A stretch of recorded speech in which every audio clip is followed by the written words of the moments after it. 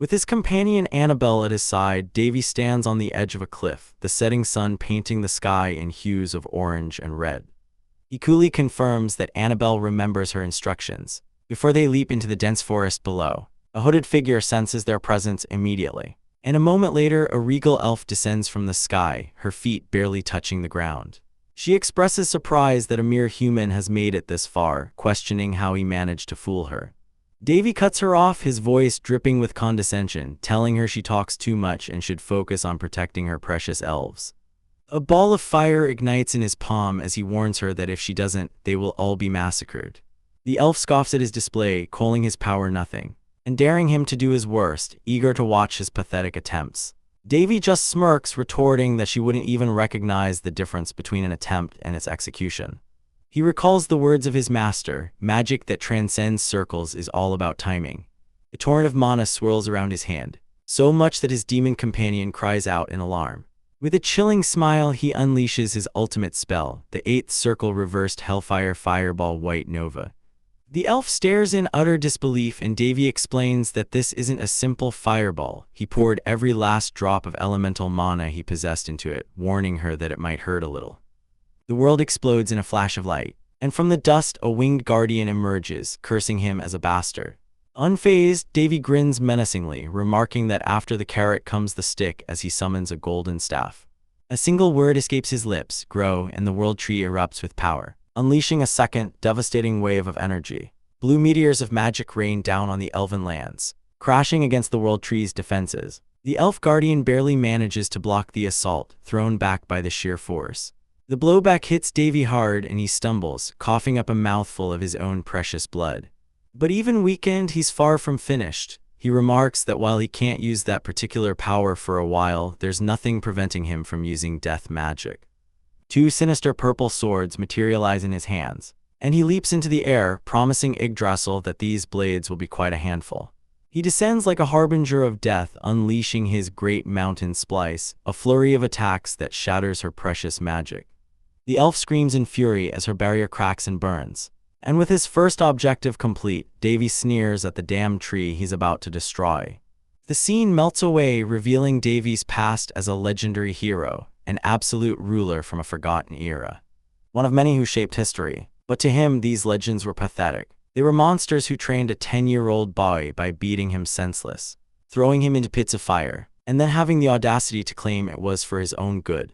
The scars of their training carved themselves deep into his soul, and he vowed he would soon say goodbye to them and their wretched hall of heroes forever. In a memory, a slightly older Davy stands before his so-called mentors, who whisper that he's still weak. He coolly retorts, calling the 1,000-year-old women grandmas, which sends one into a rage. After silencing them all with a sharp command, he turns his back on them for the last time. As they beg him not to forget them, a cold smile graces his lips as he silently vows to never see them again. Stepping into a blinding light that swallows him whole, Davy awakens to an unfamiliar ceiling. He's in a bed, his body stiff and unresponsive, a glowing green liquid feeding into his arm through enrollment 4. A crushing realization hits him: he's returned. His eyes fall upon a family portrait, and it all comes rushing back. He is Davy Al Roan, the abandoned, weak first prince of the Roan kingdom. He remembers the brief joy of being reborn into luxury, a foolish happiness that was quickly shattered by the reality of his life: assassination attempts, poison, and ultimately, exile for his weakness. His singular focus now is to recover his body, determined to face his enemies with the power forged through 1,000 years of hellish training. Another memory surfaces of a younger him being found by a lion-headed warrior named Hercules, who declared they were family and dragged him away to begin his brutal training. Snapping back to reality, Davy lets out a deep sigh, finally accepting that he has truly returned to his old life. He surveys the room, noting that in all the time he's been comatose, only a single maid has tended to him. He scoffs at the insult, but quickly decides it's a blessing anyone is here at all. Mustering all his strength, he forces his frail body to sit up. He needs to know how long it's been. He summons a glowing calendar, and his blood runs cold. The year is 278. 6 long years have passed since an arrow pierced his back and left him for dead. A fire ignites in his eyes. He refuses to be pathetic again. He must recover, and he must do it now. Clenching his fist, he focuses his will, commanding his body to heal. But nothing happens. He stares at his unresponsive hand, confusion turning to panic. In his greatest time of need, his power has abandoned him. A memory surfaces for Davy, a woman named Daphne telling him his holy power is average, a blatant lie to get him to clean the temple. For true holy power is a sacred gift earned through immense effort. But that was a lifetime ago. Now, back in the frail body of a prince, he finds it has grown stiff and useless over the last 6 years. A cold fury builds as he realizes that even with his soul's immense experience, this weak vessel refuses to obey. He grits his teeth, focusing all his will on a single command, restore, trying to cast the most basic healing magic. But the body won't respond. Defeated, he sighs, but a glint of defiance flashes in his eyes. He's not giving up, not before he gets his revenge. With a final, desperate surge of will, divine light erupts from his body, angelic wings of pure energy manifesting behind him as golden feathers drift through the air. He seizes the opportunity, casting Restore with a triumphant laugh, and feels the healing magic course through him. Slowly, shakily, he manages to place his feet on the floor, then pushes himself up, standing on his own for the first time in years. Throwing open the balcony doors, he breathes in the fresh air, and with manic glee throws his arms wide to the sky, screaming his praise to the sun. His ecstatic moment is interrupted by a terrified shriek. A young maid, Amy, stares at him in utter shock, stammering his title, before running out screaming that she'd rather be dead. Later, the royal doctor, Ramses, examines him, finding his recovery to be nothing short of a miracle. Davy, now playing the part of the frail prince, accepts the diagnosis, internally recalling his identity as Davy Al-Roan, first prince of this insignificant kingdom. The woman who poisoned his mother and stole her place, the current queen Linus Bariat, enters with her 2 sons, Carlos and Benitez. They mock his tenacity for surviving, and Carlos smugly asks if the assassins were caught. But the queen silences him, coldly stating the case is closed. As they leave, Linus tells the maid to give him an easy meal, muttering that it would have been better if he had died in his sleep. Carlos sneers that the first prince being attacked is a national embarrassment. And as the doors close, Davy's calm facade crumbles, his hand clenching in silent rage. He used holy magic right in front of them, but their power levels are so pitifully low they couldn't even notice. The insult feels meaningless after his time at the temple, but his desire for revenge remains as he decides to recover and bide his time. A fortnight passes and his mana control training is going smoothly. Thanks to the knowledge instilled by his former masters, he uses a simple cleaning spell to wash himself, marveling at the convenience of magic. His recovery is interrupted by Amy's arrival. The depressingly bland meal, fit for an old man. Disappointed, he asks for 5 more plates, then 10, shocking the poor maid. Thanks to his Restore magic, his digestion has tripled, and he finally feels his soul returning to his body. Though the side effect of needing the washroom immediately is a new annoyance. He sits down with Amy to tackle a more pressing issue, their finances. The truth he unearths is staggering. Amy is the only maid managing the entire castle, a dilapidated ruins, and their total assets amount to a pathetic 6,000 gold. Worse, of the 500 gold they should receive monthly, less than 100 actually arrives. When he asks about her salary, she confesses she only receives 1/3 of it. Davy is stunned. The girl is kind, but a total idiot. She's been using her own meager income to take care of him and the castle for 6 years. With a sigh, he starts writing, telling her to take what she's owed. She protests that they won't have money to eat, but he tells her to stop calling him prince, wanting to know there is at least one person on his side. Determined, he takes Amy to the financial department, musing that his father still hasn't shown up. He thinks about how his father did nothing when his mother was killed, deciding he no longer considers the man his father. At the department, a man with a ridiculous mustache informs them it's impossible to use accounted funds. While the other officials look down on them, Davy slumps into a chair and with a predatory glint in his eye, asks if they are messing with him. He points out the discrepancy between the 500 gold they should receive and the less than 100 they actually get. The official claims the rest is for maintenance, a blatant lie that infuriates Davy, who points out the castle is a crumbling, weed-infested haunted house. The official, sweating, deflects, stating that the maintenance fund isn't managed by their department. Seeing the uselessness of the conversation, Davy gets up to leave. Knowing they'll just pass the blame endlessly, he reflects on how all the burden falls on Amy alone, and with a cheerful smile asks her to bring him a sword. He reassures the terrified girl that he doesn't plan on cutting any person, only those things that can barely be called human. He knows he can't simply start killing nobles, they would just brand him as insane and have him exiled. A different approach is needed. The next day, he casually brings a massive boar into the castle, claiming it just happened to be there. Which was a lie, of course. Amy begs him to kill her instead of making the prince butcher an animal. But he easily starts carving it up himself. A simple survival skill for him. That night, Queen Linus receives a report. Her informant, Shirley, reports that Prince Davy is acting strangely, but his recovery is slow and will take at least a year. The queen is skeptical, believing the first prince whom even the king has abandoned should be within her grasp. However, Shirley defends her comrades in the Dark Moon Assassins Guild. The queen's expression darkens as she sips her tea, warning the informant that if her information is wrong, she will pay the price. She pours out the rest of her tea and walks away, remarking that it's best to get rid of dogs who don't listen, leaving Shirley to await her command. Back in the dining hall, Davy enjoys a proper meal with a nervous Amy, the first victory in a war that has just begun. The memory of the temple still haunts Davy, a flashback to an experiment he never wanted to endure again, where eccentrics like Sister Hippocrea guided him through agonizing mana manipulation. Even now, he feels a phantom sickness at the thought. In the present, he enjoys a rare moment of peace in the gardens, gently dismissing the maid, Amy. He notes with satisfaction that she's slowly adapting to him, a small victory in his efforts to win her trust. He desires only to spend his days peacefully, but knows that's a luxury he can't afford yet. Finding a secluded spot, Davy sits and begins his training, activating an operation field as he prepares to practice mana breathing. This is a miraculous technique taught by the little brat Odin, allowing him to gather months' worth of mana in just a few days. It's a secret that could revolutionize the world, but he has no intention of sharing it. Suddenly, he senses a presence watching him. Recognizing it as the queen's surveillance, he decides to ignore it, reasoning that maintaining his image as a weak and dumb prince is advantageous for now. His mana has accumulated, and it's finally time to create that goddamned mana circle. Unlike priests who use holy power or mages who use magic, Davy wields both, plus necromancy, a feat made possible by the temple's two oddball researchers. A normal mage draws a circle on their heart, but for him, that would cause the conflicting powers to clash and destroy him. Instead, he must use the artery circle, a technique that turns his entire body into a conduit for mana. It's a form of body modification so dangerous that a single mistake means instant death, which is why he's been so hesitant to try it again.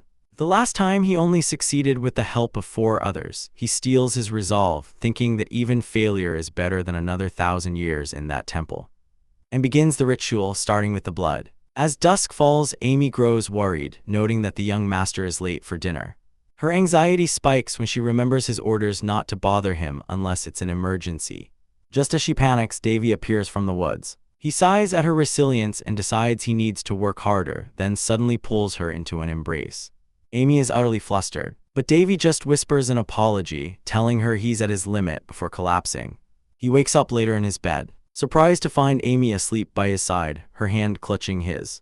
He remembers passing out and checks his body, a faint smile spreading across his face as he sees the veins glowing with power. The artery circle is complete, the 3 powers now flowing perfectly through his veins. Better yet, the circle grants him a limitless ability to use any simple spell with a mere flick of his finger. He greets a waking Amy with a demonstration of his new power, a golden feather floating through the air. 5 months later, life has improved dramatically. Amy joyfully shows him herbs she found. But Davy is distracted, contemplating their mysterious benefactor. For the last 3 months, someone has been leaving meat and vegetables for them. He initially suspected the queen, but dismissed the idea. He can sense a presence watching over them, but has chosen not to investigate.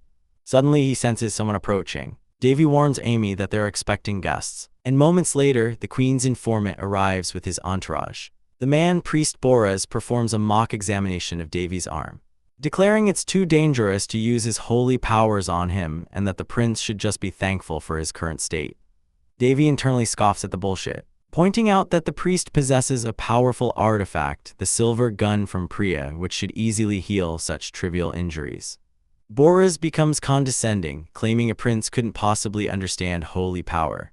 When Amy leaps to Davy's defense, reminding the priest to watch his words, Boras beckons her across the room. He grabs the terrified maid, remarking on her pretty smut, and tells Davy it would be a problem if a maid who speaks her mind was left alone. He then turns to Amy, whispering that she must come to him alone at night, reminding her that the prince's life is in his hands. A chilling silence fills the room. Davy's body feels cold, a sensation he recognizes not as fear but as pure rage. Lady Daphne's words echo in his mind that he'd be less than an animal if he couldn't control his anger. But his thoughts are different now. Rage is the driving force of life. Before Boris can react, Davy snatches a sword from the wall and appears behind him, his guards already slumped on the floor. The priest, still threatening Amy, boasts that no one would dare punish him, the hand of the queen. Davy lets out a quiet laugh, remarking that he needed an excuse. With blinding speed, he puts the blade to the priest's throat, the man's eyes widening in shock. Davy calmly asks Amy what the penalty for blasphemy against royalty is. Before she can answer, he tells the stunned priest that they never needed his dirty magic anyway, and declares the penalty is immediate execution. A single clean slash sends the priest's head flying. Boris collapses, sputtering threats about the queen as his life fades. Just then, the queen herself storms in, screaming that Davy must be crazy to kill a disciple from the Holy Land. Davy coolly replies that the man threatened his life and he was punished according to the law. He mocks her, questioning when the status of royalty became lower than that of a low-ranked disciple. The queen shrieks that there's no evidence, but Davy's words cut deeper, reminding her that cursing someone's parents in front of them isn't good behavior. At that moment, a chain shoots out and restrains the queen's hand as she reaches for a fan, thrown by a blindfolded woman who appeared at Davy's side. Davy smiles, remarking that it's good to see her loyalty, but muses it would have been more interesting if she'd done a little more. He leans back in his chair, informing the queen that trying to murder royalty is no different. The queen pales, realizing he knows. Davy confirms her fears, stating he always knew Carlos was the culprit and he's not stupid enough to keep a card up his sleeve for long. He dismisses her, pointing out the shabby state of his palace and tasking her with fixing it, as she took all the people who used to work there. He warns her to make a decision carefully, because he won't stay put while she acts out like he did before. The queen's chambers are a whirlwind of destruction, a testament to her fury. Before her trembling maids, she seethes at the audacity of a mere half-blood, roaring that he dared to disdain her. She warns the empty air that if he continues his insolence, his inability to know his place will be his doom. Meanwhile, whispers slither through the palace halls. The rumor, as maids gossip in hushed tones, is that the first prince, Davy Roan, has gone completely mad since waking from his coma. But Davy himself sits in serene contemplation, fully aware that his reputation has taken a nosedive. His loyal maid, Amy, bursts in with a bundle of medicinal herbs, exclaiming that someone must recognize his good nature. He coolly asks if she truly sees him as a good person, and she beams, giving an emphatic yes. Davy is genuinely impressed by her unwavering spirit, especially considering she saw him kill a man without flinching. She truly is a remarkable person. Their quiet moment is broken by the arrival of the Grand Chamberlain, Bisfuz, who has brought the culprits who embezzled money from Davy's budget. They grovel and beg for their lives. But Davy's eyes are cold. He thinks of the fresh rumor painting him as a man crazy for blood, and with a chilling smirk asks if he should perhaps live up to that reputation. The prisoners pale in terror, expecting a bloodbath. Instead, Davy orders them thrown into jail cells without a drop of water, a fitting punishment for their greed. He smirks to himself, though it was the queen's order. The situation is becoming quite entertaining. He then turns to Bisfuz, asking if an audience with his father is still forbidden. The chamberlain can only apologize, stating he is merely a messenger. As Bisfuz turns to leave, Davy casually mentions that the food sent to him was enough, so there's no need for any more medicinal herbs. A veiled warning that doesn't escape the old man's notice. Davy twirls a wisp of mana around his finger, sensing that the sly old chamberlain might be an unexpected ally. His thoughts are shattered when Amy peeks through the door, only to be thrown aside as two figures burst in, screaming his name. Davy is startled out of his chair, his glasses sent flying. The intruders are his half-siblings, the boisterous second princess Winley, and her more composed twin, the fourth prince Boris. Davy realizes he had to drop his mana control with Amy present. The twins are children of the first concubine, Anisha, who has remained neutral in the palace power struggle, making them kindred spirits in a den of vipers. After their loud entrance, Winley suddenly becomes shy, earning a sharp rebuke from her brother for her strange behavior. They begin to bicker like children, a stark contrast to the queen's cold offspring, and Davy finds their closeness refreshing. Over tea, they explain they were sent away for 6 years after he fell into his coma, a move by their mother to protect them from the queen's schemes. Boris is furious to hear about the state of Davy's palace and the embezzlers. ready to storm off to the king, but Davy calmly tells him to save his energy, as he will handle his own affairs. During their continued bickering, Boris accidentally lets slip a mention of a swordsmanship competition, causing Winley to panic that their plan is ruined. Recovering, Boris clears his throat and presents Davy with a formal invitation. It's for the Continental Swordsmanship Competition, a grand event held every 5 years. The twins urge him to go to finally see the world outside the kingdom walls. Winley pleads for him to join them on their trip to the beautiful Pelisti kingdom. And faced with their combined enthusiasm, Davy finds he cannot refuse. The twins erupt in celebration, nearly wrecking his newly furnished room. For the first time, Davy considers that enjoying an event in this new life might not be so bad after all. It's a chance to have a little fun. Elsewhere, the king sits with Bisfuz, discussing the very same competition. Bisfuz reports on Davy's newfound maturity, his calmness and sharp perception, which the king acknowledges with a profound sadness in his eyes. Thanks to the Chamberlain's efficiency, Davy's palace is now fully staffed and restored to its former glory. Moving Amy to tears of joy, Boris arrives and their party is ready to depart. Davy hands Amy a bottle of wine to pack, and together they set off for the Pelisti kingdom. The competition is a major event, and Davy travels under the guise of a recovering patient. He muses on the queen's motives for allowing Boris to participate, wondering if she's plotting something sinister. His thoughts are interrupted by the arrival of his father, King Cryonis. The first time they've seen each other since Davy awoke. The king gives Boris a simple instruction to come back safe, then turns to Davy, his expression unreadable. He states only that it is good to see him healthy, then turns and departs, leaving the twins stunned by the cold reunion. As an official announces a festival in honor of the prince's journey, Davy watches his father's retreating back, seeing not a heroic king but a tired old lion who has given up on everything. Later in the carriage, they share a fine wine his mother left behind. Winley remarks that he's changed. He used to be so protective of his mother's belongings. Davy just smiles, declaring that good wine is meant to be drunk, and they share a cheerful toast. That night, they camp under a sky with 2 moons. Boris apologizes for the slow pace of the carriage, done for Davy's sake. Davy is touched by their consideration, appreciating the things that have remained the same. He gazes at the sky, remarking on the moon's beauty. Just as a streak of brilliant blue light cuts across the heavens, a perfect sign for a comeback. Beneath the twin moons, Cyrus the beginning and Krias the end, a guard mutters common knowledge about the celestial bodies to his companion. Suddenly, a voice cuts through the night and Davy emerges from the shadows, revealing he was using phantom magic. He calmly assesses the situation, announcing the presence of about 20 assassins, 4 of whom are elite sword experts, and notes with detached amusement how well they've hidden their bloodthirst. His mind races, instantly deducing this is Queen Linus's handiwork, a perfect opportunity to eliminate him, Boris, and Winley in one fell swoop. While he's not thrilled about revealing his power and drawing suspicion, a cold realization settles in. It doesn't matter, because anyone who witnesses his true strength won't live to tell the tale. He leaps from the branch, a blur of motion, as he carves through the assassins with a simple, blood-soaked stick. He recalls the words of his master, Pegasus Doc Go Jun, that anything can become a weapon. With that lesson in mind, he transforms the humble branch into a blade of pure energy, effortlessly cutting down his foes. Looking at the bodies, he scoffs at the boring bastards. He asks the remaining few if Queen Linus sent them, but their silence only deepens his amusement. He closes the distance in an instant, grabbing a survivor and whispering that their answers are meaningless anyway. He wonders what the queen could possibly gain from this, as killing 3 royals would destabilize the entire kingdom. Far away in a room of candles linked to the assassins' lives, screams echo as blood splatters. Back in the woods, Davy turns to the last man standing, telling him to run back to his queen and deliver a message. He will destroy everything she holds dear. As the assassins turn to flee, a sinister grin spreads across Davy's face. He taunts them for falling for such a simple trick, revealing their escape path was a fake before unleashing an explosive cage of energy called Random Movement Pistol.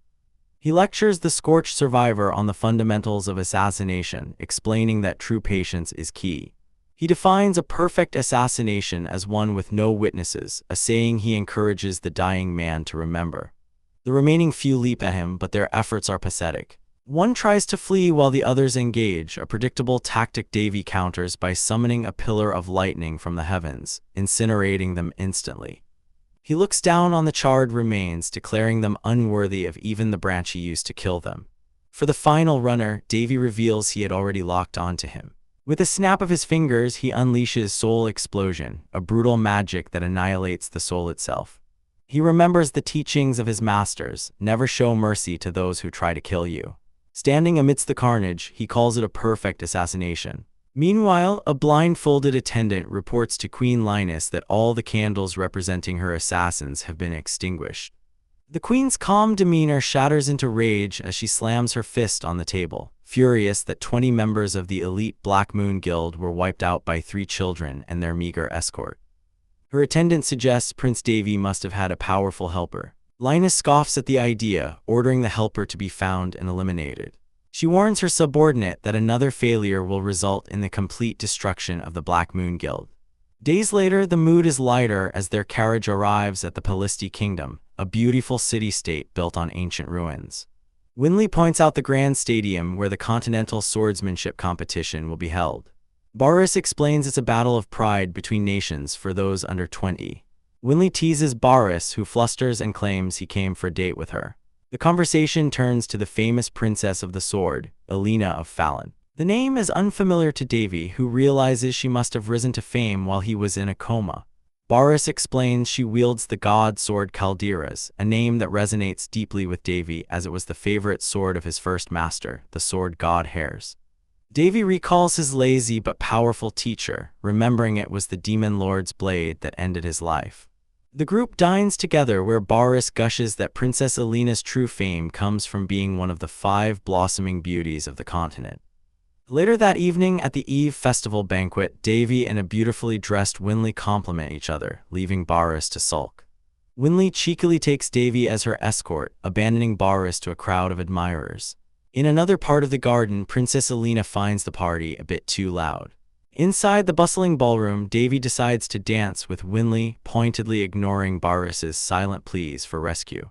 As they dance, Winley praises Davy's skill, suggesting he has talent for swordsmanship. Davy dismisses talent as an illusion without 1,000 years of practice, saying his only dream now is a quiet, leisurely life. Their dance is cut short by an arrogant redhead, Prince Valeshan, who grabs Winley's arm. Davy coolly introduces himself as Davy Alrone, his simple name a stark contrast to the prince's lengthy title. Valeshan, undeterred, kneels before Winley and vows to win the competition in her name. Winley scolds him for being rude to her brother, another participant, and tries to leave. Valeshan grabs her arm again, but his aggression is met by Davy's foot slipping and sending him crashing to the floor. Davy calmly warns the prince never to touch his sister again, remarking he's lucky no bones were broken. Enraged and humiliated, Valeshan picks up his glove and throws it down, challenging Davy to a duel. As chaos erupts, a serene voice cuts through the noise. Princess Elena steps forward, calmly asking Prince Valeshan if he truly believes he has any honor left to reclaim.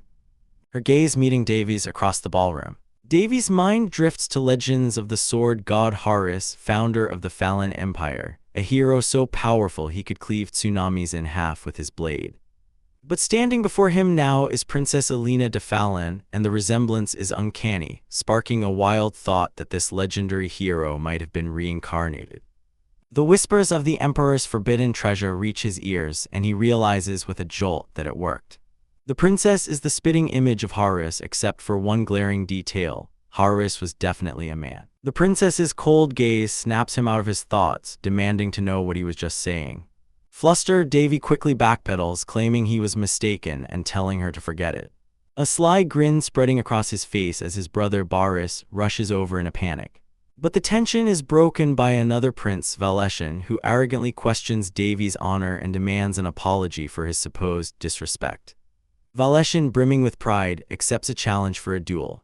Elena tries to intervene, but Davy calmly tells her that this is his decision to make, formally accepting Valeshan's challenge with a confident smile. In the center of the hall, Valeshan scoffs at Davy's amateurish swing, offering to let him off easy if he kneels and admits defeat. Davy just finds the whole situation amusing, calmly telling his worried brother that a demonstration speaks for itself. Valeshan smirks, agreeing that if he loses, he will be the one to kneel.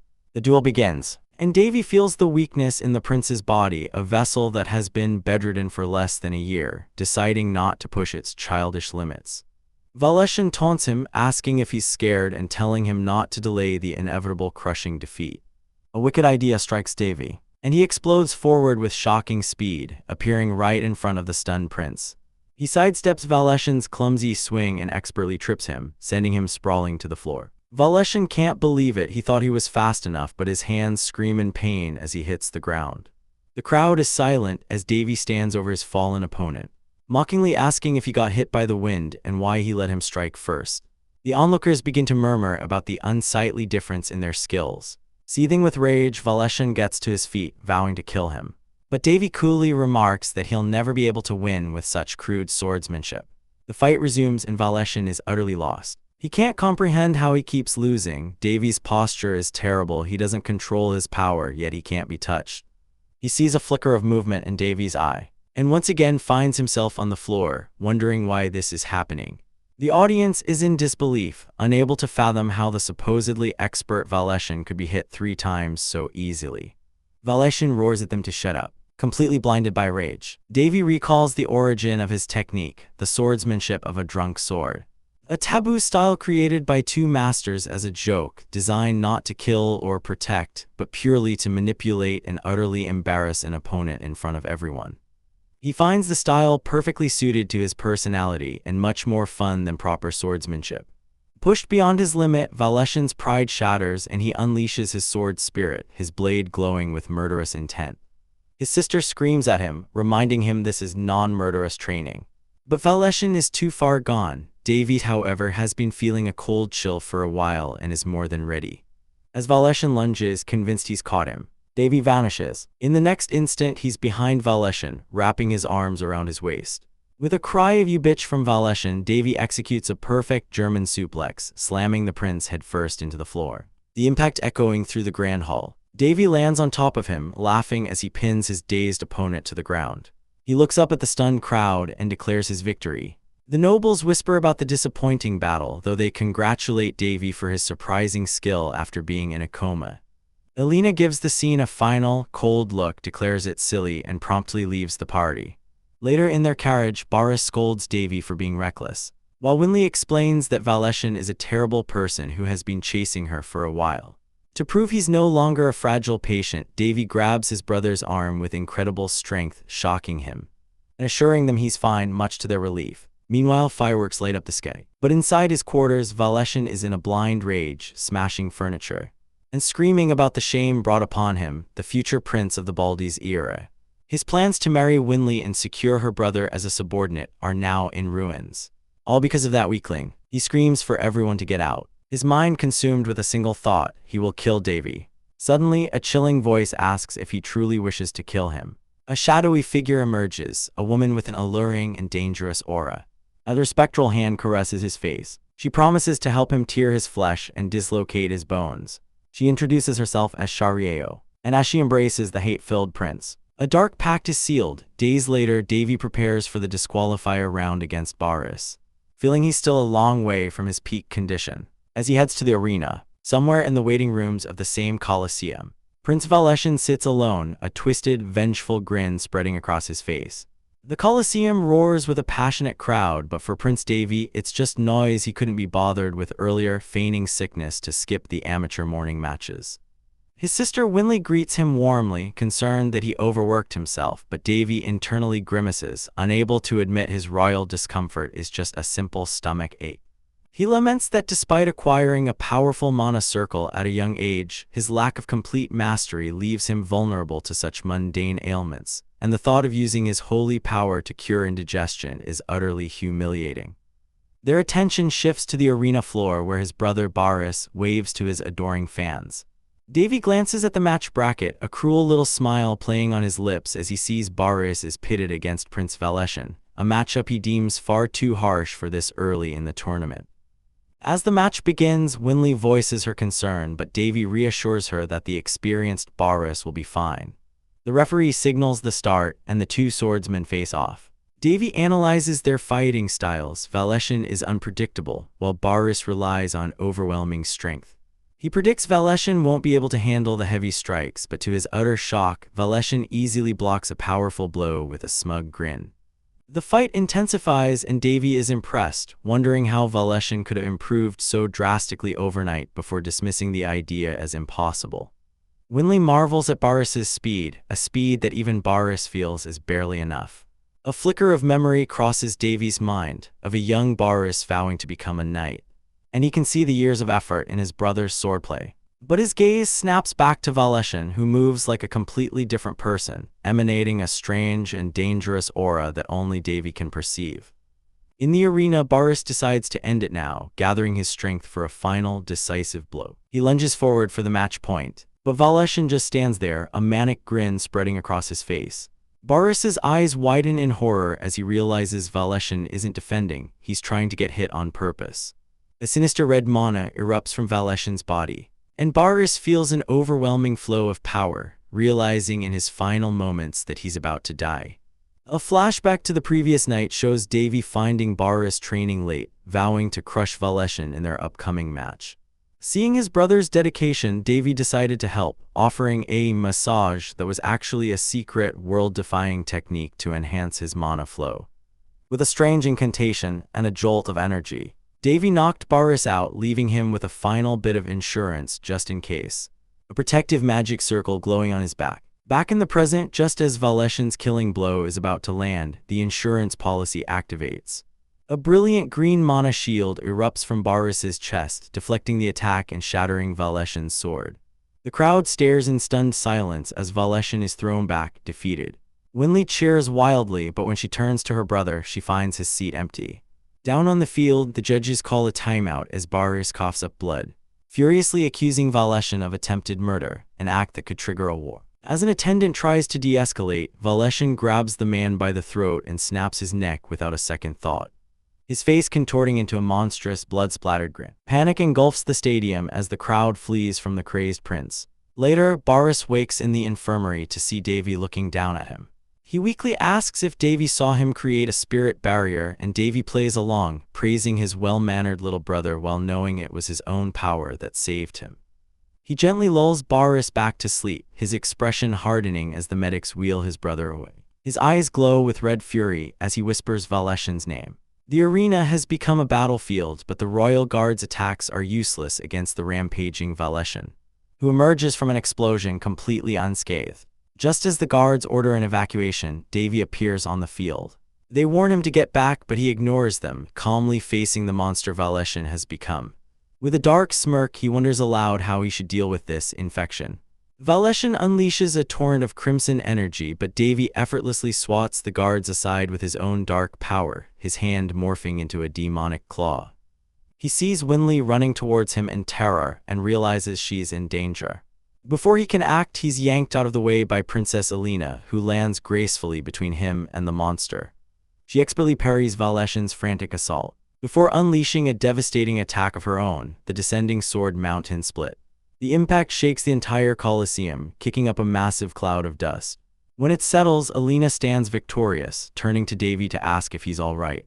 Alina de Fallen stands victorious, her blade resting on her shoulder after a swift and brutal victory. But the crowd's cheers quickly turn to screams of terror. Her defeated opponent doesn't stay down, instead a hooded figure appears, casting magical chains to restrain him. But the bindings are useless. With a guttural roar, the man shatters the chains, his features twisting into a monstrous visage as red energy explodes from his body. This is the Blood Police, a cursed power that blankets the entire stadium in a crimson mist, draining the life force from everyone within. Panic erupts as spectators collapse, their vitality stolen. In the midst of the chaos, Davy calmly shields his sister Winley, who gasps for air as the curse takes hold. He gently reassures her that everything will be fine, telling her to rest. Internally, however, a storm of frustration brews within him. He curses his own lazy holy power, one of three distinct and annoying personalities dwelling within him. His necromantic mana is a psychopath itching for a fight. His regular mana is a difficult tsundere. But his holy power is the most stubborn of all, refusing to act without a massive fuss. After some forceful persuasion, it finally awakens, unleashing a fourth-tier holy magic, Radiant Blessing. A golden light envelops Winley, healing her and pushing back the encroaching red mist. Davy surveys the horrific scene, noting that his current power level isn't enough to save the entire stadium, not that he feels particularly obligated to try. Now that no one is watching him, he thinks with a dark smile he can finally take things at his own pace. He finds Alina struggling to stand, her consciousness fading within the blood pulleys. He can't help but admire that the God Sword's owner is beautiful even on the brink of death. Placing a hand on her shoulder, he jolts her back to her senses.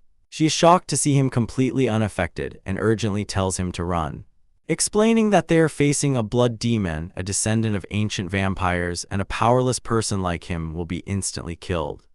Fueled by a deep-seated hatred, she prepares to fight, a painful memory flashing through her mind of her own mother, a vampire, turning on her as a child. This trauma forged her vow to eradicate every last vampire from the world. But just as her resolve hardens, Davy casually flicks her on the forehead, stunning her into silence. He coldly tells her not to get in his way, and walks toward the rampaging monster, a smirk playing on his lips as he remarks that it's been a while. He confidently declares that among the living, no one knows more about vampires than he does.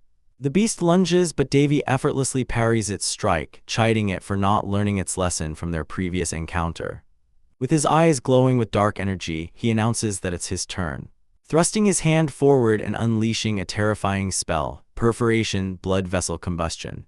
The vampire's own blood attribute is turned against it, causing its very heart to erupt from its chest in a gory explosion. Alina can only kneel in stunned disbelief, her mind unable to process what she just witnessed. How could the weak prince who just awoke from a coma possess such impossible power? Davy lands gracefully, wiping dust from his clothes, and approaches the shell-shocked princess, asking to borrow her blade. He points out that it's broken, but she misunderstands, thinking he means her physical sword.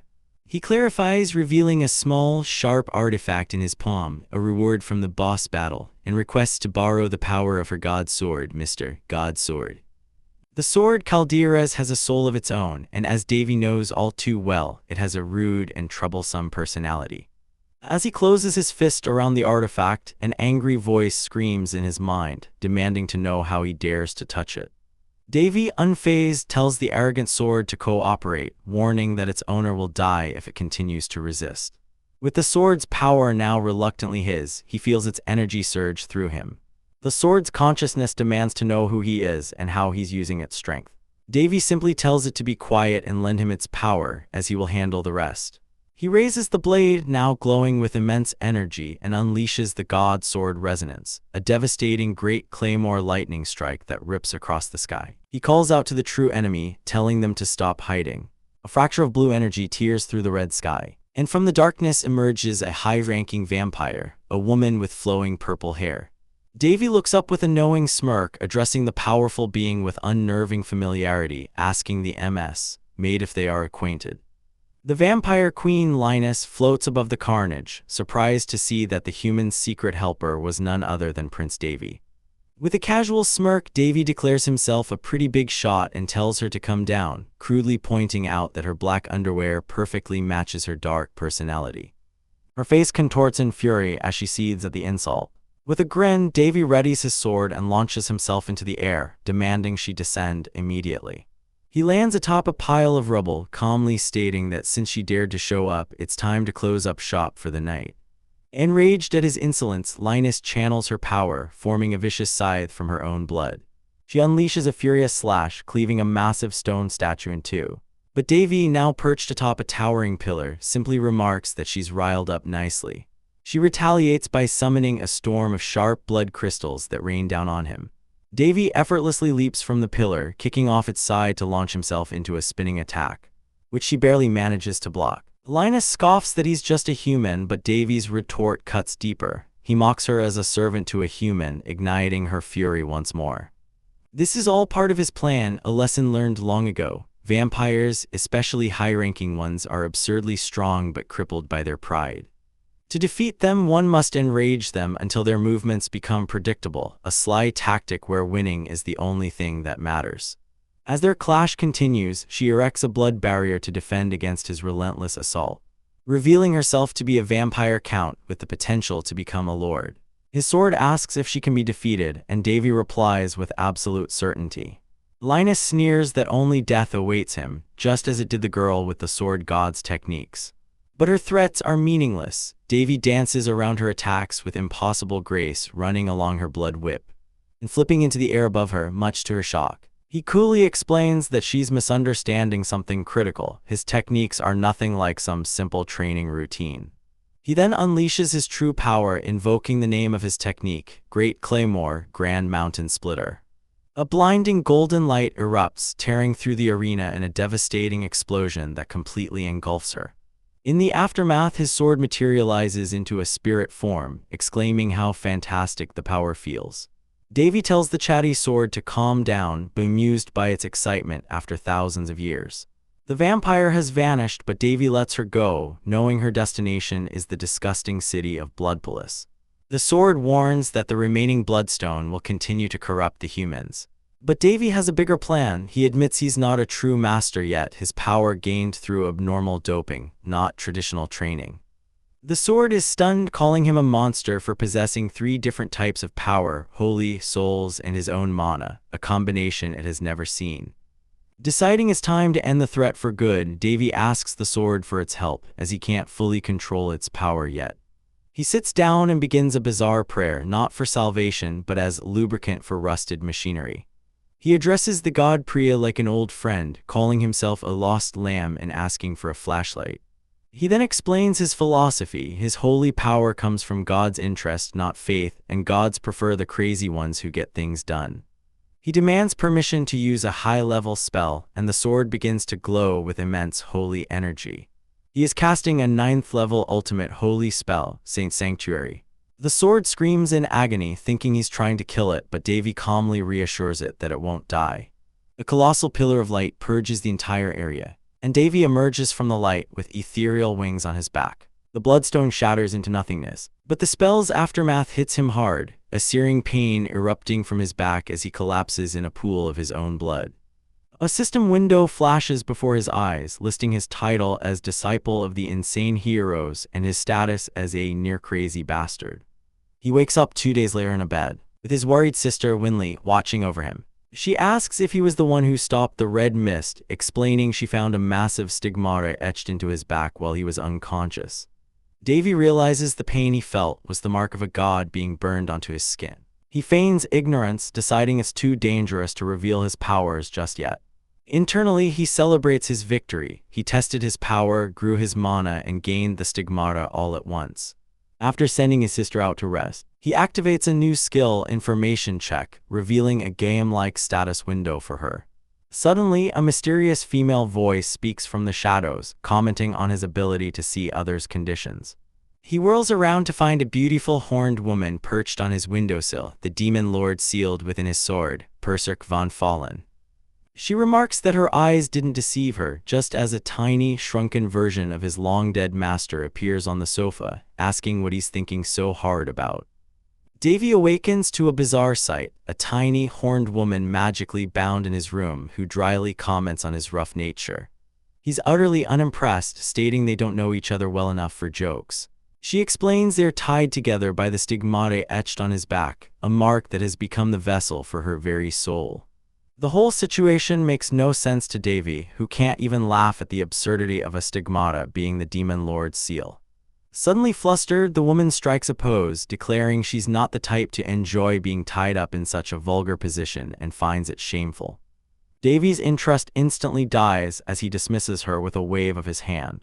She finally introduces herself with dramatic flair. She is Berserk von Fallen, the demon lord of the abyss, a being who personifies the old saying about the abyss staring back. According to history, she was the cause of the Great War, and the god sword Kaldaras was used to slay her. But Berserk reveals the truth. The sword didn't kill her, it sealed her soul within it. Davy is skeptical, noting she feels nothing like the terrifying figure of legend. She then drops another bombshell, claiming Kaldaras was a friend who wouldn't imprison her soul like that, and her transfer into Davy was by the will of the gods. Berserk cheekily asks if he thinks she should take responsibility for him now. She has a personal interest in him, being the second person to ever fully utilize the god sword's techniques. He asks if she's a mind reader, but she clarifies that she can't see through people. She merely has the ability to borrow the will of higher beings, what humans call gods. Davy scoffs at the thought of holy beings using phrases like half-crazy bastard. Seeing her chance, Berserk proposes a deal. She gets to view the world through him, and in return, he can use her abilities from his past life. Realizing he has no choice and feeling like he's finally found someone to reveal his secrets to, Davy accepts the pact. A few days later, the entire dukedom is buzzing about the appearance of his stigmata, and Davy finds himself at the center of the chaotic attention. He's exhausted by the crowds of priests gathering outside his residence, feeling the urge to just tell them the truth. Berserk warns him that a stigmata is so precious he might be sold to a holy kingdom if he stays put. That's all the motivation he needs. Davy bursts into his siblings' room, ordering Bareyes and Winley to pack their things immediately for an escape. With a mischievous grin, he declares that when things get complicated, the best course of action is to run. As they flee in a carriage, Berserk questions his decision, but Davy coolly explains he's left behind a very good tanker to take all the aggro for him. Back at the palace, Princess Alina is seething. She learns that Davy not only ran away but also spread rumors that his stigmata was discovered because of the god sword's power, pinning all the unwanted attention on her. Her calm facade shatters as she slams her fist on the table, roaring that it's all baseless bullshit, and ordering her soldiers to hunt him down immediately. On the road, Berserk asks if it's a waste to abandon the god sword Caldara's, noting he's the perfect candidate to wield it.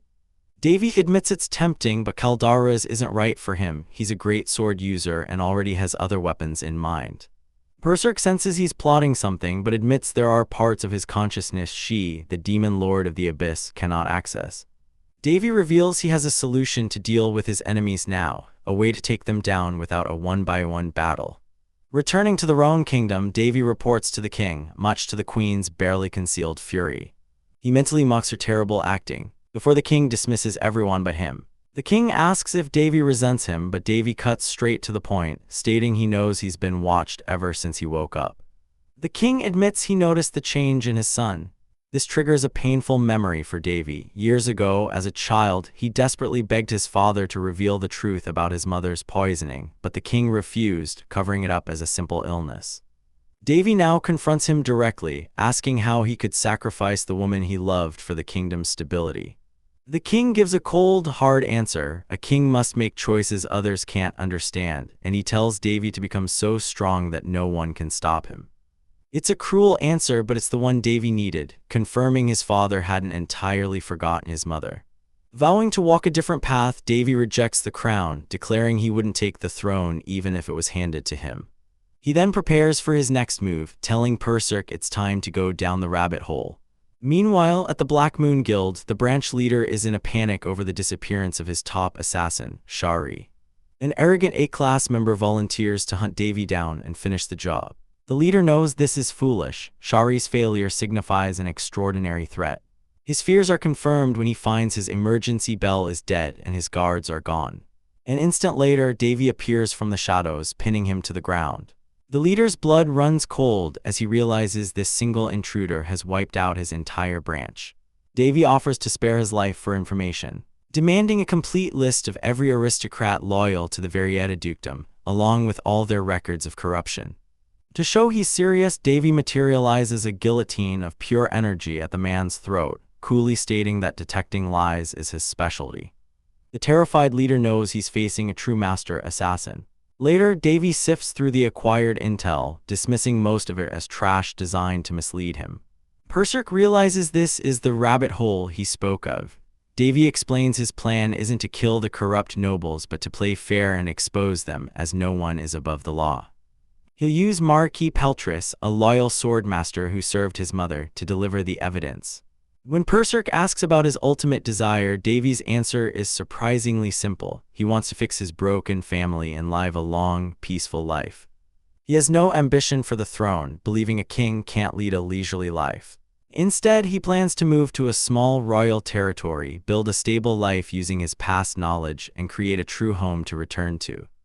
Before the royal court, the queen puts on a magnanimous show, declaring Prince Davy's holy mark a blessing to the nation and suggesting he be rewarded for it.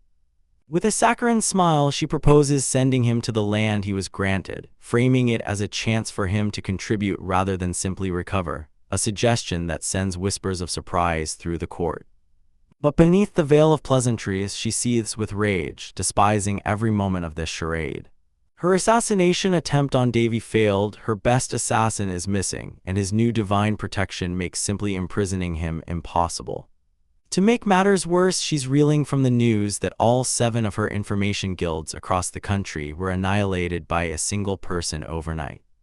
A terrified agent kneels before her, reporting that their assailant is a monster with a hideous aura, an opponent no agent in the country could possibly handle.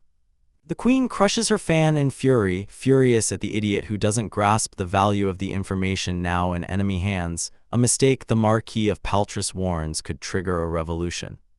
A dark suspicion forms in her mind. Her gut tells her that the one who destroyed her network and the one protecting the prince are one and the same. With assassination and incarceration off the table, only one path remains. She must banish him legally. Her earlier mention of a reward was a calculated move, a trap she now springs by declaring it improper for an adult prince to linger in the palace, shocking the king beside her. Without a moment's hesitation, she summons the chief and orders him to bring the prince at once. Davy is led before the throne, his expression calm as he had expected this outcome. He knew his father viewed him as a ticking time bomb waiting to explode. The king coldly orders him to leave for the land granted to him and make it prosper. Davy bows his head, accepting the royal command without protest. As he walks away, Persek whispers from his shoulder that his father is afraid of him, a fact Davy already knows all too well. He admits he would have left on his own soon anyway, realizing they are merely playing into his hands. The demoness astutely observes his twisted heart, and he agrees, his mind set on the future. This corrupt kingdom needs a thorough cleansing before his younger brother Barris takes the throne. His siblings rush to him, distressed by the news of his departure to the desolate Hines territory. Davy gently reassures them, telling his younger brother to trust him. His sister makes him promise that if he's ever in trouble, they will come for him, no matter the danger. He smiles, promising to transform the wasteland into a prosperous land and invite them to see it. Wasting no time, Davy orders his maid, Amy, to gather every single document related to the Hines territory from the treasury. He smirks as Persek notes his use of a phrase from his past life, "Know your enemy," and she admits to finding his life far more interesting than her own boring existence. She proudly declares herself his #1 fan, a title Davy accepts with a grin. Amy returns with a pathetically small stack of papers, explaining it's all the information the kingdom has on the remote region. Davy sees it as an opportunity, but as he begins to read, his smile vanishes. Persek glances at the document and recoils, labeling the territory a cursed land. Davy lets out a hollow laugh, sarcastically grateful for such a generous gift. His procession is small and lonely, making him feel like a destitute monk as he departs the capital. But then the Marquess Palatris appears, kneeling respectfully before him. The Marquess expresses his sorrow at Davy's departure, noting how much the prince has matured. Davy internally reflects on his past self-pity, now knowing that this very man had been secretly gathering evidence against his mother's killer all along. He entrusts the Marquess to continue his work in the capital, vowing to transform the wasteland himself, promising that things are about to get very busy as he prepares to deal the final blow to the nation's corrupt aristocrats. The journey is long, and inside the carriage, Persek sleeps soundly on his lap. He muses that his thigh is prime real estate for the power-hungry demoness before a guard announces they are approaching the Hines territory. What greets them is a barren, desolate wasteland, a territory known as an accursed and dying land, suffering from a 5-year famine of unknown origin. Davy's system confirms the worst. The soil moisture is at its lowest due to a powerful curse. Persek awakens, identifying it as a diffusion curse, a nasty piece of black magic that spreads endlessly from a single medium. Davy attempts a level 3 purification, but the resulting glimmer of light is laughably weak against the ancient blight.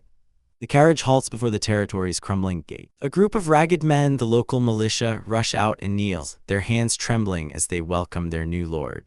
Davy's eyes scan the pathetic defenses, before he cuts to the chase, asking the leader when he heard of their arrival and, more pointedly, when the last monster ambush occurred. The man's shock is all the confirmation Davy needs. He declares that the curse can wait because they have goblins to hunt. The militia's leader, Momder, introduces himself, his fatigue and worry plain to see. Recognizing his potential, Davy immediately promotes the vigilantes to official guardsmen and tasks a veteran knight with their training, promising titles and rewards for skill. Inside the decrepit lord's castle, he learns the grim reality. Goblins have infiltrated the fortress, burned dozens of houses, and kidnapped residents. Worse, their food supply is almost non-existent. With a sigh, Davy pulls out a heavy sack of platinum coins, explaining it's clean money he rightfully stole from an informant's guild. He dispatches his butlers to acquire supplies before assembling his new guardsmen for an immediate rescue mission. He addresses the terrified townsfolk, acknowledging their fear but declaring he has no intention of letting the invaders live. When a man calls it suicide, Davy counters that inaction will only bring another attack. He announces he will fight alongside them. And sensing their distrust, he sheds his title of prince, declaring himself their lord and them his family, whom he will never allow to die. His voice rings with cold authority as he makes a final, chilling vow: not a single one of them will die without his permission. Deep in the forest of monsters, Persek calls his plan suicide, facing 150 goblins with an untrained mob. Davy merely smirks, telling her there are precisely 150, because he will personally eliminate any beyond that number. They arrive at a goblin camp in an abandoned town. He spots a young archer shaking with rage for his captured sister, and fans the flames, asking if he wants revenge, if he wants to kill them all. A unified roar of yes is his answer. Please, Davy knocks a shimmering arrow, pouring his power into it. The golden streak of light flashes through the darkness, silently striking a goblin sentry through the head. As his men stare in shocked silence at the alerted goblin camp, he turns to them, bow still in hand, and repeats his promise with unnerving calm: he won't let a single one of them die. Davy watches with satisfaction as his fiery trap engulfs the screeching goblins, internally boasting that with the skills of a master archer he absorbed, every single shot is a bullseye. His men, however, are consumed by fear, certain they are doomed in this frustrating guerrilla battle. But Davy has no intention of playing their game. He steps forward into a brilliant golden light, announcing that as their lord and family member, he is giving his first command. With a single gesture, he unleashes a torrent of buffs upon his soldiers, layering them with physical enhancements, mana shields, divine protection, and even mind reinforcement. The men are stunned as a 16th tier amplification spell, St. Gloria, manifests as a celestial unicorn above them. A feat of power so immense that not even the Pope of Valshes could replicate it. With a wicked grin, Davy tells them he's always wanted to try this, and orders his newly empowered forces to attack and unleash their pent-up rage. An ecstatic fire lights up in the men's eyes as they charge forward, their fear replaced by a bloodthirsty desire to wipe the goblins from existence. The battle instantly becomes a one-sided slaughter, with the supercharged soldiers cleaving through the monsters effortlessly. When one man takes a minor wound, Davy instantly heals it, then coldly informs the group that he will not permit a single death, and anyone who gets hurt will be worked to the bone upon their return. His threat only fuels their berserker fury, and they decimate the remaining goblins until they achieve a swift and total victory. Davy coolly observes from a rooftop as his men roar his name, cheering for their general. He claps his hands to get their attention, reminding them it's too soon to celebrate as they still need to rescue the kidnapped residents. He had planned on a careful balance of reward and punishment, but he sees with slight annoyance that his men are already looking at him with the shining eyes of fanatical worshippers, a development that wasn't part of his plan. The next day, the men march like holy crusaders, convinced that God is with them. Back at the fortress, skeptical guards mock their new 16-year-old lord, assuming he's been blinded by his first small taste of victory. Their tune changes when Davy's forces return not in defeat but in triumph, sparking a massive celebration among the citizens who hail their lord's return.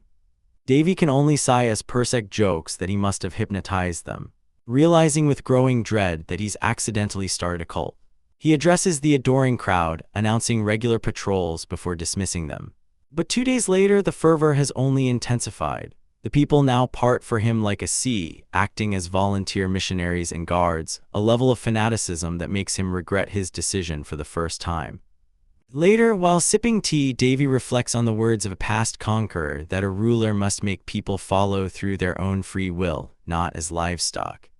Persek outlines the grim reality of the region. With the curse removed, it would take 5 years to recover and 20 to prosper, but they face a critical lack of funds, poor crops, and no infrastructure. After considering his options, Davy decides to survey the cursed land himself, determined to use whatever he can find. He stands on the vast, barren expanse that is now his property, knowing he can't lift the curse without his full holy power or the sword Caldera's. Deciding against asking the Empress for help, he resolves to handle it himself, calling upon a spirit that's been itching to show off. He activates a unique magic called Refix Curse, a spell from another continent that treats curses like complex code, allowing him to analyze its very structure. Entering a digital mindscape, he deciphers the curse, discovering it isn't a simple curse but a complex program maintaining specific conditions within the region's borders. A grin spreads across his face as he realizes if he can reprogram it, he could turn this wasteland into a paradise. Following the trail of energy, he discovers the source, ancient ruins hidden deep within the mountains. Just as he remarks on the silence, a giant golem, a guardian of the ruins, awakens and stomps towards him. Persek warns him to be careful, but Davy's attention is elsewhere. He can smell something. After the golem fires a harmless energy blast, Davy's eyes glow with avarice. He sees the core is not a mere mana stone. And with a roar of delight, he rips the massive spirit crystal from its chest, shouting that he can smell the money. Meanwhile, in the town, a resident named Freeman reminisces about their dark past under corrupt nobles.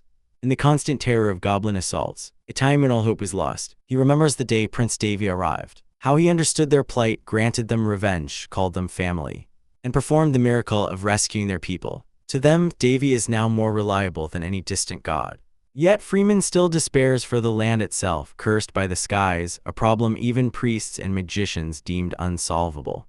Looking sadly at a lone sprout struggling in the cracked earth, unaware of their despair, Davy surveys his incredible bounty, 20 massive spirit stones worth a fortune. His gaze then falls upon the true core of the curse, a gigantic, impossibly pure spirit stone cluster that could start wars between nations. He re-enters the debug space, realizing the curse's code is too complex for its simple purpose, meaning there must be something more to it. After figuring out the algorithm, he begins to modify it, causing the system to flash red before stabilizing into a vibrant green. Persek asks what he changed, and Davy, collapsing onto his pile of treasure, casually explains that since the people have suffered a drought for years, he decided to give them a little rain. At that very moment, the first drops begin to fall from the sky onto the shocked townspeople. The drizzle quickly becomes a downpour, washing over the parched land, and the once dying sprout is finally given the water it needs to live. In the shadowy halls of power, the noble factions are gripped by fear, lamenting that Duke Paltress's actions have cornered them into a worst-case scenario.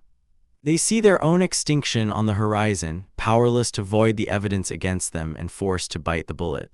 The purge of lower-level nobles has begun, and they question what the Queen plans to do about the situation. Their conversation drifts to Prince Davy, dismissing him as a mere child who can't even handle his own holy power, his stigmata deemed unstable and defective. One of the lords sneers that they've been paying attention to the wrong people, suggesting King and Marquis Paltress were the real targets.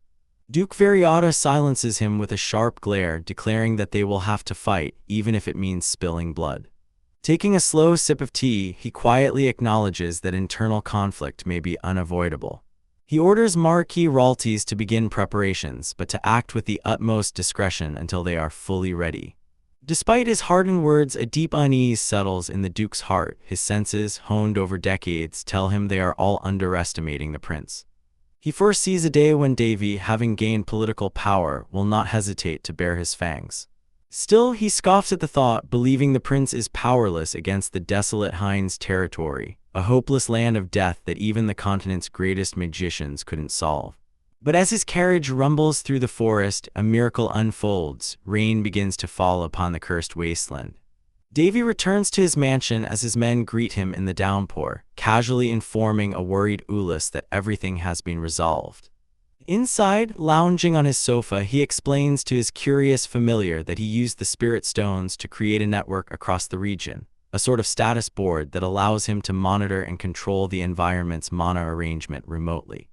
It's a system born from pure laziness, allowing him to change the weather without ever leaving his room.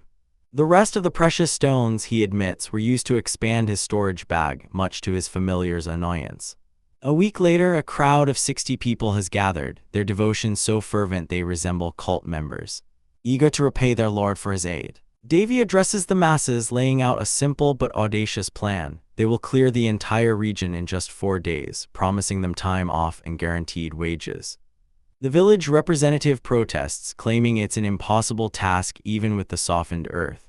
Hearing the man call it too much, Davy simply smiles and asks if he truly believes that.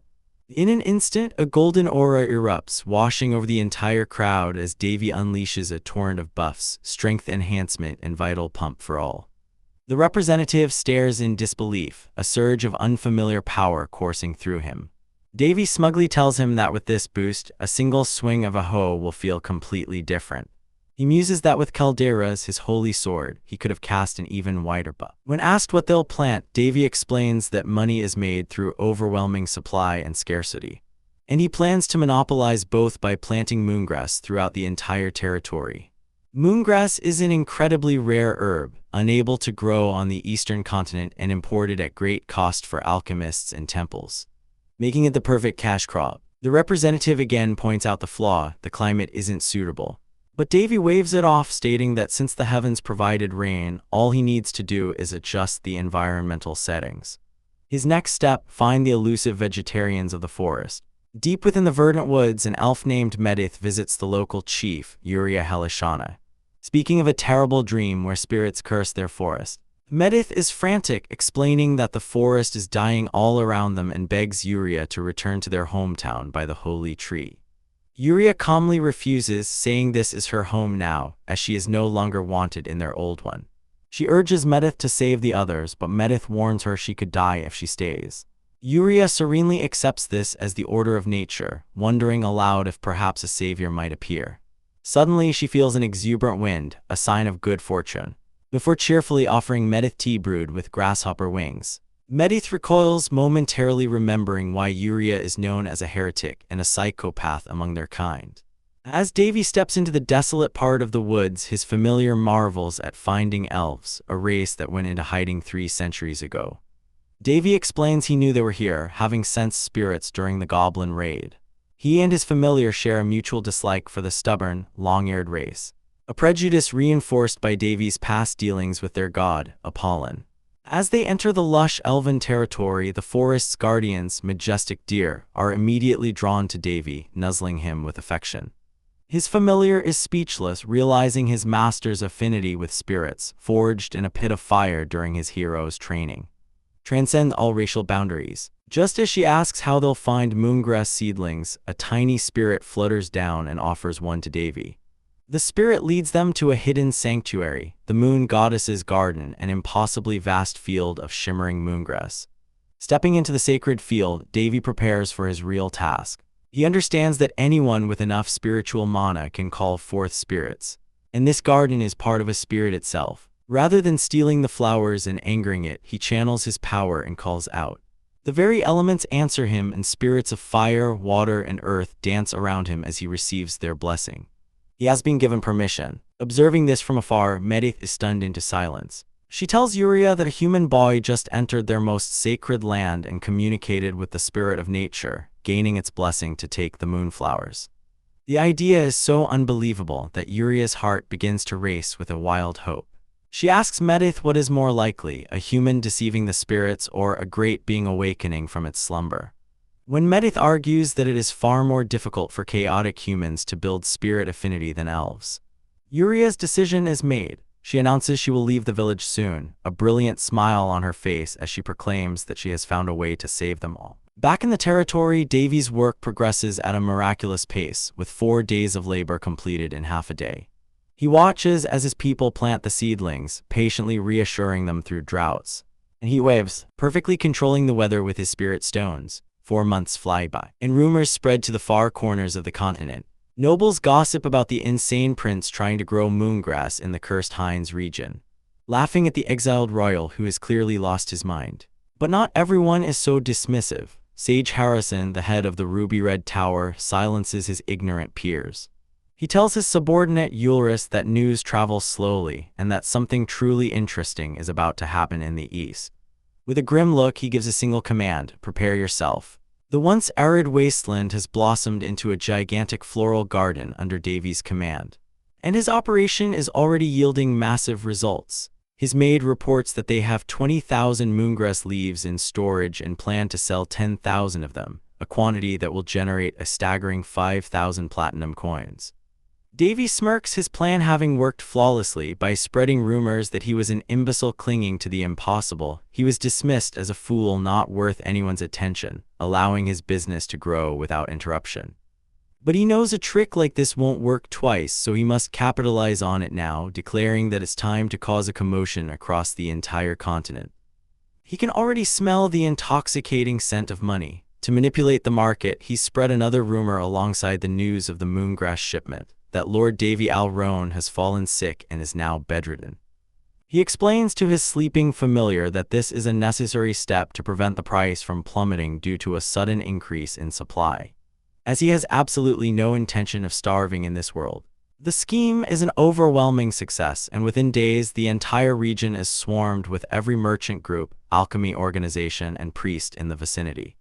When his maid reports the chaos, Davy casually instructs her to tell them he's bedridden, but she informs him they are demanding to verify the products themselves. He internally scoffs at their barbaric impatience. Meeting with his staff, Davy takes decisive control of the situation. His guard captain Momder reports that they are severely lacking in manpower to handle the crowds. Unfazed, Davy orders him to kick out anyone who seems even slightly suspicious, asserting that he holds all the power and has no reason to be polite to every single one of them. To deal with the housing crisis, he tells them to set up tents purchased earlier and sell them at wildly inflated prices. Just as Momder is about to leave, Davy calls him back for a private discussion. Later, an exhausted Momder collapses onto his bed, overwhelmed by his new duties. When a visitor arrives, the man introduces himself as Hallas, a fourth-class expert from the Green Tower, and proceeds to shower Momder with praise before getting to his true purpose. He needs to meet with the Lord. Momder feigns regret, explaining that the Lord is currently bedridden from overwork. Growing desperate, Hallas offers a heavy pouch filled with gems as a small gift, insisting it's just to build rapport. After a moment of feigned hesitation, Momder accepts the bribe, his mind flashing back to Davy's predictions. Davy had foreseen this exact scenario, instructing Momder that various groups would try to bribe him. His orders were clear: accept the bribes and, in return, show them a magically treated sample of the moongrass to spread rumors of its incredible quality. Back in the present, Momder unveils the glowing sample. Hallas is utterly astounded, recognizing it as a Tier 1 product of the highest grade he has ever seen. He can feel its immense power and becomes obsessed with getting priority on this product. Momder nonchalantly adds that the Lord personally oversees production and that anything of lesser quality is simply discarded as fertilizer, a level of decisiveness that shocks Hallas to his core. He then delivers the final blow. The Lord plans to sell the 10,000 units in a live auction. After a tense handshake, Hallas rushes off, his mind racing with new strategies, leaving Momder to breathe a sigh of relief, amazed at how perfectly the Lord's plan unfolded. Reporting back to Davy, Momder marvels at his foresight, but Davy simply chalks it up to the predictable nature of human greed. He hands the bribe money over to Momder as a bonus for the guards. This is only the beginning of his grand design. The auction will lure in powerful groups, forcing them to establish branches in his territory and causing the once barren land to thrive, all while his own profits soar. Elsewhere, Ulis, an elder of the Red Tower, puzzles over the report. He can't understand why the Lord would devalue his own product with a live auction, but his superior, the Great Sage, sees the true genius behind it. By forcing all purchases to happen within the Hines region, Davy is developing his territory without spending his own money, turning it into a commercial jackpot. The sage realizes that this prince has nothing to lose, meaning this is only the beginning of what he has to show the world, and decides he must meet this bold and wise boy.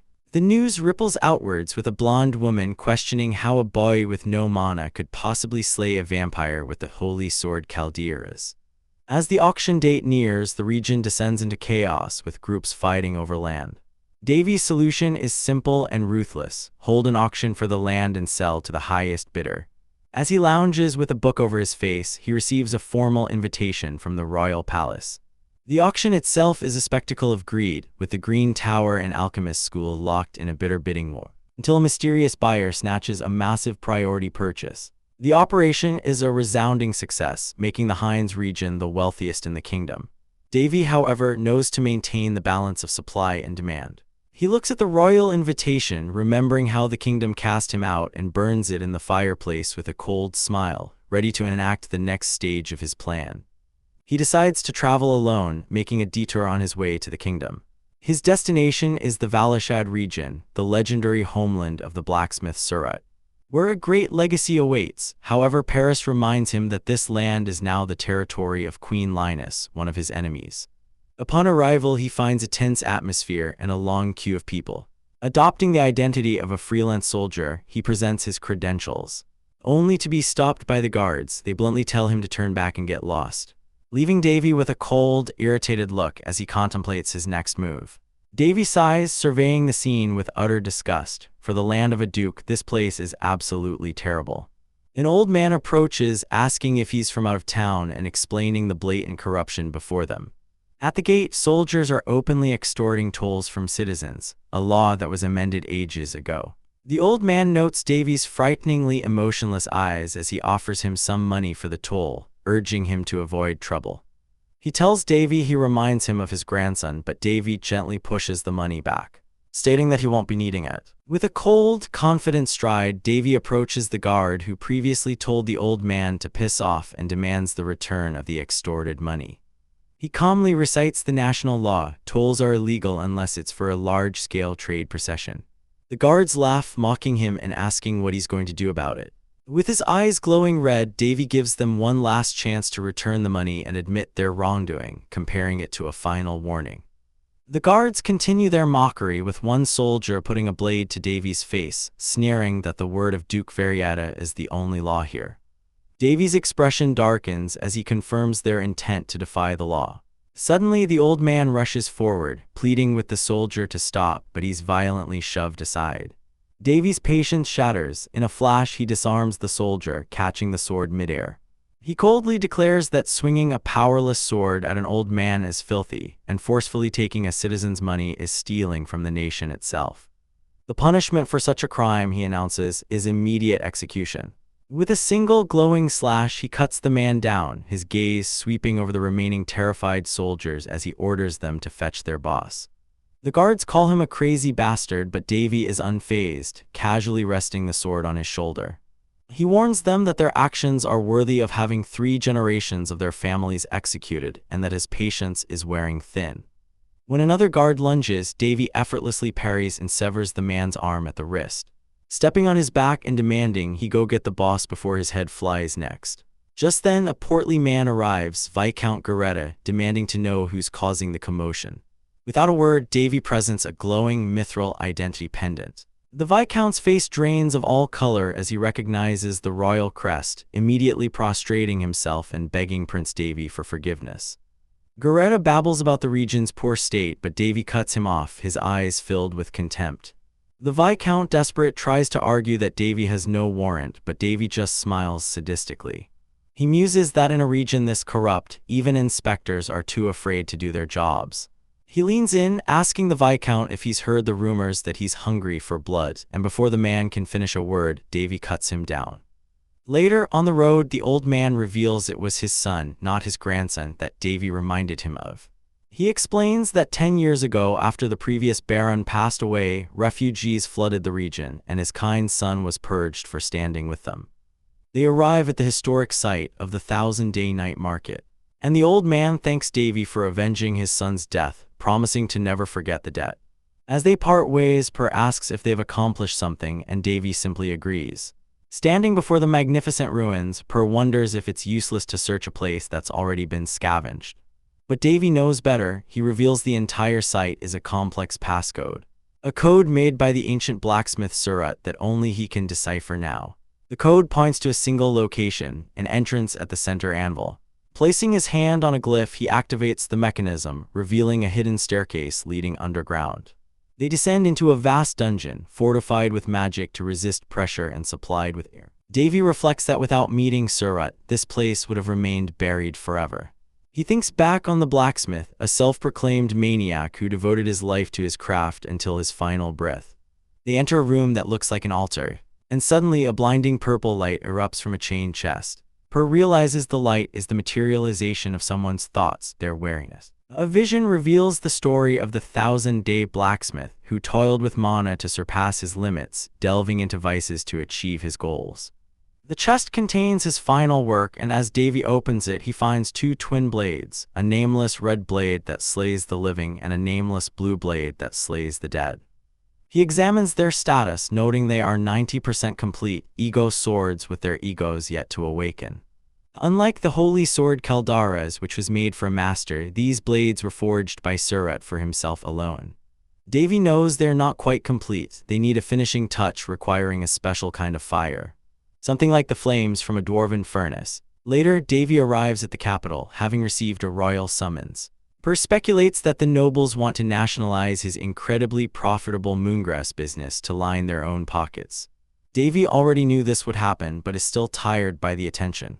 Inside the palace, he's greeted by his attendant, Vespus, who informs him that some confidential account books were leaked, leading the king to strip several nobles of their titles and schedule them for execution. This news complicates Davy's plans. Just as Vespus is about to lead him away, a smug voice calls out. It's his older brother, Carlos. Vespus tries to guide Davy away, but Davy stops him, deciding to face the annoyance. Carlos sneers, attributing Davy's success to mere luck. Davy just smirks, retorting that Carlos's jealousy is pathetic and calling him an idiot who stays coddled by the queen. Enraged, Carlos lunges, but Davy catches his hand with ease, his expression turning to ice. He tells Carlos that he's the one who's out of his mind, a delusional fool whose ego has been fed by everyone around him.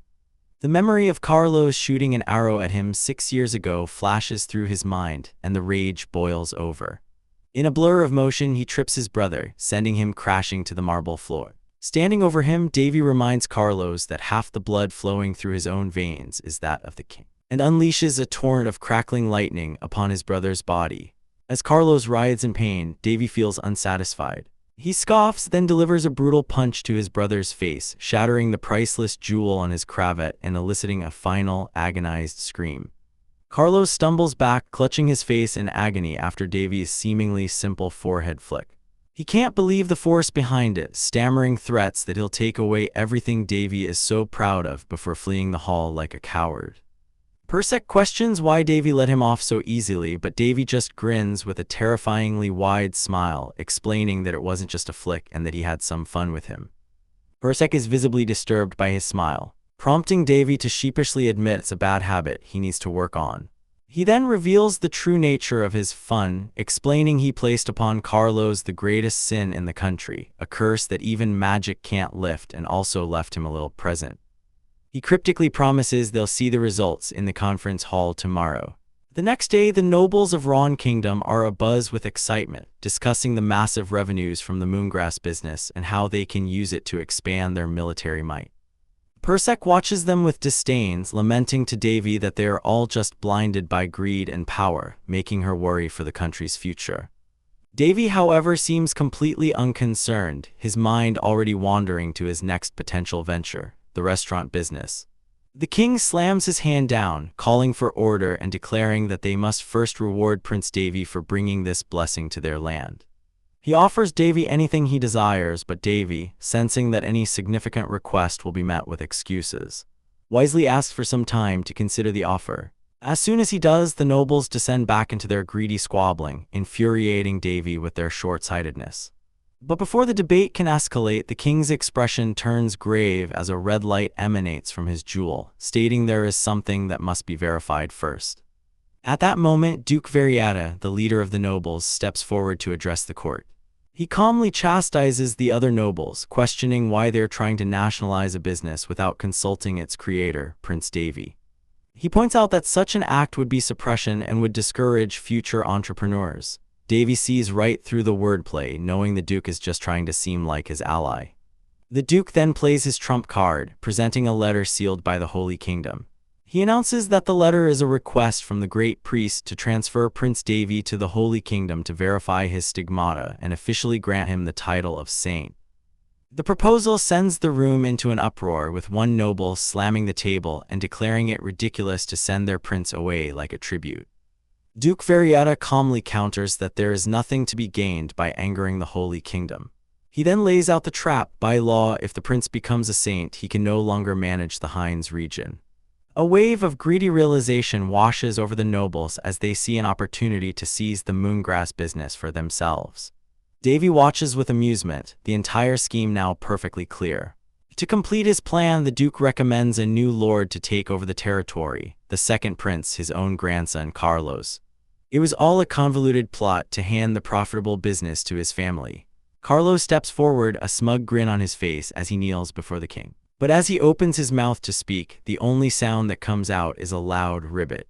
The entire hall falls into a stunned silence. Carlos flushes with embarrassment, trying to speak again, but this time he lets out a loud crow's caw, followed by a rooster's crow. Persik erupts into unrestrained laughter. Duke Varietta stares in horror, and the king furiously demands to know what Carlos is doing. The prince desperately tries to explain himself, but his pleas for trust come out as a series of quacks and barks. The king, his face a mask of rage and humiliation, orders the guards to lock the second prince in confinement immediately. Carlos is unceremoniously dragged away, still making a cacophony of animal noises. Later, Persik asks how he managed to do that in a single day.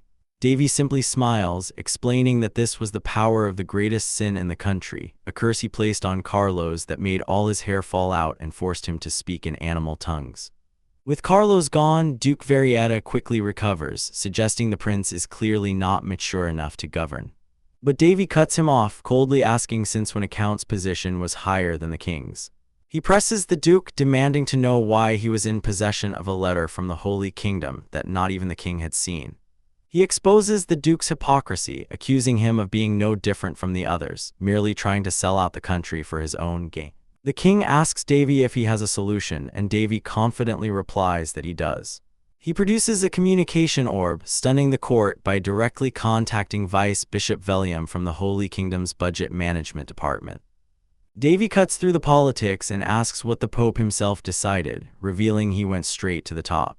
The meeting concludes smoothly. In a private call, Davy thanks Velium for his cooperation. It becomes clear that Davy leveraged the one fact the Pope couldn't ignore. Without Davy or his territory, the cultivation of moongrass would be impossible. To seal the deal, Davy promised to cultivate a portion of the plantation exclusively for the Holy Kingdom. Musing that business is easy when you just drag everyone into the mud together. Back in his office, his staff praises him for the successful conference. But a new problem arises. The Heinz territory is so technologically underdeveloped that improvements could take up to 20 years. A problem money alone can't solve. A sly smile creeps onto Davy's face as he announces it's time to start his second business. He plans to recruit the continent's greatest technicians, the dwarves, with an offer they won't be able to refuse. Soon Davy is on horseback, heading for the Yellow Rock tribe in the north. He knows the dwarves are a proud and reclusive species who rarely deal with outsiders. But his reward for the moongrass success was gaining entry to their village. He's also aware that the soldiers accompanying him are spies. But he doesn't mind, as he's planning to cause a bit of trouble anyway. At the dwarven gate, they are halted by a sentinel named Jarrett. Davy introduces himself as the first prince of Ron Kingdom, here with a very good offer. Jarrett seems unimpressed until he notices the barrels of barley beer and meat Davy brought as a gift. While a promise is a promise, Jarrett warns that the tribe is facing a major internal problem and can't conduct any trade right now.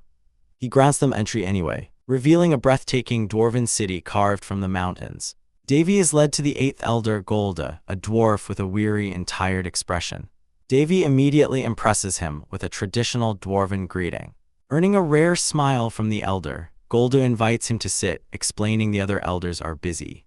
He asks why Davy has come personally for private requests when trade is usually handled differently. After Davy presents his gifts, Golda expresses his gratitude but firmly states that due to a difficult situation, he must refuse Davy's demands. He refuses to elaborate, calling it an internal affair, but allows Davy's party to stay for a few days, warning them sternly not to cause any trouble. As he walks away, Davy discreetly activates his check information skill on the elder. The status window reveals Golda's hidden desire. He wishes to participate in creating the Flare of the Beginnings, the legendary holy sword of the dwarves. A look of understanding dawns on Davy's face. He's just found the key to this whole situation. Davy muses on the past, recalling an item he created with his comrades, a piece born from an experience but filled with meaningful memories. In the present, he contemplates the legendary sword, the flare of the beginnings, and correctly guesses it's the sword that doesn't cut. His companion explains its history as a symbol of unity between humans and dwarves, a collaboration imbued with blessings and power. Davy already knows all this, remembering his boisterous dwarven friends and their love for drink. He reveals a critical piece of information: the famous sword is merely a prototype, the debut work of Caldara's. Its creation involved a unique production method using mana to unify the material and non-material worlds, a process far beyond the comprehension of ordinary dwarves. With a smirk, Davy decides it's time to make his move. While his official reason for being here is to borrow their skills for his territory, his true target is the legendary Great Furnace. He confidently assures his companion that everything will go according to his flawless plan. He finds the dwarf Elder Golda in a bustling tavern, who seems surprised to see him. Davy smoothly explains that even important work requires rest, sliding onto a stool beside the weary dwarf. Hearing that dwarven liquor is notoriously strong, Davy asks to try some, his request echoing through the tavern. The dwarves erupt in laughter, calling him a reckless human for wanting to drink with Elder Golda. Unfazed by their boisterous warnings that their liquor is far too strong for humans, Davy takes the massive mug and downs the entire thing in one go. He slams the empty mug down, declaring that this is what real liquor should taste like, leaving the dwarves completely stunned. Internally, he finds the taste disgusting but acts like a seasoned drinker, a skill he attributes to the dwarves' love for gambling and booze. This impressive feat earns him a challenge, a drinking competition with the 8th elf. Golda proposes a bet: if Davy wins, he'll grant a wish, but if he loses, he must leave the village immediately. Davy grins, seeing his plan fall perfectly into place as he accepts the challenge, the bait having been taken. The next day, Golda is groaning with a hangover while Davy sits perfectly fine. His maxed out holy mana subconsciously cleanses any alcohol, making it impossible for him to get drunk, a perfect scam. Berserk is amazed, wondering how he became such a heavy drinker, and Davy recalls his swordsmanship mentor, Chinmad Dakajun, a man so fond of liquor that even the immortal Daphne warned Davy never to drink with him. Training under him meant drinking became a daily routine, a brutal regimen that made the dwarves' strongest liquor feel like nothing. With the bet won, Davy cuts to the chase, asking if the commotion in the tribe is because the flare of the beginnings is broken. Golda sighs, admitting the tribe's sacred sword has indeed been shattered. The duty of protecting it fell to him and his brother Golgoda after their father passed away unexpectedly.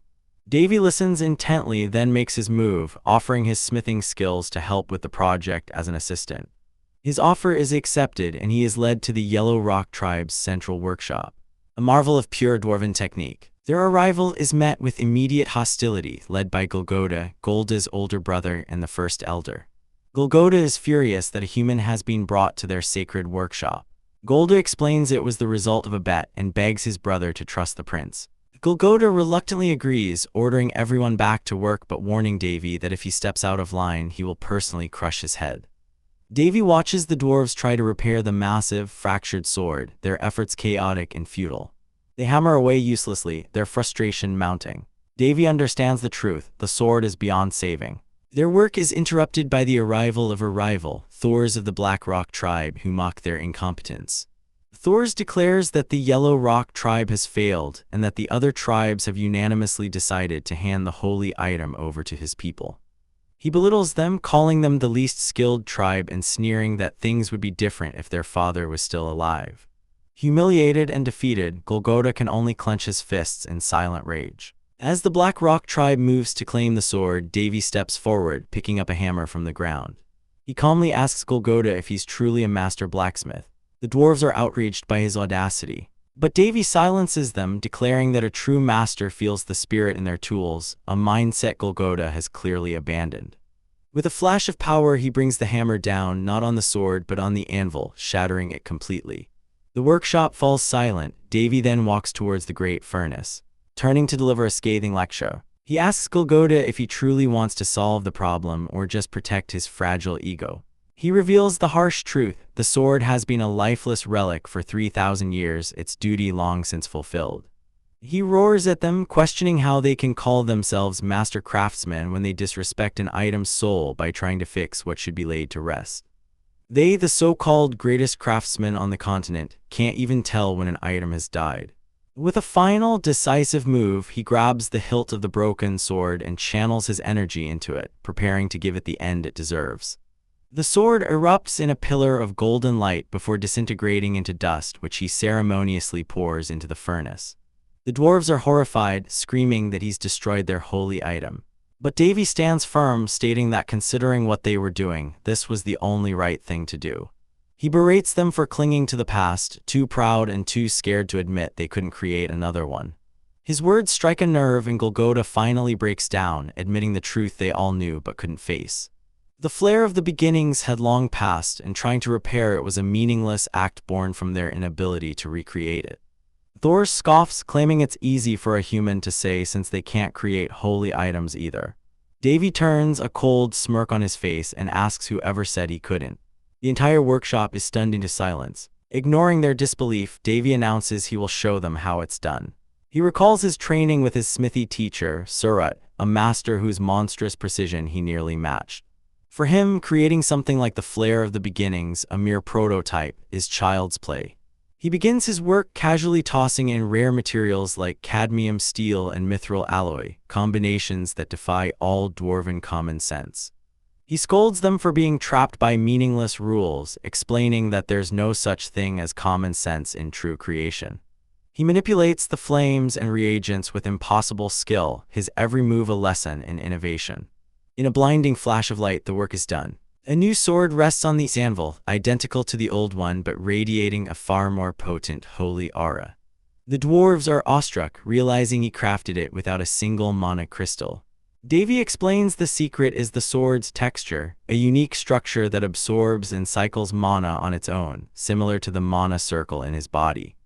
He then turns to the stunned dwarves, telling them this is as far as he can take it, the rest is up to them. Overcome with awe and shame, the elders beg him to teach them the lost skills of their ancestors. Davy smiles, agreeing, but not for free. He reveals the cloth-wrapped item he brought, stating that their lesson will begin after his own work is finished. The dwarven blacksmiths gaze in utter disbelief at the twin swords, their minds reeling from the sheer craftsmanship. Parasil warns Davy that showing off like this could get him accused of blasphemy, but he scoffs at the idea, questioning if she really thinks he's afraid of divine punishment when he literally bears a stigma. The elder dwarf, Golgotha, stammers, asking if Davy truly forged this masterpiece, but Davy casually admits he didn't make it, he's just adding the finishing touches. He reveals the original blacksmith passed away millennia ago and with a sly smile explains that this posthumous work has been aging like fine liquor, its power increasing more than tenfold over the centuries. This is a new mana processing method he's been eager to try, but it requires some very specific materials. He muses that he'll need to borrow some mithril alloy, though ideally he'd use orichalcum or adamantine. Hearing this, Elder Golgotha's eyes gleam with purpose and he offers Davy full use of his personal workshop, an offer that stuns the other dwarves. As a blacksmith's forge is a sacred private space they never share. But Golgotha isn't finished. He presents a shimmering, curved bone, revealing it to be his family's greatest heirloom. The bone of an unknown elder dragon. Davy's cool demeanor shatters, his eyes wide with shock at seeing such a legendary material in person. The other dwarves, caught up in the moment and not wanting to be outdone by their elder, begin a frantic bidding war of generosity. One offers a bottle of orichalcum, another presents 100 grams of adamantine, all of them clamoring to have their family heirlooms be a part of this historic creation. Davy is taken aback but amused by their fervent passion, realizing the blacksmith's willpower is truly something to behold. With the dwarves' blessing, he takes his materials and heads into the forge, ready to begin his work. As he prepares, he recalls his time in the Hall of Heroes, where he once scoffed at ancient relics, a foolishness he now understands after encountering the dragon's bone. The forging process begins with an eruption of intense, azure flames that threaten to overwhelm him, forcing him to concentrate every ounce of his being to control the temperature. Parasil watches, mesmerized, as the two blades transform under the celestial fire. One turns the color of a transparent ruby, while the other shines like a supernova against a night sky, with a final, blinding flash of power that shakes the very workshop. The work is finally complete. Exhausted but satisfied, Davy decides to name his new creations. revealing he's had the names picked out since he first saw the daggers, red flag and blue flag. Parasil deadpans that he has a terrible naming sense. A system window displays the twin daggers' insane specifications, detailing their ability to slice through both the physical and spiritual realms. To test their power, Davy approaches a large mithril grindstone. He places the tassel of red flag between his teeth and whispers a single command: slice through. Without any force or mana, the blade effortlessly cleaves the massive stone in two, leaving Parasil speechless. He then tests blue flag on a magical construct, which it cuts through as if it were air, proving it can even sever raw mana. A grin spreads across Davy's face as he realizes he may have just created something beyond all reason. He emerges from the workshop to find the dwarves waiting patiently, having stood guard for 4 straight days while he worked. Their anxiety turns to pure, unadulterated awe as they lay eyes on the finished twin swords, the light they emit bringing tears to the old blacksmith's eyes. They act as if they are witnessing a god, with one even proclaiming he can now die happy. The sight of these blades reignites their dormant passion, and in the following weeks they eagerly learn from Davy as their new master, their pride as craftsmen restored. Later, while sharing a drink with Golgotha on retreat, Davy listens as the elder dwarf, filled with gratitude, pledges the unwavering loyalty of his entire Yellow Boulder tribe, swearing an oath to the steel god to follow their master forever. The solemn moment is shattered when a dwarf runs up the hill, screaming that an intruder has snuck into the village. Before he can say more, a red assassination dagger flashes through the air and strikes him down. Miles away, Prince Caesar is in the throes of a violent tantrum, convinced Davy is the cause of his sudden rooster-like crowing and hair loss. He takes out his humiliation on his maids, grabbing one by the hair and snarling that even they are looking down on him now. As he wallows in his rage, a sinister figure with silver hair and red eyes materializes in the room. He introduces himself as Face, causing the maids to recoil in terror. He calmly informs the prince that he has brought him disappointment, revealing a bound woman behind him, one of his mother's servants, implying a failed mission. With a simple gesture, Face removes the curse afflicting Caesar and offers him a contract that will eliminate the human he hates. The prince hesitates, reminding him that Davy has powerful protection, but Face simply smiles, hinting that he is not human himself. He smugly adds that he's already sent one of his vassals to handle Davy, and they should have succeeded by now. Back at the village, Davy easily catches the blood-red dagger, identifying its nature as a weapon forged from vampire blood kai. On a nearby cliff, a massive demonic beast appears. Its power palpable, Davy smirks, unimpressed by the magical beast with blood kai. The creature unleashes a devastating energy beam, blasting the dwarves off their feet. But Davy effortlessly erects a barrier, protecting them. He turns his attention to the beast, which suddenly collapses, bound by an invisible force. Davy looks down on the subdued creature with a look of pure contempt. Before Davy, the hulking magical beast snarls, its eyes burning with primal rage. But he is utterly unimpressed, a bored sigh escaping his lips. He scoffs at its attempt at intimidation, mocking it for thinking it's a real predator. As the beast lunges, a vicious red aura erupts from Davy's body, shocking his companion. She recognizes it as a high-level vampire skill, a blood aura of at least expert level, warning him that this beast is far from ordinary. Davy acknowledges the warning but remains unfazed. He stomps the ground, shattering it and launching a huge slab of rock at the creature. In the blink of an eye, he closes the distance, grabbing the beast by its face midair and viciously slamming it into the ground with overwhelming force. He senses the perfect opportunity in its daze, and decides it's time to test out his new toy. With a smirk, he draws a glowing red blade, unleashing the demonic spirit blade's 24th style. A devastating slash that cleaves right through the monster's head. He follows it up instantly with the 8-entity annihilation strike, a powerful thrust that completely vaporizes the creature's upper body. After the battle, his companion warns him that the monster isn't dead yet. Davy already knows. He explains that some creatures possess a lich-like immortality, hiding their life source nearby to regenerate endlessly. He finds it unnatural for a mere beast to use blood kai and possess an immortality on par with a lord-class vampire, especially after it revived from his ready strike. With no time to waste on investigation, he draws his blue sword and unleashes a torrent of energy, completely erasing the hidden source. A strange feeling washes over him. It felt less like destroying a source and more like distorting the system itself. He wonders aloud if this blade could even kill a god. His thoughts are cut short as he senses a filthy rat hiding nearby. A casual flick of his wrist sends a wave of force crashing into the cliffside, exposing a cloaked figure. Before the spy can react, Davy appears before him, grabbing him by the collar with a sinister peekaboo. The young vampire trembles, realizing he's about to die.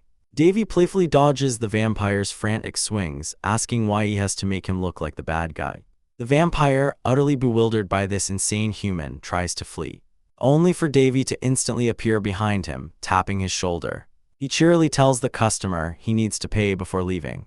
In his mind, the vampire Pedkid recalls his noble lineage, unable to comprehend how a superior being like himself is being toyed with by a human. A distant observer, Sir Face, grimly concludes they have made a grave misjudgment. Davy slams Pedkid to the ground, pinning him easily. Pedkid demands to know what's happening, but Davy simply states he needs to confirm something and that he has the perfect magic to look inside one's mind.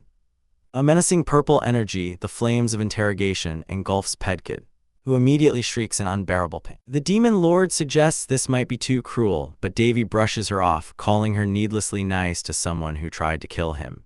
The interrogation begins. Under threat of more pain, the tight-lipped vampire quickly reveals his name and rank. He confirms his target was Davy, a retaliation for the vampire-made incident.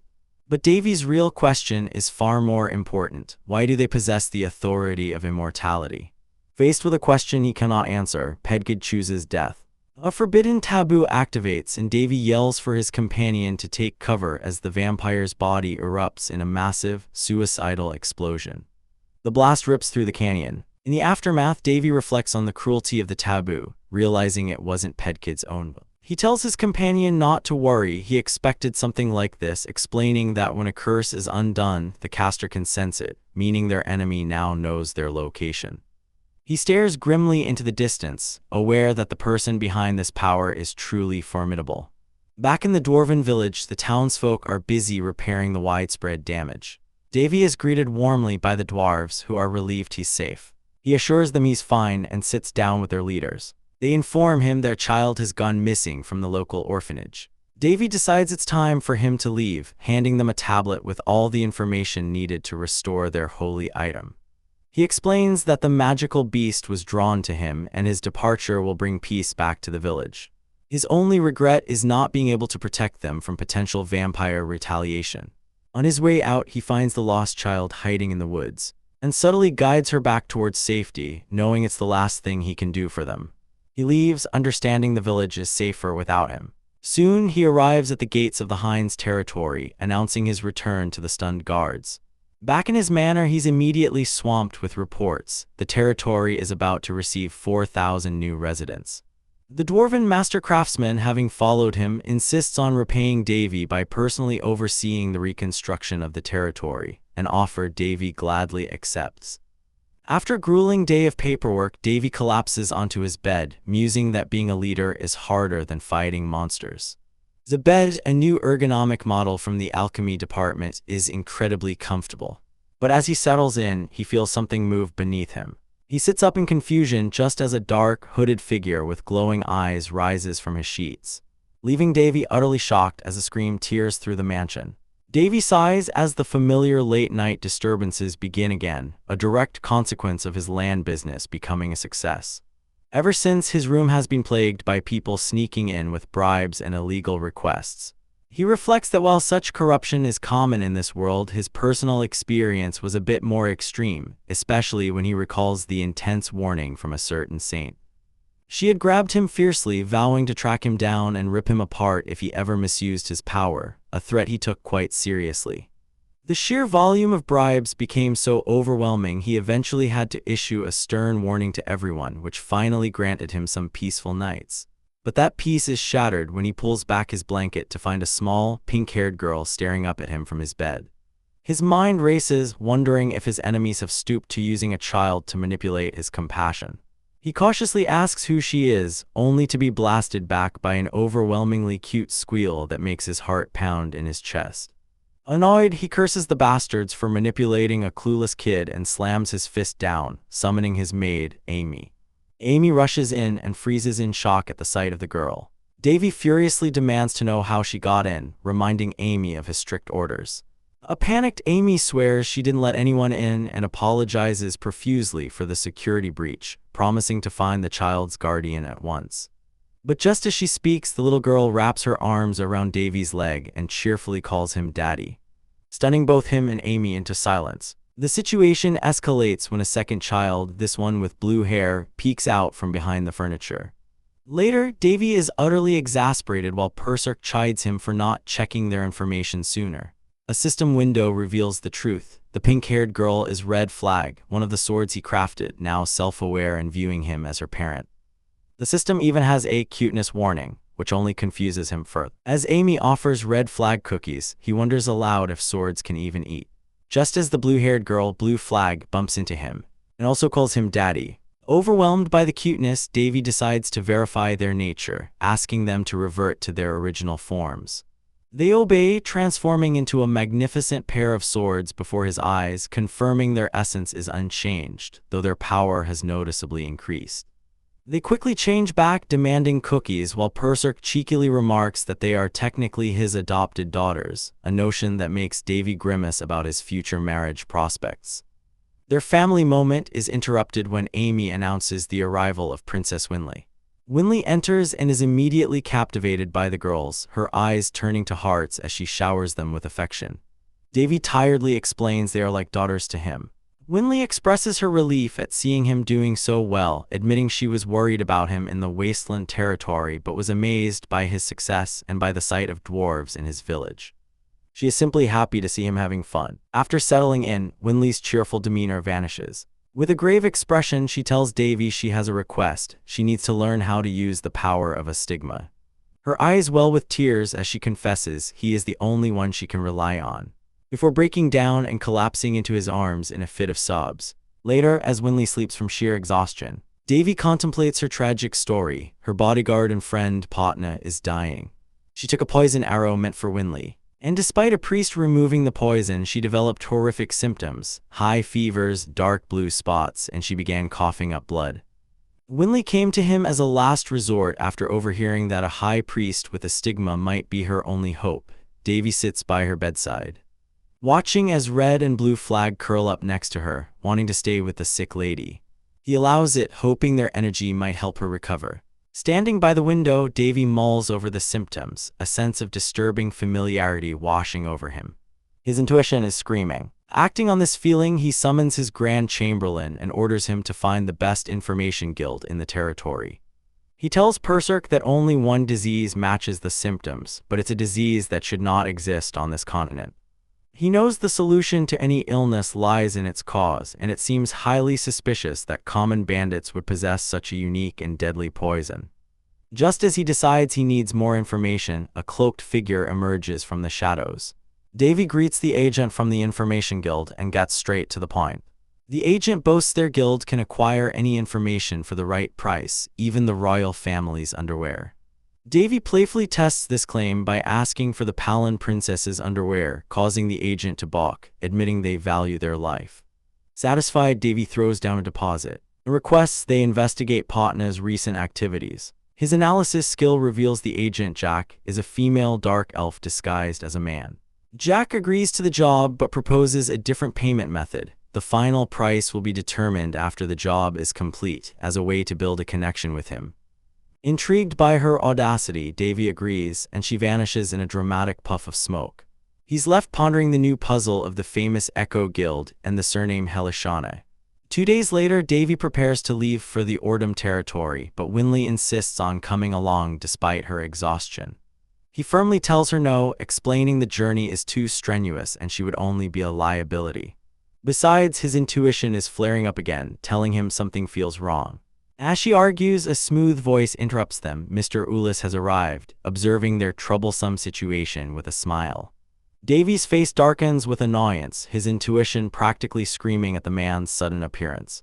A man with fiery red hair and glasses introduces himself with a confident smile as Ulis, a 5th-class mage associated with the Red Tower. Davy Alrone replies curtly, stating that while he's heard of him, he has absolutely no interest and sees no reason for them to meet. The air crackles with tension as Davy's friendly facade drops, his mind instantly calculating if he should just kill this dangerous man on the spot. A tiny Persec pops out, frantically warning him not to be rash, reminding him that Ulyss is close with his sister.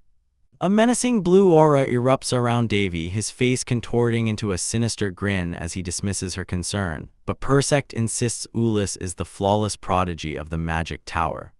A perfect man with background looks and skill. The real problem, however, is why someone so perfect is suddenly so close to Winley. Ulyss calmly explains he was on his way to the territory when he happened to meet Princess Winley, who graciously saved him from mountain bandits. This bizarre story leaves Davy utterly baffled. As a token of gratitude, Ulyss offers to create a small mana gate, a super high-grade artifact for transporting items. Winley is ecstatic, knowing only a handful of people in the entire magic tower possess such a treasure. Seeing the practical benefit for his sister, Davy decides to let it go for now, reluctantly shaking Ulyss's hand. As they walk through the town square, the atmosphere feels strangely spooky. Davy's senses suddenly go on high alert. Both he and Persec detect the unmistakable, sickeningly sweet smell of burning protein, a scent eerily similar to a living being on fire. Their path is blocked by an older man who introduces himself as Count Lington from the Central Disease Management Corps. Winley, in a rush, tries to postpone the conversation, but Lington gravely informs her that their circumstances won't allow it, revealing that the entire castle has been quarantined using a holy artifact and they must come with him. Inside, surrounded by knights, Lington explains the grim situation. A terrible plague he calls Devil's Blood has infested the territory. The symptoms are horrifying. Dark blue spots appear on the body before the victim begins coughing up blood and dies. Upon hearing the description, Winley panics, screaming that they need to get to someone named Patna immediately. Lington then turns his attention to Davy, offering a late but flattering greeting. Winley, desperate to leave, tries to call for her chamberlain. But Lington delivers the final blow. Everyone in the building, including the knights, has been quarantined. He explains that the Devil's Blood disease is impossible to cure, as even holy power is useless against it. A dark, knowing smile crosses his face as he declares this is precisely why they are here, and they should leave everything to his core. Davy listens in cold silence, processing the dire news. The treatment room is a vision of hell, filled with the suffering and pleas of the sick. Persec finds the scene horrific, noting it's more of a disastrous quarantine than a treatment center. Davy ignores the chaos, his eyes scanning the room until he finds her, patient 02155 Patna. Persec recoils from a strange scent, which Davy identifies as the rhinitis flower, a rare plant containing a lethal poison that raises body temperature to deadly levels, causing an unnatural state where the skin is cold like a corpse but the organs are burning hot. Davy's expression hardens. He's seen this before. This isn't a disease from this world. It's the melting acceleration virus, a man-made plague from another dimension that killed hundreds of millions before a cure was developed. He knows they need to create antibodies before it's too late, and without hesitation, he pulls out a scalpel. A masked official, Baron Gornio, immediately grabs his hand, demanding to know what he's doing in an off-limits area. Davy introduces himself as the prince, but Gornio is unmoved, ordering him to leave and cover his mouth, explaining the disease spreads through the respiratory system. He scoffs that even a high priest's holy powers failed against it. Suddenly, a nearby patient begins to seize violently, and Gornio shouts for his men to bring painkillers. As a medic prepares a syringe, Davy intercepts him, calmly stating that the injection will kill the patient instantly. He takes the tube himself, moving with blinding speed, as he explains that the virus is causing blood to clog the patient's lungs, which will lead to cardiac arrest. Coating a thin tube in holy power, he performs a pain-lightening technique, expertly inserting the instrument into the patient's chest and draining a flood of corrupted blood. Gornio, enraged, grabs Davy by the collar, roaring that a person's life is not a toy. Davy remains silent, as the patient coughs weakly, and a medic shouts in disbelief that his pulse has returned to normal. Stunned, Gornio can only stare. Davy then concocts a simple healing potion in a vial, instructing the medics to stop the bleeding and suture the wound, warning them that painkillers cause fatal shock in these patients. As he turns to leave, he pauses and gives Baron Gornio a smirk, reminding him that those with a stigma are immune to most diseases and shouldn't be compared to a simple high priest. The entire medical team is left completely dumbfounded. Back at the castle, Davy returns to find Winley with Ulyss, his overprotective rage flaring for a moment. After a sigh, he updates them on the bleak situation. Ulyss provides a detailed briefing on the Central Disease Management Corps, a powerful organization led by the Pope and the three emperors, making any opposition an act of treason. Ulyss then reveals Patna is a mage from the Red Tower and offers his assistance, but Davy's eyes narrow with suspicion, sensing the man has other motives for being there. Later, Davy stands alone, holding the potion he created. He tells Persek that this is the key. With the core busy containing the outbreak, he now has time to create the real antivirus. A proper vaccine, he calls out into the empty hull, and a cloaked assassin materializes from the shadows. He tells her such tricks won't work on him as she hands over a scroll of information. She also gives him a communication device, which he accepts while reading her report, deeming the information reliable. He then gives her a new mission: bring him massive quantities of supplies and bill it all to Baron Gornio of the Central Disease Management Corps. He appeals to the assassin's hidden humanity, urging her to hurry for the good of all people. The next day, Davy sits calmly before Gornio and Lincoln and requests they turn over treatment authority to him. Gornio explodes, but Davy coolly reminds him that the patient from yesterday would be dead if not for his intervention. He stands, asserting his right to act since this is his kingdom and his sister's territory. Before Gornio can protest further, Count Lincoln agrees, reminding his colleague of the Sanha territory incident where a similar plague annihilated everyone, including their own forces. Lincoln states that if there's even a sliver of hope, they must pursue it. The Baron grits his teeth, his pride shattered, as Davy watches with cold, determined eyes, ready to take control. Within a lavish room, Count Colio, captain of the Central Disease Management Corps, questions a fellow nobleman's decision. He argues that if the first prince of the Ron Kingdom, Davy, actually succeeds in finding a cure, their entire corps would lose face and their qualifications would be questioned. The nobleman, Count Lincoln, calmly sips his drink, acknowledging the point but then pivots, suggesting that it would be great if they could cure the disease one way or another. He muses that he now truly hopes the prince succeeds, as it would be beneficial for everyone involved. Meanwhile, Prince Davy reflects on his sister Winley's reaction to his involvement. She was overjoyed, placing more trust in him than the entire Disease Management Corps, a thought that brings a confident smirk to his face. He knows he's being watched as Baron Gornio stands behind him, warning that the Corps will follow his lead but that he will be observing his every move. Davy is unfazed, knowing they see him as nothing but a pile of dirt pretending to be a stone, and finds their constant scrutiny tiring. He enters the infirmary, where a patient groans in agony. Davy begins to explain the horrifying nature of the melting acceleration virus, a variant that causes uncontrollable temperature changes and melts the body from the inside out. It starts with the muscles, then the joints, then the internal organs, until a dark blue liquid known as devil's blood oozes from every orifice. Baron Gornio is stunned, his mind reeling at the prince's perfect understanding of a disease the Corps deemed incurable. Davy confirms he knows the disease, though it was called something different where he's from. He explains that medicine alone can't cure it, the only way is to find its root and disconnect it, a process that would kill 9 out of 10 patients. Comforting the patient, Davy promises he will save them if they have the will to live. Turning to his hooded associate, he confirms the requested items have been prepared and put on his tab, promising to finish this within 4 days. 4 days later, a nurse exclaims in shock as the patient's skin shows incredible signs of recovery. Baron Gornio stares in disbelief, unable to comprehend how Davy succeeded where they failed for 3 long years. Davy decides to give him a demonstration, taking a sample of the patient's blood and injecting his newly developed cure. The blob of dark blue blood rises and moves, shocking the bear, before its color changes from blue to red. Davy then drops a bombshell. The virus is not a virus at all, but a parasitic organic weapon with a will of its own. To defeat it, one must drain it of energy using a specific combination of medicinal and poison herbs. He casually reveals he's left enough materials in the backyard to treat 50 people, telling the Baron to feel free to use them since he put it all on his tab anyway.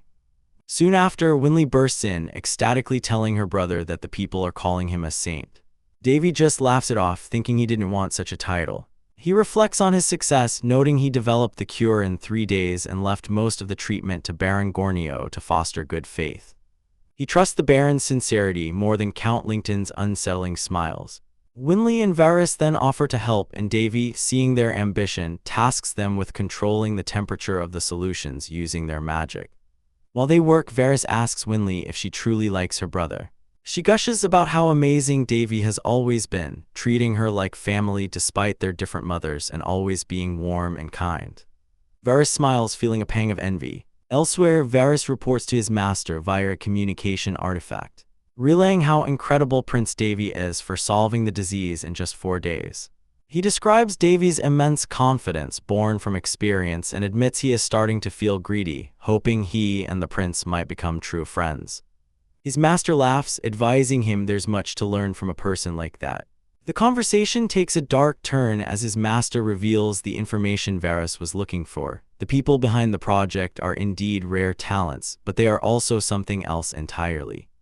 Suddenly, a massive explosion rocks the estate, engulfing the building in flames right where Winley is. Varys screams her name in panic, unleashing a powerful water cyclone spell to extinguish the blaze. He searches the wreckage, panting in desperation, only to find she's gone.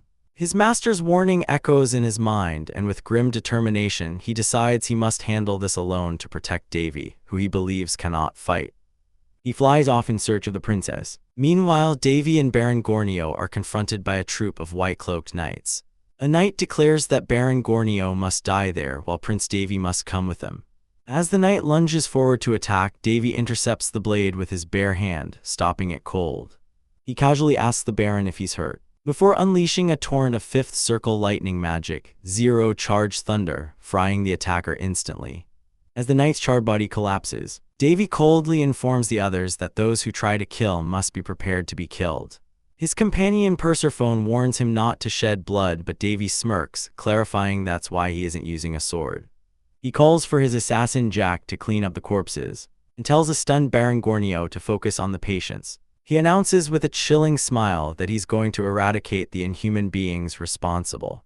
At that moment, the tracking spell he placed on Winley begins to activate, confirming his worst fear: she's been kidnapped. He lands in a desolate wasteland, surrounded by the enemy knights, admitting to Persephone that it was his blunder not to use a stronger spell.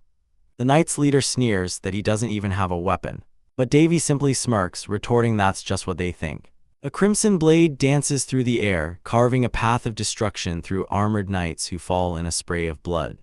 One of the last men standing stares in utter disbelief, his mind reeling as the sword moves with a life of its own, an impossible, sentient weapon cutting down his comrades. The knight can only wonder what this sorcery is, crying out as the blade slices through him, realizing with his dying breath that the sword is alive. A calm voice explains the technique from the shadows. Davy reveals it's the air burst sword, which allows the blades to fly by using their own egos. With a confident smirk, he summons a second blade, demonstrating the ego divine sword movement, before unleashing a dazzling constellation sword dance that fills the air with arcs of deadly light. He stands over the fallen knights, mockingly asking if these were truly the experts from the Empire's Knight Order, finding it laughable how they were no different from the common assassins he'd met before. Ulysses is confused, wondering why they would target a child like Winley. But Davy connects the dots with chilling clarity. They couldn't get rid of royalty and a Red Tower elder without a good excuse, so luring them to the Ordum territory under the guise of a monster or robber attack was the perfect plan. He explains this to Ulysses, who still doesn't see how Winry's kidnapping fits in. Davy, now with a small child on his shoulders, clarifies that the attack needed to happen in a territory where the Knight Order wasn't present, making the ruse more believable. But Ulysses still has doubts, asking why they needed Winry specifically when they could have just dealt with them directly. Their investigation leads them to a horrifying underground cavern, a lab filled with grotesque skeletons preserved in fluid-filled tubes. Davy grimly recalls that the knight's initial request was for him to witness Baron Gornio's execution, realizing the entire plot was a pretext. They would stop at nothing to get their hands on a rare magician who possesses a stigmata. Elsewhere, a battered Ulysses coughs up blood, collapsing to the ground. Baron Collio looms over him, remarking that he's lasted longer than expected. Ulysses spits back that he came to protect someone, but Collio mocks him, asking who he could possibly protect, the princess, the dying citizens, or Prince Davy. Collio then delivers the soul-crushing news: their plan was flawless, and by now the Knight Order has likely slaughtered everyone in the territory. As Ulysses reels in horror, Kolio brutally impales his shoulder, pinning him to the ground. He sneers that Yuli should have run away to save at least one person, questioning if a mere 5th-rank magician truly believed he could save everyone, or if he was just a fool driven by feelings for the princess. Just then Count Linton appears, holding an unconscious Winley, callously remarking on her looks before calling Yuli's foolish. Overcome with rage, Yuli screams Linton's name, only to be viciously stomped into the dirt by Kolio. Linton calmly informs him they'll both be kept as useful experimental subjects. A flashback reveals Linton's dark past as Lincoln Bornasheed, a medical prodigy whose grotesque personality led him to kidnap and experiment on 200 people at the age of 15, all in the name of finding a cure. Back in the present, Linton smirks, surprised that Yuli's fell for the bait so easily. Explaining his grand design, Prince Davy will die, allowing Linton to take credit for his medical achievements, while Yuli's will contribute to humanity as a test subject. Yuli's can only call him crazy through gritted teeth. Linton orders Kolio to finish him, suggesting they cut off an arm or two to make him more compliant. As the blade is raised, Yuli's thinks of everyone he failed to protect, while Linton mocks his late realization that some disasters are simply unavoidable. But a new voice rings out, declaring him a disgusting bastard who is wrong. In a flash of golden light, Davy appears, slamming into Baron Kolio with devastating force and informing him that they are not included in the list of disasters he can't handle. He unleashes the way of the Demon King's destruction punch, hammering a series of hard-ass punches into Kolio's stomach. Meanwhile, at the manor, the assassin Persek calmly dispatches knights, telling a worried doctor that worrying about Davy is the most useless thing in the world. Back on the cliffside, Davy effortlessly sends both Linton and Kolio flying. He stands over the fallen Yuli's, who weakly addresses him as Prince. Davy thanks him for his loyalty and unleashes a 7th-class holy magic spell, Sanctuary, enveloping Yuli's in a pillar of healing light. Yuli's is stunned by the display of power. Davy states that he always returns favors, then turns his cold gaze on Linton, adding that he also remembers his enemies.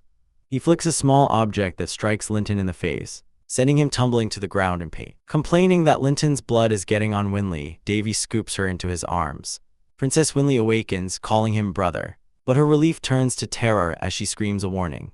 Baron Kolio lunges from behind, only for his sword to be blocked by one of Davy's sentient blades. Davy scoffs at Swordmaster, resorting to a sneak attack, then gently hands Winley to the healed Yuli's, asking him to take care of her.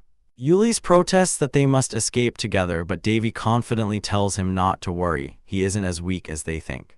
He floats into the air, dual-wielding his ego swords. Kolio declares the swords are too dangerous for a greenhorn and vows to take them. Davy just smiles, suggesting they ask the swords what they think. He first deals with the fleeing Linton, pinning his cloak to the ground with a blade, before turning his attention back to the enraged Kolio. He grabs the Baron's face and blasts him with blue energy.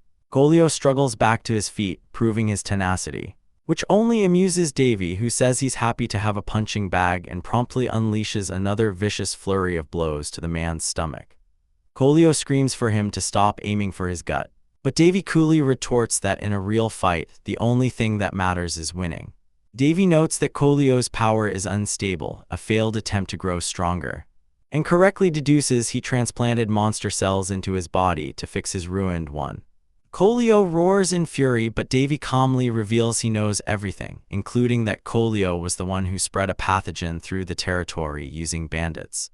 With Purdy on his shoulder, Davy decides he's had enough fun, much to the Baron's shock, who realizes this prodigy is a swordsman, a high-class holy magic user, and a terrifying powerhouse.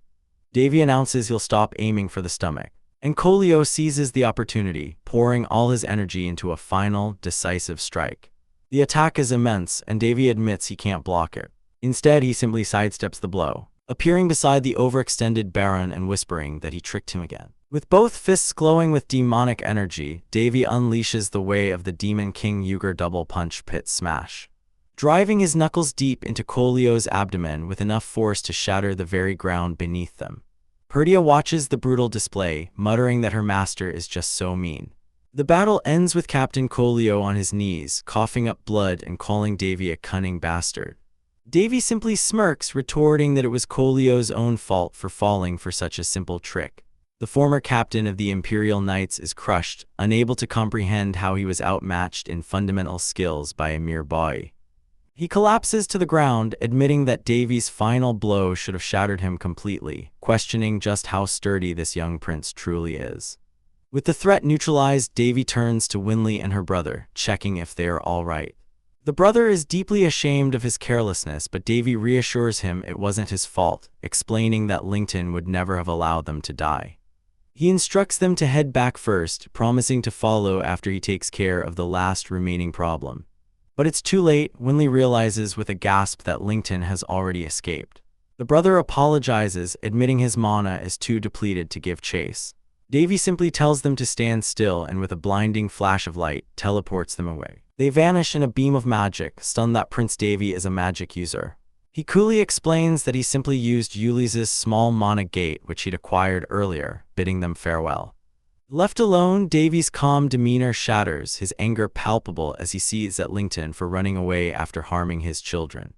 The thought that the coward dared to bring Winley into this mess fuels his rage, and he vows that Lincoln will not have a painless death.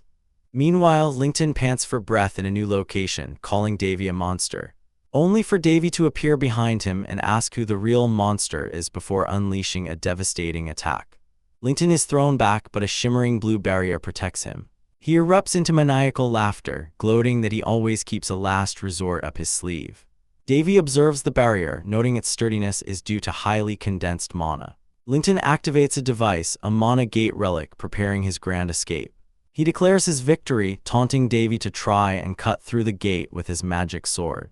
The villain reveals his final, cruel trump card. He has stolen all the remedies Davy created, rendering his efforts to save people utterly pointless before vowing to capture him for experimentation. As Lincoln begins to fade, laughing that Davy will save no one, Davy simply asks if he's done talking, admitting it was getting boring. With a single fluid motion, he raises his blade, blue flag, and slices through the teleportation gate itself. Lincoln's laughter dies in his throat, replaced by utter shock. Davy states coldly that a mana barrier or a gate makes no difference, as his blue flag can cut through anything that doesn't exist in the physical realm. Lincoln's body hits the floor, finally silenced. But just as Davy remarks that the man was asking for it, Lincoln's corpse is suddenly yanked upwards through the ceiling. Davy sighs in annoyance. The bastard is trying to erase evidence even after death. The scene shifts to Prince Boris leading a company of knights, issuing orders to capture Lincoln and Colio while protecting Baron Gornio and the citizens. Riding into the disaster-stricken region, he's appalled by the state of things, recalling the urgent and suspicious news he received from the battle. Their grim ride leads them to a massacre site filled with the corpses of dead knights. Boris spurs his horse on, rushing towards the Baron's mansion in a panic. He bursts in to find Baron Gornio safe, who quickly recounts the recent events. Prince Davy had arrived and created a cure for the disease in only 3 days. Boris is stunned. The bodies outside, the Baron explains, were assassins sent to destroy the cure. Boris's fear spikes as he demands to know what happened to Davy and Winley. Terrified for the trusting girl, at that very moment they appear in a flash of light. Teleported back safely, before their reunion can begin, a violent earthquake rocks the entire mansion. The tremor is Davy's doing as he obliterates the mountain hideout with a massive explosion. Laughing that he'll just destroy everything to make his job easier, Berserk points out a horde of chimeras escaping the wreckage, all heading for the Ordum region. Realizing it'll be impossible to hunt them all in the dense forest, Davy agrees to Persek's plan to head back and set up defenses. He uses fly magic to ascend into the sky, sensing the perfect humidity for his next move. Channeling Persek's mana into Red Flag, he begins to weave a spell of immense scale, rewriting the very laws of the atmosphere with an ancient rune language that shocks his spirit companion. He expands the boundary of his spell to encompass the entire region, preparing to unleash a torrent of lightning strikes upon every monster that has passed him. Unbeknownst to him, a royal carriage is desperately fleeing assassins through that very same forest. As lightning from Davy's spell begins to rain down, their commander Sir Bellis makes a desperate call. They'll head for the electric forest, hoping the natural thunderstorms will cover their escape.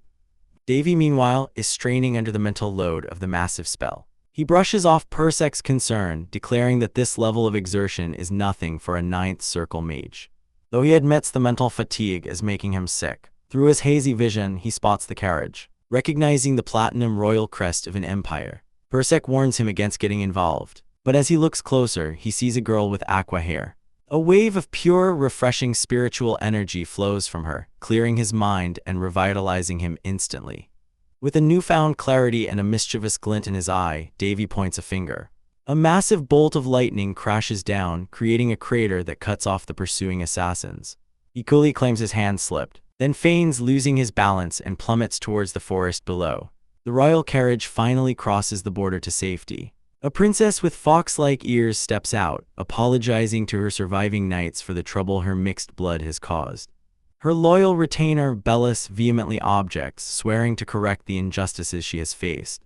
When asked about the unnatural lightning, he dismisses the idea that it could have been caused by a person, saying such a being would have to be a dragon.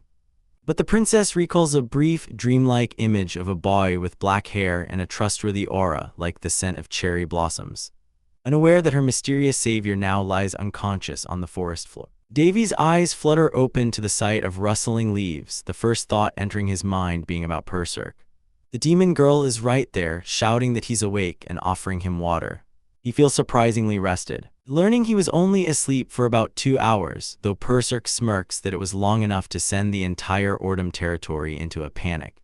Davy, however, couldn't care less and promptly lies back down, much to her exasperation. Just then, a frantic voice cuts through the forest as Boris comes running, screaming his brother's name. Davy is surprised to see him, but Boris is too busy fussing over him, checking for any injuries in a flurry of movement. He explains how worried he was, revealing that he tried to form a rescue party with Winley and Ulis, but entering a forest crackling with hundreds of lightning strikes was a suicide mission they couldn't risk. Soon after, Winley arrives and throws herself into his arms, equally relieved and frantic. Ulis stands nearby, a gentle smile on his face as he remarks how loved Davy is.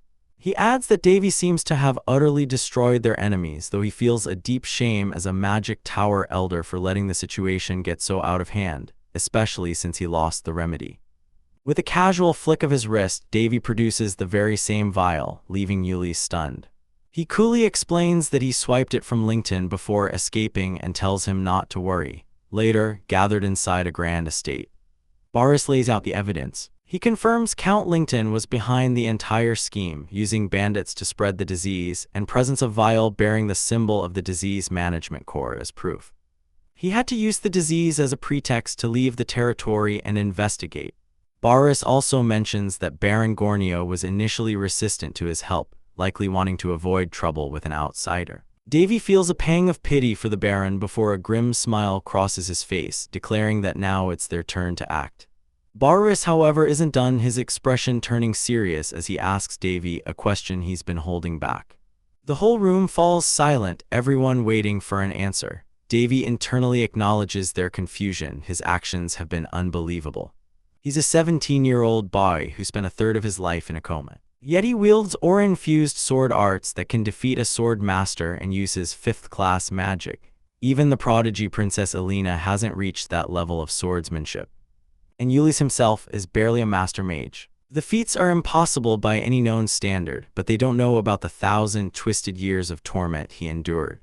Ulis adds his own burning question: how can Davy use magic without chanting when he only has the mana of a normal human? All eyes are on him, and with a serene smile, Davy gives his answer: he worked hard.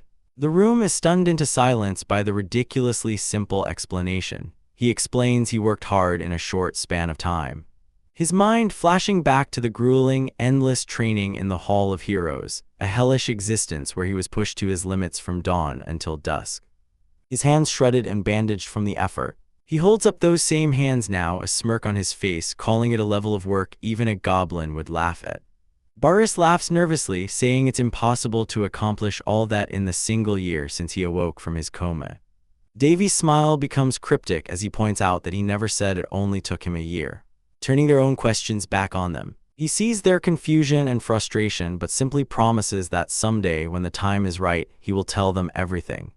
For now, he can't reveal the truth about the Hall of Heroes, but he's content knowing that Berserk, the one person who understands, is by his side. His friends, seeing his resolve, accept his non-answer, and the tense conversation concludes. Later, he finds Red Flag pouting with her arms crossed. He tries to cheer her up, but she just puffs out her cheeks, looking like an adorable hamster with a mouthful of seeds. He realizes she's lethargic from using up so much mana during the disaster. and his attempts to play peekaboo fail miserably. Changing tactics, he pulls out her favorite cookie. Her eyes sparkle with desire, but she stubbornly turns her head away, trying to maintain her angry facade. Davy finds the entire act overwhelmingly cute. Deciding to tease her, he declares he'll eat it himself if she doesn't want it, and takes a large, dramatic bite. The betrayal is too much, and Red Flag immediately bursts into tears. Berserk swoops in, scolding Davy for being an idiot and bullying a child. Before he can react, Berserk transforms into a taller, more mature form to comfort the sobbing girl.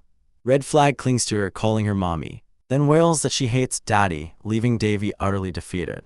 As Berserk expertly soothes the child, Davy muses that perhaps demons aren't the evil creatures history portrays them to be. The cookie in his hand now tastes bitter. A few days later, the crisis in Ordom is officially over, with a vaccine system in place to prevent future outbreaks. Davy discusses the final death toll with a cloaked information broker, over 300 people. Davy's calm reaction prompts the broker to ask if he's unaffected, but Davy clarifies he's simply relieved it wasn't worse, as this plague could have wiped out half the continent. The broker then presses him, asking how much he knew about the disease, implying the information is part of his payment. Davy sidesteps, sarcastically asking if he needs to give up his organs to pay the bill. Growing weary of the game, Davy demands to know what the broker really wants. But the man just says he'll make a request someday that Davy can't refuse. Annoyed, Davy tells the broker to take off his robe if he wants to be taken seriously. Just as his communication crystal flares to life, it's his maid Amy, looking flustered and anxious. A week passes, and as they depart the now-recovered Ordom territory, the citizens hail Davy as a saint. He's traveling by carriage this time, dreaming of the peaceful, retired life he's fighting so hard for. Inside, Winley worries about leaving Boris behind. Not knowing the real reason, in a flashback, Davy is seen asking Boris to look after her because children have been disappearing from their home territory's orphanage, a problem that has also plagued the Hines region, their current destination. Back in the present, as they near the region, Davy sighs, mentioning he heard an unpleasant person is waiting for them. At that exact moment, their carriage lurches to a violent stop, blocked by an imposing entourage. As his companions question the rude interruption, they all spot the royal crest on the other carriage. Julius, the captain of the Red Dragon Knights, steps forward, greeting Davy by name. Davy's good mood evaporates as he realizes the precious baby of the Palin Empire is here on a trip. Elsewhere in a magnificent greenhouse, Emperor Shiord Al-Tindis fires a perfect bullseye with his bow. He chides his son, Prince Albus, for being a crybaby, warning him to be strong enough to hold the throne. During tea, Albus reports that Count Lington is dead and Count Colio arrested, their schemes in the Ordom region foiled. The Emperor learns this was all the work of the Ron Kingdom's first prince. Albus then delivers the truly shocking news: that same prince has also developed a cure for the demon blood. The Emperor's interest is piqued. Realizing this prince is now a figure of immense importance, he decides to invite him to the imperial palace, even contemplating a political marriage. Just as he speaks, a woman in a masked, elaborate dress approaches them. The Emperor addresses her as the twin-headed dragon of the Empire, before curtly telling her to stop. Princess Aria Al-Tindis lives a life of quiet suffering, the disdainful glares of the court forcing her to shrivel away from the world. When her father, Emperor Theod, asks why she doesn't call him father, she timidly explains that people would spread rumors about him associating with a lowly beastman like her. The word lowly sends the Emperor into a thunderous rage, slamming his fist down in fury. He immediately summons his aide, Albus, and furiously asks if they should execute those who dare spread such lies. His brother joins in, vowing to personally crush them so they never recover. Aria, flustered, grabs her father's arm, begging him not to do such things because of her, a gesture that melts his rage into pure adoration. He gently pats her head, declaring her his beloved daughter and promising to thoroughly destroy anyone who speaks ill of her. Aria pleads with him to pretend he never heard such things, asking him to promise her. And while he agrees out loud, a cold glint in his eye tells another story as he quietly orders Albus to take care of it. Elsewhere in the Hines region, Prince Davy Alrone sighs in contentment, reminiscing about leaving his old kingdom behind. His peace is interrupted when an aide announces that Princess Alina of the Palin Empire has requested a meeting. Davy scoffs at the request, knowing it's too early for a big shot from the continent's most powerful nation to visit his developing territory. Without a moment's hesitation, he gives a simple, shocking order to his maid, Amy: reject her. The maid is stunned by his blunt refusal, and even his companions hiding nearby are shocked by his audacity. He explains this isn't a thoughtless act, as after that first rejection they continue to request meetings again and again. For days the requests came, and for days Davy rejected them, leaving poor Amy to bear the brunt of the royal envoy's frustration. The princess's Red Dragon Knights were furious, but wisely caused no real trouble. Davy bursts into laughter, revealing his grand scheme. He calls it buzz marketing, explaining there's nothing better for publicity than a famous princess, especially when the Information Guild is focused on it. He can practically hear his territory's stocks rising, but his demonic companion reminds him that life isn't a game and questions his arrogance. Davy grins wickedly, confident that the name of the Hines region will soon spread far and wide. Suddenly, his triumphant laughter is cut short as a figure crashes through the window, and a blonde warrior lands perfectly on the ground. It's Princess Alina, who wastes no time getting in his face, her expression intense as she declares they have a lot to discuss. Clearly fed up with being ignored. In a flashback, Princess Aria sits with her family, timidly asking her father if his promise from long ago is still valid. The promise that if her illness was cured, he would let her marry whomever she yearned for. Her eyes gleam with hope, as she confesses she wants to properly meet the man who saved her on her way back to the Empire. The Emperor's teacup shatters in his hand, his mind twisting her innocent wish into something sinister. He declares that a bug has stuck to his precious flower, and roars for Albus to find and kill this pest immediately, much to Aria's horror. Back in the present, a different scene unfolds as Princess Alina battles a massive mechanical golem. She dodges its attacks and retaliates with a powerful omnidirectional slash, cleaving through its smaller drones. But the main body is undamaged, and it activates boosters to launch itself at her. She barely dodges, realizing it's the last one and far tougher than she expected. From the sidelines, Davy watches with a smirk, for this is his creation, a Megatron prototype. The golem switches to firing mode, unleashing a barrage of long-range attacks that catch Alina completely by surprise.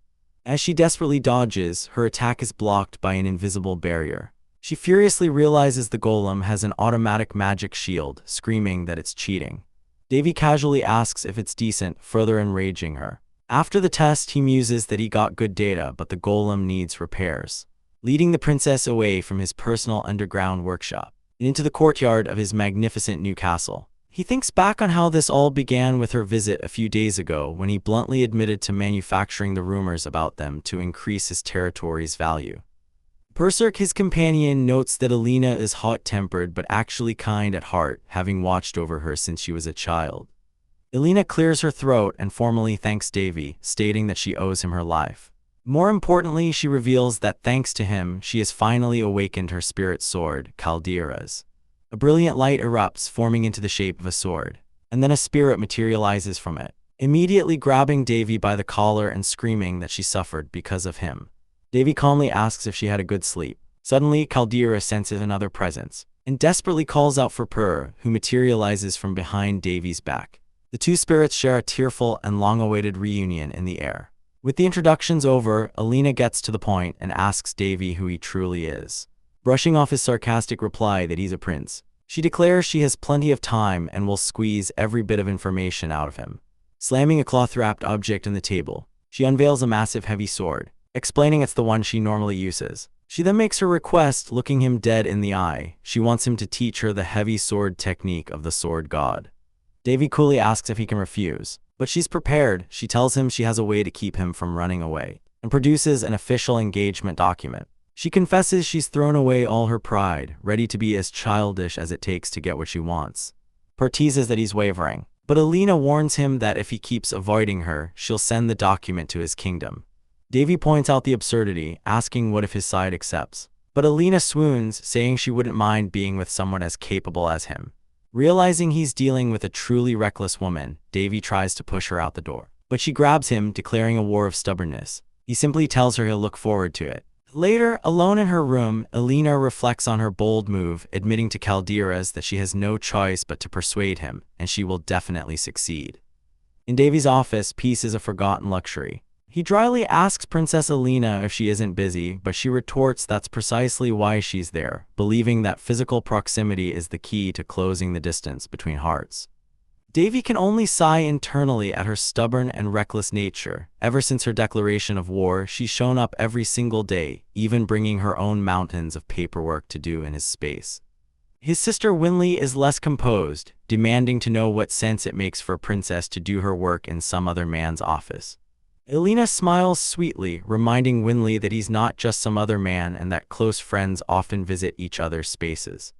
Winley explodes, questioning when they became close friends, but Elena simply threatens to stop working if she's bothered, a move that leaves Winley fuming as Persik laughs at how easily she's been handled. The mood shifts when Elena wonders why Ulis of the Red Tower is also present. Ulis, sipping his tea, calmly states that as Davy's close friend, there's no problem with him being there. Elena immediately challenges this, wanting to know when they became friends, but Ulis just deflects the question with a smile. She then confronts Davy, asking why he's okay with Ulis being there but not her.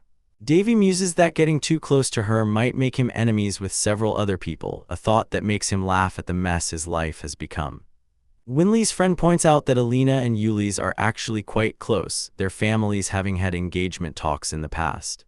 Elena dismisses it, claiming they're just old friends, while Ulis playfully chides her for slacking off when the fate of the Red Tower is at stake.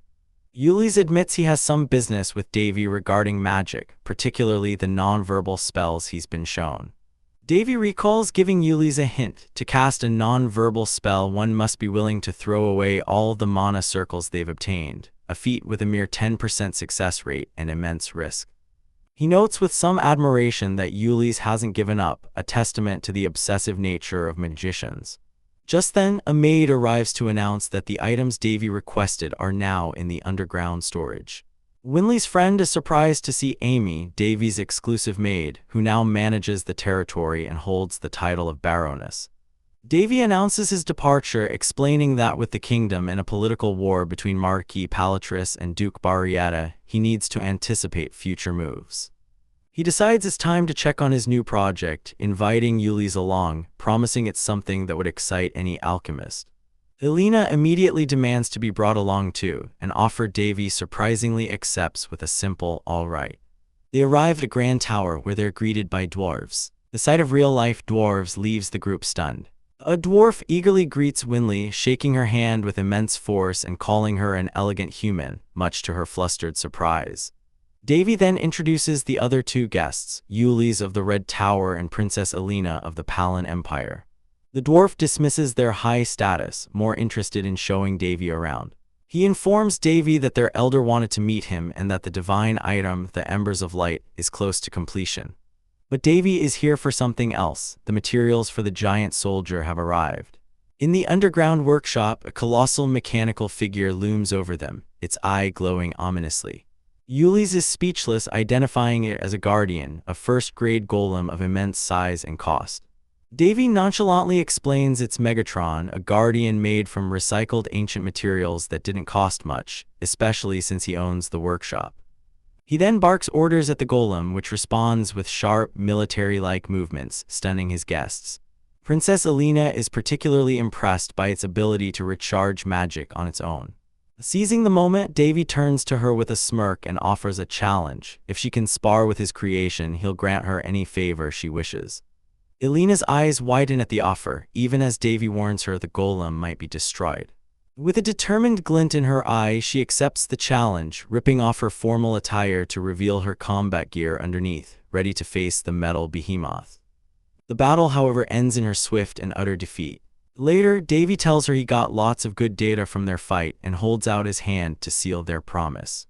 Just as Ulis is about to ask for the golem, Davy shoots him down with a firm no. Elena then asks if he'll make more, and when he confirms the current one is just a prototype with 5 more planned, she asks if she can have one later. Davy is amused, but Elena is dead serious, stating she wasn't asking for it for free and that she has a lot of money.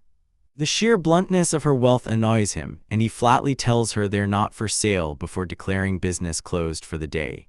Back in his lab, Davy pores over the schematics, pleased with the prototype Megatron but worried about the combat data from Elena's fight. He can't just let this rough-around-the-edges machine out into the world. Suddenly, Elena appears behind him, wrapping her arms around him and startling him. She says the Grand Chamberlain told her he'd be here and she wants to talk about his proposition to be friends. Davy, having seen her reckless personality, admits he appreciates her intentions. He can tell she's lying about just wanting to talk, she's clearly nervous. Using his power, he peers into her status, seeing her current feelings listed as confusion and worry, and noting her connection to the last wisp. After a moment of thought, he reassures her that the golem is a monster and she isn't weak. He explains that what's important is the experience gained. Deciding to change the mood, he suggests a night stroll, grabbing his coat. They leap into a clearing and Alina questions his intentions, reminding him he said he wouldn't teach her swordsmanship. Davy smirks, saying he's just having a look and drawing a line before things get more troublesome. He brandishes a wooden sword against her god sword, acknowledging the unfair setup reflects the vast difference in their skill. He gives her the first move and she lunges, her blade glowing with power. Her attack carves a trench in the ground, but Davy is already gone. Sparks fly as she unleashes a flurry of strikes, but he deflects them all with his simple wooden blade. He internally notes her speed and the overwhelming power of the god's sword. She channels energy into her blade, her reflection shimmering in its surface, before unleashing a powerful blast that sends her flying backward as Davy narrowly dodges. She lands with a grimace, wondering when he made his move. She's furious that none of her attacks have landed and can't comprehend his speed. Deciding to leave him no room to dodge, she launches into a relentless, spinning assault, her blade a whirlwind of destruction. The onslaught is tremendous, kicking up earth and stone, a level of power that Davy admits would have torn Megatron to pieces. But he remains calm, meeting her final, crushing blow with a technique of his own, first heavy sword, boulder crush. He effortlessly stops her attack and asks if she'd like to give up now. Enraged, she screams that she wouldn't have come so persistently if she was going to give up so easily. Yet nothing is working, and anxiety floods her features as she grinds her teeth in frustration. She puts all her remaining power into a single, devastating overhead strike, the Mountain Cleaver. Persek is stunned, recognizing the technique she used on the vampire Shari, one that took Davy 10 years just to imitate. With the ground torn asunder, Davy claps his hands together and declares the fight over, stating they've made enough of a mess. Alina protests, still fired up, but he simply pokes her on the head, causing her to yelp and collapse to her knees. Overwhelmed and defeated, she begins to sob, wailing that she worked so hard for this chance and doesn't want it to end without her achieving anything. Davy can only stare in utter shock, completely unprepared for the princess's sudden breakdown. Davy smirks as he's accused of making the princess cry, feigning ignorance with a tilt of his head. His companion Perserk chides him, suggesting he could try a sweeter tone. But Davy has a better idea for a lesson. He tells the tearful Alina to watch closely and focus. Before becoming one with his sword and unleashing the devastating Great Decapitation, a single strike that shatters the very ground beneath them. He then coolly asks her what she managed to learn from that display. When Alina is left utterly speechless, he scolds her for concluding that the heavy sword is a useless art, prompting her to sniffle once more. Losing his patience, Davy flicks her forehead, reminding her that he told her to pay attention. He explains that no single style of swordsmanship is perfect, not even the legendary sword gods. To prove his point, he tells her to focus again, and executes a second, impossibly slow strike that somehow carries the same earth-shattering power as the first.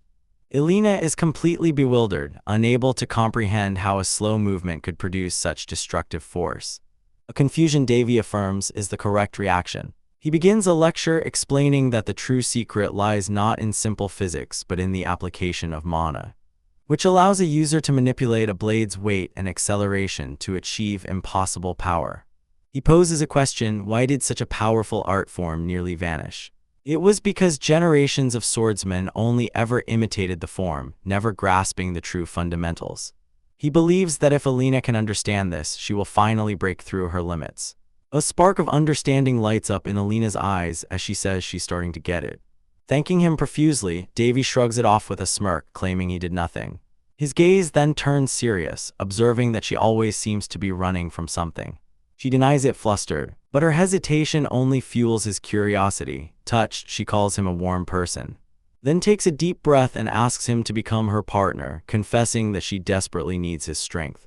Davy is momentarily stunned, wondering why a princess from the strongest nation would need him, until she reveals the mission has a strict requirement: all participants must be under 20. It turns out Alina is part of a secret order of knights called the Final Peace, a covert organization that eliminates threats to the continent and cultivates new heroes. She needs a partner for their test and has been searching desperately. Davy initially tells her to forget it, seeing the danger involved. And Alina prepares to leave, thanking him for the lesson. Just as she turns away, he stops her. A wicked, calculating grin spreads across his face as the possibilities race through his mind. He suddenly agrees, declaring he'll help her with the test. He immediately starts probing for information, asking if the Order hunts evil spirits and has access to demon territories.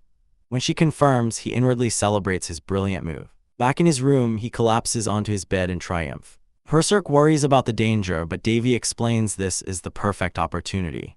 He needs battle data for his ultimate weapon, Megatron. And this secret order is the perfect way to collect it while also strengthening his own territory. He brushes off any concerns for his safety, boasting that nothing can be a problem, scoffing at the idea of a truly mythical beast appearing. The next 2 weeks are a blur of paperwork as he manages his rapidly growing territory, dealing with everything from custody disputes to thinly veiled bribes from merchants. During a brief moment of levity, he compliments a new maid named Yuri on her teeth, much to the Grand Chamberlain's disapproval. But Davy senses something more about her. He detects the scent of a high intermediate spiritualist and realizes she is an elf, a fact he finds amusing. His work is interrupted by a magical call from Baron Gornio, who recounts a story about a mysterious lightning storm that wiped out assassins targeting an imperial carriage, an event Davy secretly knows he was responsible for. The Baron announces his intention to praise Davy's achievements across the continent, making Davy inwardly groan at the unwanted attention. Just as he hangs up, Alina crashes through his window. Ready to depart, before leaving, Davy asks how she can bring an outsider into a secret order, and she explains she'll simply take him on as a disciple. He agrees, then pulls out a small cube, revealing it to be the miniaturized Megatron MK2.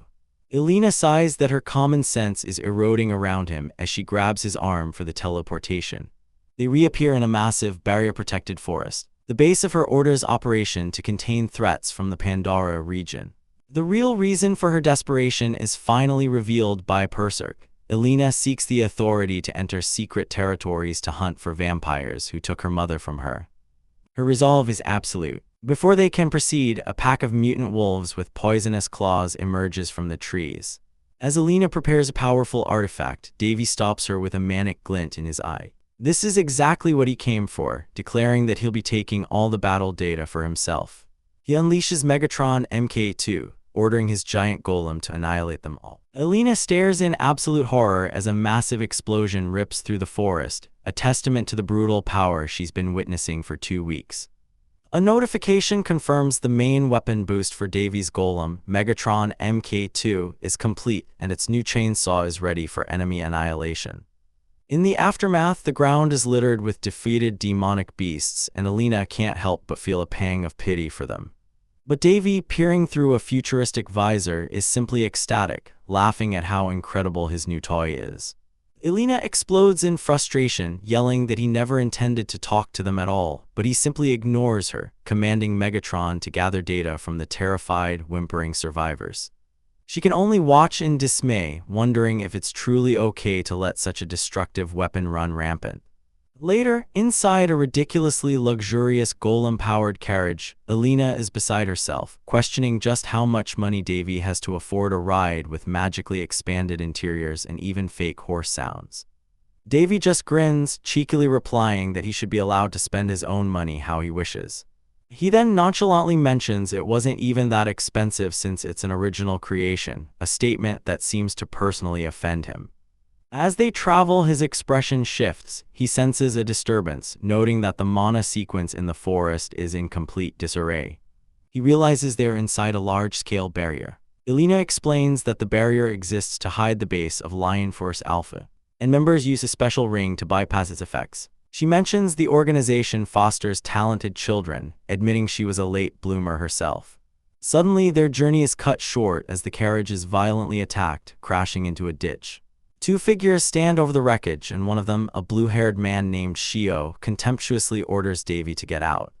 Alina recognizes him instantly, furiously demanding to know what he's doing as he grabs Davy. Shio coldly informs her he's removing an intruder, questioning why she brought an outsider to their sacred ground. Alina protectively shields Davy, arguing that Shio has no authority, but he scoffs, stating she violated the rules and this is merely disciplinary action. The two draw their swords, mana crackling between them as they stand on the verge of battle. Their standoff is interrupted by a messenger bird. An order has arrived for them to bring Alina and the outsider to the entrance. Shio reluctantly sheathes his sword, telling Alina it's her lucky day. Alina apologizes profusely to Davy for the trouble, but he just pats her head reassuringly. As they walk, Davy leans in close to Shio and whispers a chilling warning about murder, promising there won't be a next time. Shio seethes with rage, but his companion intervenes, reminding him of their station. While Davy simply walks on with a smug smile. They arrive at a magnificent castle, the headquarters of Lion Force Alpha. Davy is momentarily impressed by the well-maintained structure. Alina offers to take him to the dorms, but Shio orders his companion, Trev, to confine Davy on the outskirts until a judgment is passed. Trev approaches and with a few words, binds Davy's hands with ropes made of black arts. Alina is horrified, but Davy remains perfectly calm, telling her not to worry. Inside a sparse room, Trev warns Davy to stay put, but Davy is lounging on the bed, counters with a threat of his own, informing the boy that he can kill him with a single word.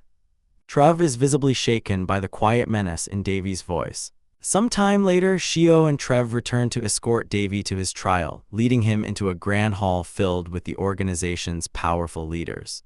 The judgment begins immediately, with a stern teacher interrogating Alina about bringing an outsider.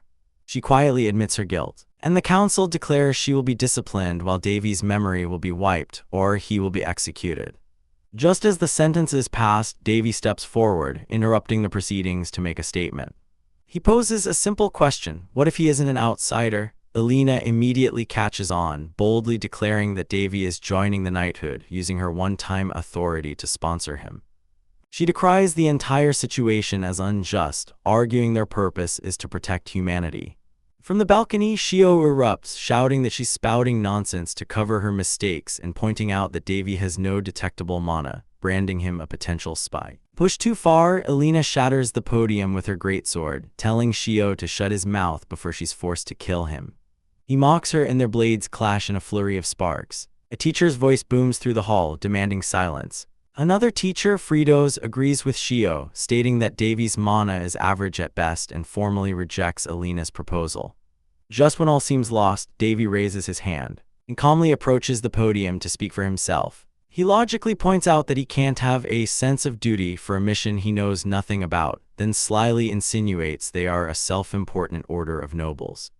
His sharp wit amuses a burly teacher named Boris Tellman, who asks for his name. Davy introduces himself as Davy Al Roan and continues his verbal assault, hoping they aren't so narrow-minded as to only judge talent by mana. This provokes Shio into challenging him to prove his abilities. Davy smirks, agreeing that a comparison would make the answer clear. Shio steps into the arena, staff in hand, promising no mercy. While Alina worries, she admits she's more curious to see how Davy will show off this time. With a condescending sneer, Shio allows Davy the first move. Davy smiles and summons a small glowing cube, which rapidly assembles into his giant golem, Megatron, shocking the entire assembly. Shio dismisses it as a crutch for the monoliths, but Davy simply gives an order: take out the chainsaw. Alina lets out a terrified shriek as the massive weapon roars to life. Before the golem can strike, Shio unleashes his full power, blasting Megatron with a powerful ice spell that completely encases it in ice. He stands triumphant, but Davy is utterly unfazed, a grin spreading across his face as he asks if that's truly all the power a blessed one can muster. Davy watches the mage Theo, unimpressed by the supposed advantage of those blessed with mana who can cast spells with simplified chants.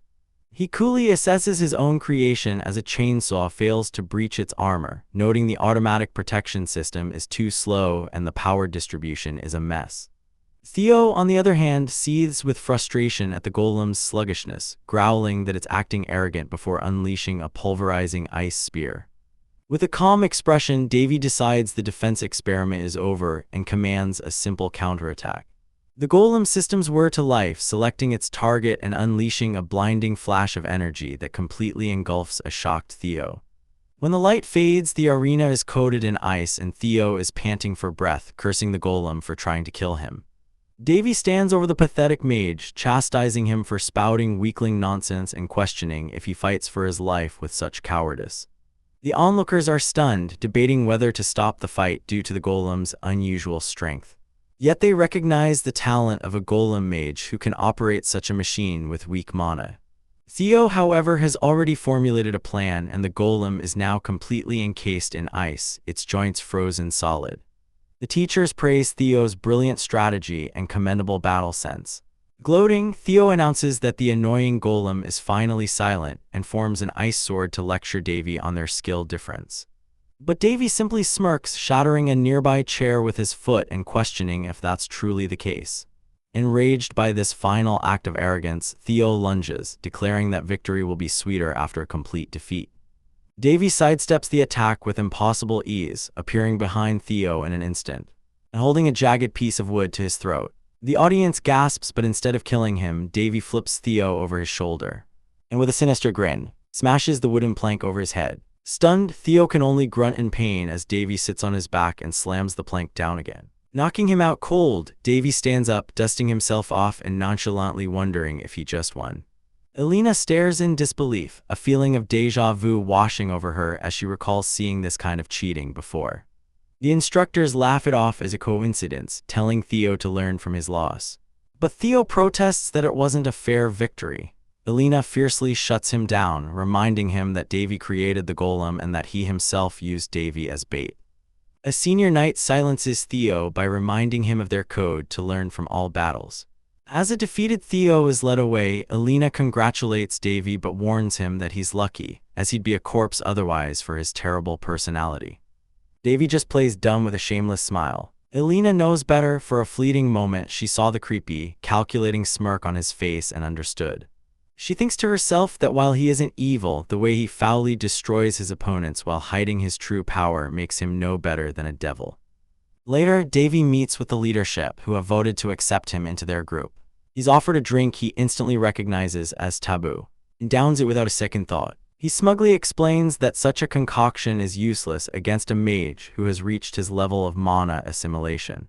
After confirming Davy's intentions with a light-detecting artifact, the leader welcomes him and instructs him to follow Elena's guidance. The next day, Davy is given a special ring and follows Elena to integrated training. She explains it's for building cooperation, but Davy suddenly tells her to go ahead without him. The moment she's gone, his friendly demeanor vanishes, replaced by a dark aura as he melts into the shadows to eavesdrop on the teachers. He overhears them calling his movements novice-like and deeming him too dangerous to accompany Elena.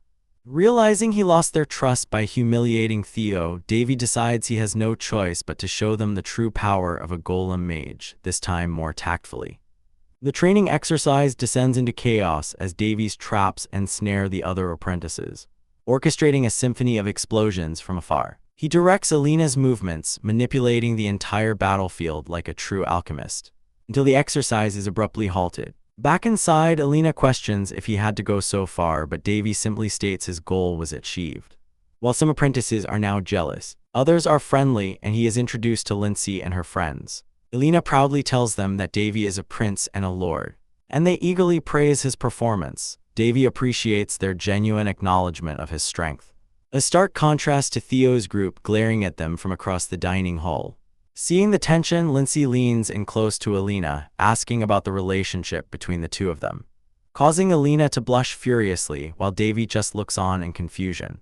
When asked about his relationship with Elena, Davy found himself at a loss for words, before finally explaining that their strange partnership began after he defeated her and ran away, prompting her to follow him all the way to the Hind's territory out of pure spite for punishment. Elena, blushing furiously, interjects that he's a friend with whom she shares secrets. Their awkward exchange is shattered by a booming voice declaring that friendship between men and women simply doesn't exist. A vibrant priestess named Lucia Shellman introduces herself with dazzling enthusiasm, immediately launching into a sermon about the grace of the first saintess, Daphne. Davy whispers to his companion that Lucia is a stan, an overzealous fan whose obsession is almost weird. She introduces her stoic partner, Paladin Filder, before grabbing Davy's hands and trying to preach about the hidden achievements of her beloved saintess.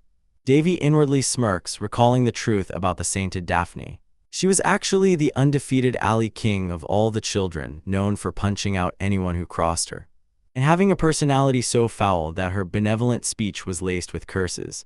Berserk, perched on his shoulder, can barely contain her own urge to spill the beans, but Davy knows he must endure.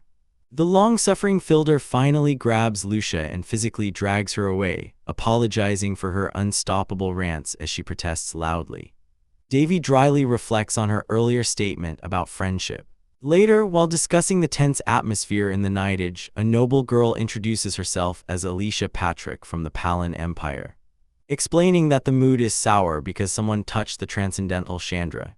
She cheerfully reveals that the higher-ups are investigating spies within the divisions, a fact that's supposed to be a secret from the cadets but is apparently common knowledge. Alicia then turns her full attention to Davy, her eyes sparkling with glee. Admitting she's a roaming knight and knows all about the famous Prince Davy, the feeling of déjà vu washes over him. She seems like a good person, but there's a familiar intensity. His suspicion is confirmed when she suddenly bows, clutching a piece of paper and asking for his autograph, declaring herself his #1 fan and idol. Davy, bewildered by the sheer number of unconventional people here, wonders if he'll ever adjust. Meanwhile, in a candlelit library, a woman named Millefuel is visited by a sinister-looking man with a peacock feather. He sneers about the thrilling idea of watching someone's hard-earned achievements turn to ash, a clear reference to a human child named Shari-1. He then reveals their prize from the ruins, the Deus Ex Machina, the heart of a golem that can grow on its own.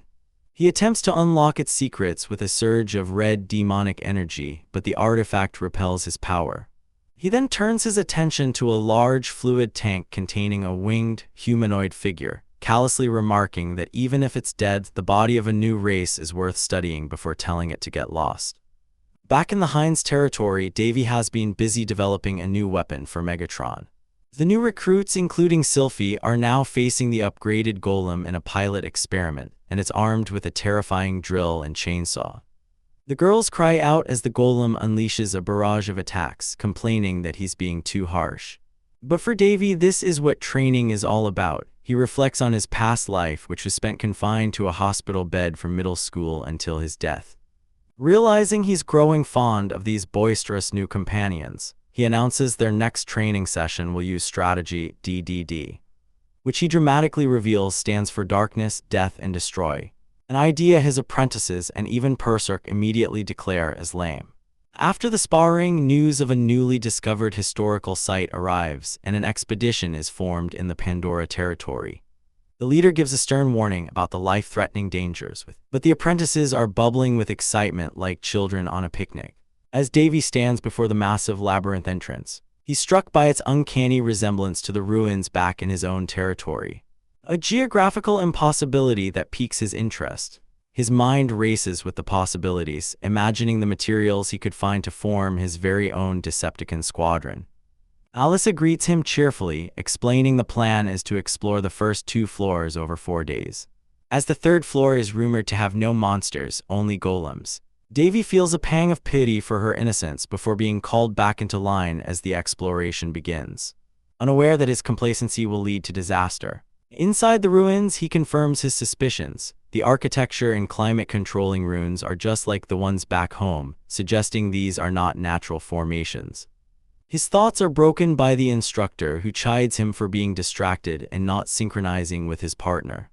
The leader praises Megatron's upgrades but warns Davy not to neglect his own physical training. Berserk correctly guesses he's enjoying this semblance of a normal life, intentionally holding back to help his new friends. Davy admits she's right, he wants to experience this trivial tranquility for a little longer. But he resolves that if a true threat appears, he won't hesitate to show his true power to protect them. After easily clearing the first 2 floors, Alina finds him resting. She observes that he seems to be genuinely enjoying himself now, a far cry from the person she had to practically force to help her. She then remarks that he sometimes feels like a very old man, causing him to flinch. Before he can respond, the entire ruin begins to shake violently. The walls shift and morph, separating the group and trapping people inside solid stone. It's the same treacherous mechanism from the Heinz territory ruins. The floor gives way beneath Theo and Lucia, sending them screaming into a pit. As the ground beneath Davy crumbles, Alina shoves him to safety, sending herself falling instead. Reacting in an instant, Davy orders Megatron to clear its output and protect everyone. As he leaps into the abyss after her, a determined smirk on his face as the situation descends into chaos. A brutal wave of gravity magic slams Davy and his companions to the stone floor, leaving him coughing and winded. His tiny companion Purcell materializes to scold him, calling him a fool for overextending himself with a 5-circle spell, but Davy just grins through the pain, telling her not to make a fuss. He explains he used temporary magic circles that will soon fade, assuring her he won't die but will have to deal with some side effects before turning his attention to healing the others. After their 100-meter fall, he finds the arrogant blue-haired student, Theo, still fuming, and calmly informs him that a basic heal has been applied. Lucia, the apprentice priestess, looks on in relief, asking if Davy was the one who saved them. Theo, however, is furious, demanding to know how Davy performed such magic and why he would even bother saving someone he considers extra weight. He seethes with confusion, unable to comprehend how Davy, who has almost no discernible mana, could perform such a feat. Davy offers a cryptic warning not to trust appearances before summoning a blazing red aura blade from thin air. A display of power that leaves Theo speechless. With a smirk, Davy asks if his mana still looks weak, taunting that Theo's perception is the only thing that's lacking. As the ruins crumble around them, Davy warns Theo to move before he's crushed by a falling wall, leading them deeper into the 3rd basement floor, where a squadron of stone guardians awaits. Purcell notes that Davy looks disturbingly excited by the danger. And she's right, he sees the golems as a feast, summoning twin aura blades of red and blue and unleashing his double flying aura sword arts. He becomes a blur of motion, executing a perfect twin flight, before unleashing a devastating combination of blood demon arts and black-white double lightning that tears the guardians to shreds. The victory is short-lived as the side effects hit him hard, his head pounding with pain. Lucia rushes to his side, insisting on healing him, but Davy stubbornly explains the nuances of casting recovery magic on oneself versus receiving it. While she works, Theo approaches, his pride wounded, and questions the sloppy sword movements Davy used earlier. Davy mockingly reveals it was his drunken sword arts, a style meant to deceive opponents, leaving Theo utterly humiliated. Davy then offers Lucia a piece of advice, telling her never to judge people by their perfect exteriors. Their path finally leads them to a vast, ancient library, where a single glowing tube holds a winged, angelic figure, a homunculus, while the students above worry about their fate. Davy is mesmerized. Next to the homunculus is the prize he's been seeking, the Deus Ex Machina, a perfect artificial heart. He can barely contain his glee, recognizing it as the zenith of golem research, and vows to take it. He places his hand on a nearby console, but the system prepares for a heart transplant instead of release. Annoyed, Davy strikes the container with his sword, but the material is unbelievably tough. With a new plan, he tells his companions to stand back, and with a single precise slash, he masterfully extracts the glowing core, proclaiming his success. As the core is removed, the homunculus's stasis tube shatters, and a red-haired woman suddenly appears, holding Lucia hostage. Davy now cradles the inert homunculus in his arms. As the woman introduces herself as Millefuel, Theo's attempt to freeze her is useless. She dispels his magic and throws him aside with ease. She reveals she knows of Davy from a vampire named Face, who apparently wants to burn down his entire estate. Davy just scoffs at the reckless threat, warning her that his territory is currently protected by someone with absolute strength. Millefuel is unimpressed, demanding he hand over the homunculus and the core, threatening to kill Lucia if he refuses. When Davy coolly asks what happens if he declines, she promises to slaughter them all. But before she can act, she's sent flying, thrown back by Davy's red sword, which moved on its own to protect Lucia. Millefuel is stunned, realizing Davy is a strange and powerful being who defies logic. Her battle lust turns into a manic desire to study him, her status window revealing an obsessive curiosity. As Davy wonders about her strange profile, the homunculus in his arms awakens, coldly telling him to hand over the core. But Davy just grins, revealing it's too late, he's already installed it. A brilliant light erupts as the homunculus activates, its systems coming online. It announces its designation as Loon, and immediately commences a link with its new master by touching his cheek. After detecting a data error, Loon decides on a more direct membrane contact trial by shoving its finger into Davy's mouth, much to his shock and disgust. With the bizarre data collection complete, Loon identifies Millefuel as its master's enemy and declares its intent to eliminate her. Davy, ever the strategist, asks if Loon is confident it can win, and it replies with absolute certainty. Rejecting Millefuel's gleeful offer for more data, Loon begins to materialize a massive holographic turret from thin air. Its systems calculating a high probability of victory through continuous fire. With a chillingly calm expression, Loon gives the final command, fire. Theo awakens with a gasp, relieved to find Lucia safe, but his focus immediately shifts to their precarious situation, urging her to move because they are out of time. Before they can escape, a massive energy blast tears through the library, forcing him to shield Lucia with his own body as the world erupts in fire and debris. Out of the smoke, a figure darts in, effortlessly deflecting the attack meant for them. It's Davy, who casually asks if they are okay, leaving Theo utterly bewildered by the sudden turn of events. Theo demands to know who the new homunculus is, but Davy calmly reassures him that she is on their side. Internally, Davy marvels at her power, noting her core, the Philosopher's Stone of Golems, gives her firepower greater than 90% of Megatron's strength, enough to crush anyone below Master rank. However, their opponent is no pushover, and just as Davy considers this, the pink-haired researcher Melfiu launches her own explosive counterattack. Melfiu's eyes gleam with manic desire, declaring that after witnessing such power, she wants the homunculus even more. Davy decides he's had enough, stepping forward to tell her that while her excitement is admirable, the golem is unfortunately his. He warns her not to blink before vanishing in a blur, unleashing his lightspeed saber skill, followed by a devastating azure moonlight slash that fills the room with blue light. The researcher stumbles back, coughing up blood as she stares at the gash in her chest. A horrifying realization dawns on her: the blue sword destroys immortality. Yet, instead of fear, her face twists into a smile of pure scientific curiosity, laughing that she wants to experiment on them even more now. Davy sighs, finding it absurd she can still say such things in her condition. Melfiu dismisses his sword as a mere deus ex machina before admitting that, despite her desires, she doesn't want to die. Her body dissolves into a pink slime, making a swift escape.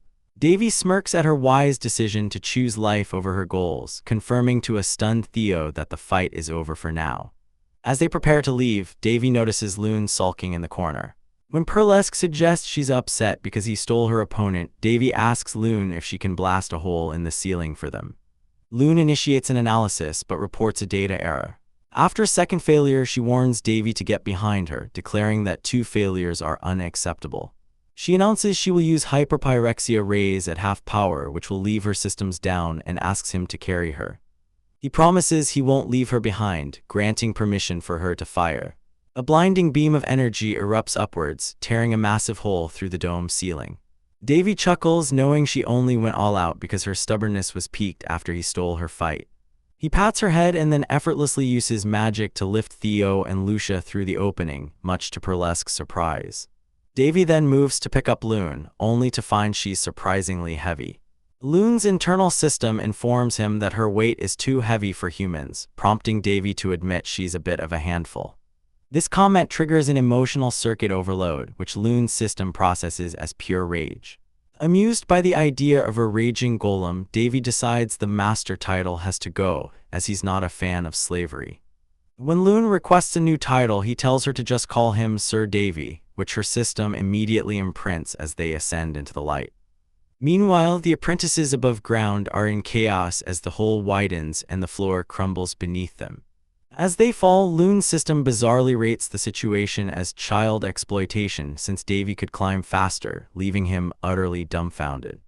He teases that she's probably older than him anyway, which sends her into boiling rage. In a flash, Davy bursts from the chasm, catching a falling Alina in his arms. Loon, clinging to his back, furiously tells him to tone it down. The chaos is quickly wrapped up, though several knights investigating the lower floors were sacrificed.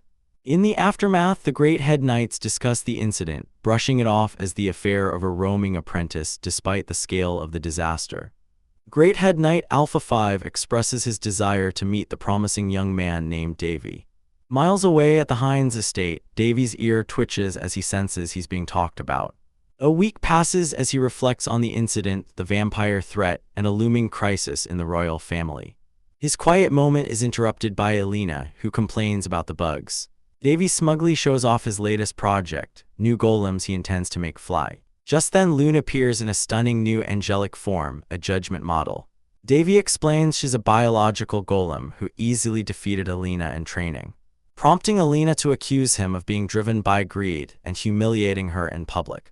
Lune calmly analyzes Alina and judges her as weird.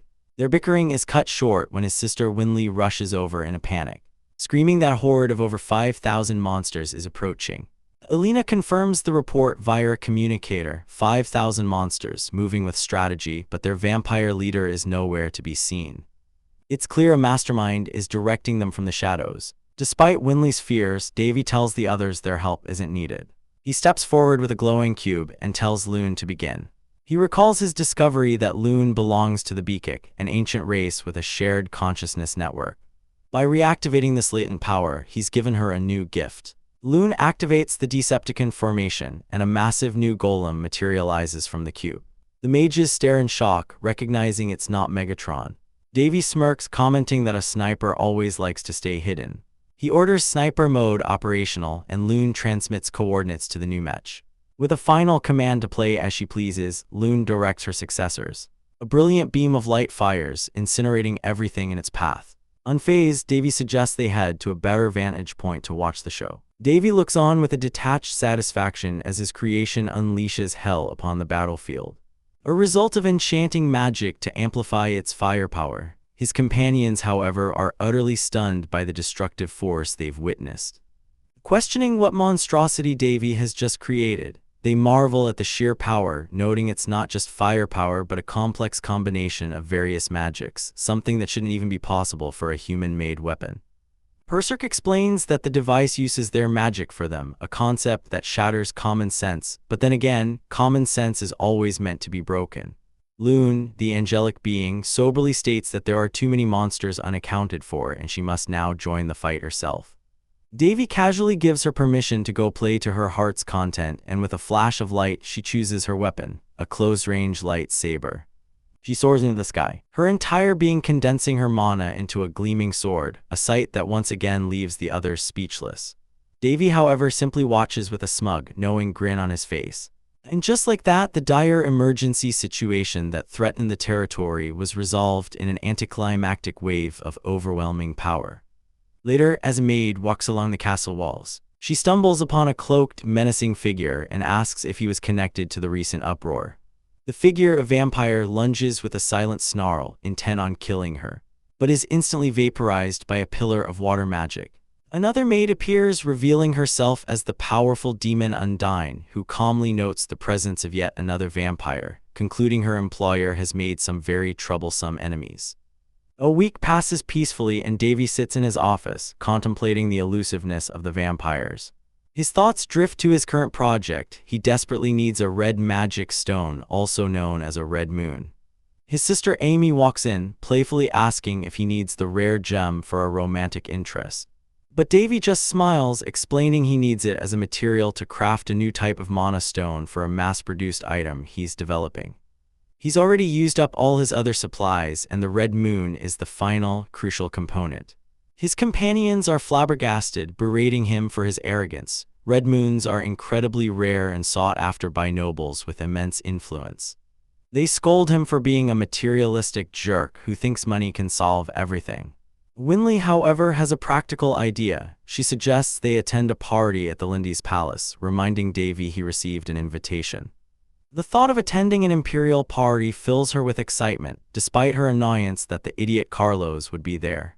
Davy rummages through his desk and produces a crumpled invitation, musing that it was likely sent just to see if he would actually show up. The deal is sealed when Amy mentions she heard rare stones will be auctioned at the party, which is all the convincing Davy needs. He declares they'll attend and tells an overjoyed Winley to get ready for a shopping trip. Elsewhere in the Lindy's empire, the youngest princess, Arya, lives a life of tragic isolation. As the only hybrid in the imperial family, she's been afflicted with a terrible, incurable disease known as the melting acceleration virus since she was 13. To hide her condition and escape the world's disdain for hybrids, she constantly wears a mask and gloves, spending years at a church receiving treatment. All she's ever wanted was a simple life and someone to love her, her thoughts often drifting to a mysterious black magician she once met. Her doctor, Baron Gornio, reassures her that the treatment is working and promises she'll be cured in time for her coming-of-age party, able to attend without her mask. Filled with a fragile hope, Arya thanks him sincerely, unaware that she remains trapped in a suffocating hell. Davy and his retinue arrive at a magnificent estate, where a butler guides them to their rooms. Inside, Davy pulls out a strange black rectangle, asking if anyone recognizes it. When they express their confusion, he tells them he's tired and will explain later. Alone with Perserk, he reveals the object is a cell phone from his past life. A shocking artifact that doesn't belong in this world. The battery is dead, but he's determined to turn it on, feeling that this relic from his hazy past holds a vital clue to his identity. The day of the party arrives, and after a sleepless night working on blueprints, Davy is ready to relax. Winley appears, radiant in a new dress, and her brother fawns over her beauty. Davy then teases Amy about her plain looks, which earns him a glare. Their bickering is interrupted when two young girls, Red Flag and Blue Flag, crash into Winley. Introduced as their nieces, the real shock comes when the girls point at Amy and her male companion, calling them daddy, leaving the pair frozen in disbelief. At the Tindy's Imperial Palace, the party is in full swing. After confirming their invitations, Winley becomes incredibly nervous and clings to Davy's arm. He reassures her, telling her she's the most beautiful woman there and he'd declare war on anyone who bothered her, which finally makes her smile. Immediately, a flock of suitors surround her, begging for a dance. While Winley becomes a surprising social butterfly, the true stars of the evening are the genius magician Yullies and the beautiful sword master Alina. Davy watches from a balcony, content to be left alone. After hours of dancing, an exhausted Winley slips away to rest. Her cheerful facade drops and a look of pure contempt crosses her face as she thinks about how the gathering of peasants makes her sick. Just then, a pompous voice cuts through her thoughts. The arrogant Prince Carlos stands before her, sneering as he asks what someone of her low class is doing at a party like this. A spoiled prince named Carlos grabs a terrified girl, questioning how a brat like her got invited and sneering that she doesn't belong here. He tells her to get back to her kingdom before something awful happens, tightening his grip on her wrist. But his tirade is cut short by a calm voice as Davy declares that the best way to deal with crazy bastards is a good old-fashioned beating. With a smirk, he unleashes a silent Kai wind bullet, striking Carlos in the stomach and sending him to his knees, gasping in shock. The prince is enraged that Davy would dare to act up in another kingdom, calling him a lowly bastard, but Davy simply sighs and plants his foot on the man's back. He then fakes a loud cough, drawing the attention of the entire ballroom. Utterly humiliated, Prince Carlos can only glare with pure hatred before fleeing the party in shame. As he runs, Perserk appears beside Davy, chuckling that the curse he placed on Carlos will continue to traumatize him. Later, while dancing, Alina comments on Davy's apparent boredom, but he just tells her to drop the act. It's revealed she and another noble were scheming against Prince Carlos all along, and they have no intention of letting him off the hook. Davy then shifts the topic, asking when the party's protagonist, Princess Arya al-Lindis, will arrive. Alina explains that Arya is the youngest princess, finally coming of age after years spent in the holy state. Just then, the grand doors open and Princess Arya is announced, her entire body and face concealed under a dress and mask, sparking whispers about the disease that covers her skin. Davy immediately recognizes her as the person Baron Gornio spoke of, his eyes perceiving the malevolent purple energy of the disease clinging to her. As the princess walks, a man intentionally bumps into her, screaming in fake agony as he knocks her mask from her face. In that instant, the ballroom is plunged into absolute darkness. The crowd panics, but Davy acts fast, grabbing Alina and casting a second circle light absorption spell. With a flash, he unleashes a wide area stun grenade, blinding everyone except for those within a specific area of immunity he's created around the princess. The princess, her secret exposed, flees in terror to a deserted balcony. She collapses in despair, believing everything is finished. This was her one wish, to be cured and meet the man she fell in love with at first sight. But the cure failed, her hopes were shattered, and now she feels it would be better for her to die. A voice suddenly cuts through her despair, asking if she's going to die. She looks up to see Davy, his hand outstretched, asking if she is in distress. She recognizes his red eyes, the same eyes from the man she fell for that day. She's horrified that he has to see her like this, wondering how he can look at her with such a normal expression when everyone else shows only pity or revulsion. Davy simply smiles and tells her he can cure that hellish disease, asking her to trust him just this once. He takes her hand, explaining that he has seen patients in far worse condition and that, on the contrary, she's lucky compared to most. He reveals that her spiritualist aura and hybrid constitution are what allowed the disease to progress so far, making conventional medicine ineffective. He tells her of a special treatment his master developed, one that will take 4 days to work, but she cannot lose hope. Overwhelmed by his sincerity, the princess whispers that she will trust him. Please, Davy tells her to have sweet dreams as she falls unconscious in his arms. Just as he lifts her, he's surrounded by imperial knights, their swords drawn. They demand he let the princess go, but before they can attack, Lune appears, creating a powerful barrier. The commotion draws out the emperor himself, Diorit al-Lindis. Davy calmly greets him, apologizing for the circumstances but stating that the patient's safety comes first. The emperor silences his knights and asks Davy who he is. He introduces himself as Davy al-Roan, the prince who cured the demon's blood. He explains Baron Gornio's failure was not his fault, but due to the princess's special constitution. The emperor asks the crucial question, can he cure Arya? Davy confirms he can, but for a price. He wants one of the items from tomorrow's auction, and he'll stake his head on his success. The emperor, desperate, agrees, pleading for him to save his daughter and promising him the empire's full support if he succeeds. Davy's gamble pays off perfectly. Later, the emperor discusses the incident with his advisor, Alvars, convinced that conservatives orchestrated the attack on his daughter. He orders a thorough investigation, vowing to make the culprits pay dearly.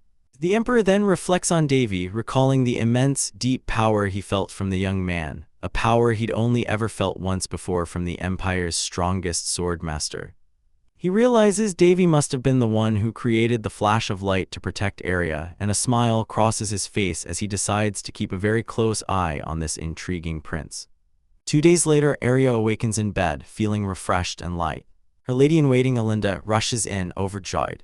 Arya panics, demanding her mask, but Alinda reassures her, explaining she's been asleep for 2 days. She tells her about the amazing Prince Davy al-Ron who treated her. Alinda then hands her a letter the prince left behind. In it, he invites her to tonight's banquet. Arya recalls the man with red eyes who pulled her from her despair and stayed by her side, reading her fairy tales as she slept. At the banquet that night, Davy's companions notice his unusually good mood. He simply smiles and says it's time, walking over to the piano. Just as the announcer presents Princess Alia al-Lindis, Davy prepares to play a gift, a melody of mysterious magic called Canon Variations, a fast-paced piece to finally wake the princess from her long nightmare. In the grand halls of the Lindis Empire, Davy's fingers dance across the piano keys, weaving a melody so beautiful it seems to make the very mana in the air respond. The onlookers are captivated, but none more so than the emperor himself, Diorit al-Lindis, who watches with tears in his eyes. 4 days after Davy's bold promise, the emperor could finally embrace his youngest daughter, Arya, freed from the curse that had plagued her for 3 long years. Later, in a private meeting, the emperor expresses his complete satisfaction, stating that he gave Davy his trust and Davy kept his promise. To ensure the princess doesn't relapse, Davy hands over a prescription, instructing that she take it once a week for a month. But Davy isn't finished. He presumes to ask the emperor if he can truly trust the person he's handed the prescription to. He points out that the conservatives in the empire see Princess Arya as a stain and would use this unstable moment to assassinate her, most likely with poison. The emperor's face darkens at the chillingly accurate prediction, before he bursts into a hearty laugh, impressed by the boldness of this youngster. Davy coolly states that he has no interest in the empire's power struggles. He simply doesn't want his recently recovered patient to be put in danger. As a reward, the emperor offers him a red moon, a rare and valuable gem. But Davy insists that alone is enough. Unimpressed with such a cheap reward, the emperor declares the gem is for curing Arya, but he himself still owes a debt. He places a ring, a symbol of his own authority, on the table, declaring that from this moment on, Davy's will shall be the will of the Lindis Empire. He then offers Davy the position of imperial doctor, an offer Davy instantly declines. The emperor laughs again, respecting his opinion but insisting on his own reward. From now on, the Lindy's empire will be an ally to the first prince of the Roan kingdom, promising to assist him 3 times and remain an ally even after. Davy is stunned by the sheer weight of this promise, a pact between a nation and an individual, but accepts, thinking of someone he's been worried about lately. As he leaves the emperor's chambers, he sighs in relief, the pressure of being in the monarch's presence finally lifting. Suddenly, Princess Aria appears out of thin air, her 5th circle invisibility magic dispelled. She had caught his scent and frantically searched for him, desperate not to let him leave without saying goodbye. Filled with determination, she declares she'll ask her father to see him again and sprints away. Davy, amused by her antics, decides it's best to avoid the cringeworthy encounter and get back to his accommodations. He needs to check on the items he commissioned and pulls out a mysterious object, a modern smartphone from his old world. He recalls the bizarre coincidence of finding it after a run-in with a pickpocketing ring. He plugs the device into a mana stone to charge, and to his shock, it begins to ring with an unknown caller. A familiar throb of power pulses from his back as he answers, feeling as though he's just stepped on a divine landmine. He's instantly transported to a celestial realm, a stairway to heaven. He knew this was the work of a god, a rather crappy way to get his attention. Around a corner, he finds a towering, winged figure who places a hand on his head, presenting him with a glowing, crystalline cube. Davy jolts awake back in his room, having collapsed to the floor. Per worries he's been possessed, but he's just utterly exhausted, telling her he needs to sleep. When he awakens later, he finds the divine cube, the lantern, sitting on the floor. It's a divine object that grants a single resurrection upon death, automatically activating against a transcendent foe. Davy now understands the god's sudden support. He knows exactly how to use this extra life. He plans a forced physical transformation, a gamble theorized by his teacher Odin. Success or failure, both outcomes result in death, which is precisely why he needs the resurrection lantern. He'll perform the ritual in the Pandora region, a place overflowing with transcendent beings where his power can explode without consequence. He believes the transformation is equivalent to death and resurrection, and he will seize this power through his own free will. After 2 more days of successfully avoiding Aria, Davy returns to the Hines estate. The items he commissioned have arrived, delivered by a dwarf teacher. Among them are dwarf-crafted weaponry, all technically failures but still immensely valuable. He knows any mercenary would kill for these, but he has bigger clients in mind, musing that this stockpile could easily start a war. Elsewhere, Elena returns to her comrades, exhausted from shutting down an arranged marriage talk in the Empire. Her friends, however, are far more interested in where Davy is. His monstrous abilities, holy magic, swordsmanship, and alchemy, are now the talk of the town, and they hound a weary Elena for details. Meanwhile, Davy and Loon stand on the highest floor of the ancient castle of the knights.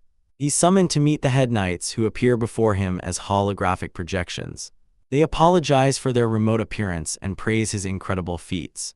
Before asking him to recount what happened at the ancient site, he obliges, describing the discovery of Loon and the vampire who had been targeting her. After listening intently, one of the knights gets to the point, his voice cold and commanding. He orders Davy to hand over the golem. Davy expected this, but his expression hardens. With unwavering resolve, he looks at the holographic figure and flatly refuses. The head knight warns him not to make objections, challenging him to consider which side stands to lose more. With the test complete, Davy allows himself a small, satisfied smile, though a deeper question lingers in his mind. He approaches the examiner, cutting straight to the point and asking just how much the Knight Order truly knows about the ruins. The old man offers a vague, dismissive answer, claiming their official limit was the 3rd floor to avoid personnel issues. But Davy's eyes narrow with suspicion. He knows a liar when he sees one. The scene shifts to the snowy expanse of the Pandora territory, the site of the official Knight's Order advancement exam. Amidst the nervous chatter of the other apprentices, some note the chaotic atmosphere, a lingering tension from the incident in the ruins. The first test is simple, a supply run. Princess Elena, ever the confident leader, declares she'll take charge and leaps into action. Davy watches her go, a flicker of amusement in his eyes at her earnest, trustworthy nature. But his amusement quickly fades as he senses a shift in the air, a familiar chill that has nothing to do with the snow. Sighing, he realizes this is the worst possible timing. He summons a massive golem from thin air, telling his ethereal companion Loon to get it done quickly. He grabs the princess, bluntly informing her that a blizzard is on its way, her face contorting in shock. Just as he predicted, the storm hits with blinding fury, forcing them to take shelter in a small cave. While Alina shivers by the fire, Davy calmly assesses the situation, noting it's worse than he thought. She asks how he could have possibly predicted the weather, and he explains it was a spirit, creatures highly sensitive to nature's changes. The spirits in this frozen wasteland were trembling, a clear sign of the impending storm. He then glances at her expensive fur-lined coat, remarking that it's probably cheap for her to still be so cold, a dry comment on the corruption that runs rampant everywhere. Flustered, she protests its high price, but he simply tells her to take it off so he can enchant it. Moments later, she's wrapped in a cocoon of impossible warmth, a blissful expression on her face. Davy smirks, having simply ripped it apart and made a new one. As they settle in for a long night, he tells her the blizzard will stop by daybreak. Alina comments that it feels a bit like camping, a remark that seems to flip a switch in Davy's mind. He leans in close, his voice a low whisper as he points out they're completely alone, the blizzard roaring outside. She panics, threatening to slice him if he gets any closer, her face flushed red. He ignores her completely, pulling her into an embrace and telling her not to worry, that the pain will be temporary. All she needs to do, he says, is show him her back. And a piercing scream rips through the howling wind. Meanwhile, the other apprentices are not so lucky, as a monstrous beast descends upon them in the storm. Two knights realize their peril and decide to split up to warn the others, one urging his friend to survive above all else. Far from the chaos, a sinister meeting is underway. A cloaked captain confirms their plan is in motion. A wide-ranged barrier is active, and the transcendent Chandra has been lured in. He callously states that the apprentices are necessary sacrifices, their blood required to control the powerful being. This is Gakul, captain of the Fifth Order, and he will not tolerate failure. Panic erupts at the main camp as news arrives that an overlord is heading straight for the testing site. A fiery man named Boris roars in fury, unable to believe the children are trapped. It's then revealed the barrier wasn't cast by a beast but by their own knights, traitors working to capture the overlord. Consumed by rage, Boris vows to move on his own to find the caster and kill them personally, roaring that no one touches his apprentices. Back on the trail, the blizzard has passed and Davy and Alina are now on their second test, hunting trolls. Davy sits lazily atop his golem, issuing orders while Alina dispatches the monsters with practiced ease. They collect the necessary materials and Davy calls it a day, deciding they should rest. Alina is amazed by his skill, asking if he's done this before. Davy casually recounts how his first master threw him into a forest at age 6 and forced him to survive for a month, making him brutally efficient. Alina cleverly connects this to his 6-year coma, leaving Davy silently cursing her sharp intuition. As they proceed, he suddenly stops her, his senses picking up a strange, familiar energy field. Pushing through the trees, they come upon a massacre. The lifeless bodies of the senior knights litter the snow. Before they can process the horror, Alina spots a survivor and rushes to his side. But it's a trap. The survivor lunges, a dagger aimed at her heart. In a flash of blue and white, Loon intercepts the attack with a devastating missile dropkick.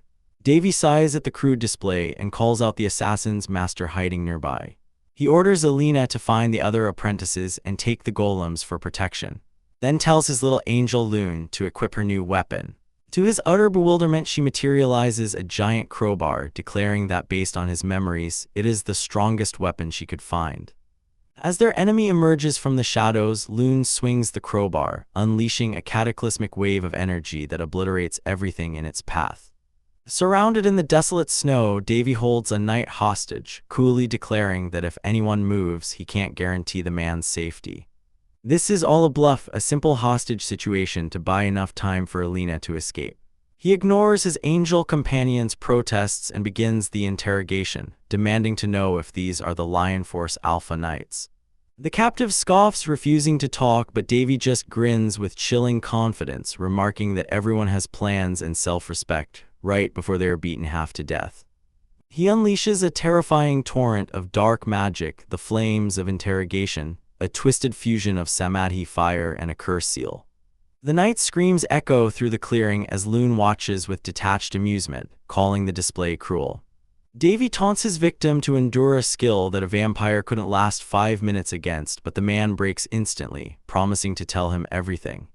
With the information confirmed, Davy's mind races. Knights are supposed to fight monsters, not other humans, leading him to conclude there's either an internal revolt or a dark justification for this attack. But before the captive can reveal their secrets, a blinding flash of energy slices through the air, silencing him forever. Davy barely dodges, landing gracefully in the snow as a new, more powerful figure appears. The newcomer, an older man radiating authority, addresses him as Apprentice Davy and tells him to stop running about. The man recognizes Davy's potential, holding him in high esteem before making a simple offer: join his side. A system warning flashes in Davy's mind, flagging the man's immense power, but Davy decides to hear him out. The man begins his pitch, commending Davy for sending Alina away and then diving into their grand, twisted ambition. He reveals the Lion Force's utter failure to conquer the Pandora region, held back by increasingly powerful demons and ruled by a transcendental king named Chandraminia. To avoid further sacrifice, they conceived a radical plan. Instead of fighting the demonic beasts, they would make the beasts fight each other. Their goal is to tame the disastrously powerful Chandraminia and use it to reclaim all of Pandora. With a self-righteous smile, he invites Davy to help them rewrite history. Davy's expression hardens as he asks if this insane goal justifies massacring their own knights. He remembers the knight's true pledge: to protect humanity from Pandora's threats, not to conquer it. He calls out the man's hypocrisy, thinking of the knights sacrificed for this twisted dream. With a cheerful wave, Davy flatly rejects the offer, stating the real reason is simple: the man attacked him first, and besides, the transcendental is his. The man laughs, accepting the challenge and drawing his sword for a battle to the death. He mockingly offers to reveal how they tamed the beast, but Davy smirks, claiming he already knows, before shattering the man's barrier with a single, powerful strike. Stunned, the man unleashes his trump card, summoning a colossal beast from the earth. The transcendental itself erupts from the ground. Davy is thrown back by the raw power, coughing as he recognizes the apocalyptic presence of Chandraminia, a being he never thought he'd see in this world. Even if it's just a fraction of its physical body, the power is catastrophic. The man mocks Davy for surviving the initial blow and orders his apprentice, Treve, to finish the job. But before the boy can move, the beast unleashes a devastating breath attack, a beam of pure energy that annihilates a swath of the forest. Davy takes the hit to protect the others, his arm shredded and bleeding in the aftermath. He grits his teeth, admitting he couldn't block it completely without draining all his mana, but he's not about to run from such a golden opportunity. With a ferocious grin, he declares his new plan: he's going to eat the transcendental. Recalling the Survival King's ultimate lesson that a human can devour anything if their body can withstand it, he prepares to consume the beast's power, whether it's medicine or poison. The battle rages and Davy coughs up blood, realizing just how monstrously tough his opponent is. He taunts the struggling Treve, seeing his opening while the beast is distracted by the boy's magic. Praying to Freya, he borrows the holy power of his blue flag sword, sprouting brilliant golden wings of light. Now empowered, he unleashes a new technique, the Heavenly Twin Cross Slash, a divine combination of swordsmanship that carves into the beast's hide. Landing with a piece of the Transcendental's essence clutched in his hand, he ignores its foul stench and, with a wicked grin, consumes it whole. The enraged beast retaliates instantly, engulfing Davy in another blast of destructive energy. Elsewhere, Treve coughs up blood, his mission complete, yet feels a strange unease about his actions. He turns to Lune and tells her that her master is dead, but she calmly refutes him, stating with absolute certainty that Davy is alive. She refuses to seek revenge, explaining it's her master's job, not hers, prompting Treve to call her childish as he stands atop the beast, muttering that they will all die in the end. Far away, Alina is reunited with her friends, who tell her the test was cancelled due to an attack. The group panics when Alina reveals Davy stayed behind to face the enemy alone. As one student breaks down, screaming that they are all doomed without their guardian, Alina steps up, stealing her resolve. She declares that they will hold their ground and survive until help arrives.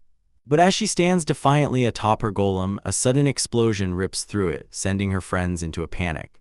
Captain Georg watches with a calculating gaze as the blonde apprentice unleashes her power against Davy's golem, admitting to himself that he was tempted by the boy's talent. But it was all for naught. He steps forward, a sinister aura emanating from him, and calmly informs the girl that her partner Davy was just killed by the transcendental Chandra minutes ago. She reels back in shock, screaming that he's lying, but Gayor coldly confirms the report, twisting the knife by adding that Davy was the breakthrough she was hoping for. The other apprentices stare in disbelief, unable to comprehend their captain's betrayal. But he simply asks if they are ready to sacrifice themselves for the glory of the knights and humanity. One apprentice vehemently refuses, demanding to know why he killed Davy and their seniors, but Gayor dismisses her outrage, explaining it's all for a great cause. He reveals that the new special knight Treb cannot control Chandra alone and needs their help. Specifically, he needs 5 of them to become sacrifices. As a twisted act of mercy, he offers to wipe the memories of the survivors if they volunteer. The blonde apprentice's face contorts in fury, and she roars that he has broken the most basic rule of the knights, rejecting his disgusting offer. Unfazed, Gayor simply calls her unfortunate and orders his men to subdue them all. The apprentices are swiftly cut down, but the blonde girl holds her ground, screaming in defiance, before unleashing a blindingly powerful attack that blasts away her opponents. She's left standing alone amidst the carnage, panting heavily. Gayor applauds her impressive effort, mocking her for choosing to fight instead of run.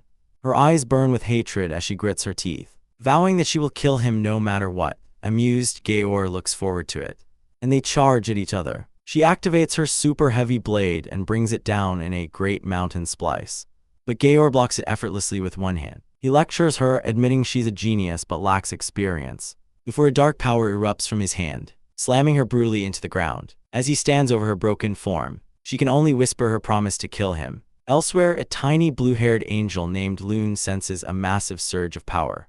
As a figure materializes from pure golden light, Davy reborn in a younger, more powerful body. He stretches, glad his plan was a success and that he's rid of his elderly appearance.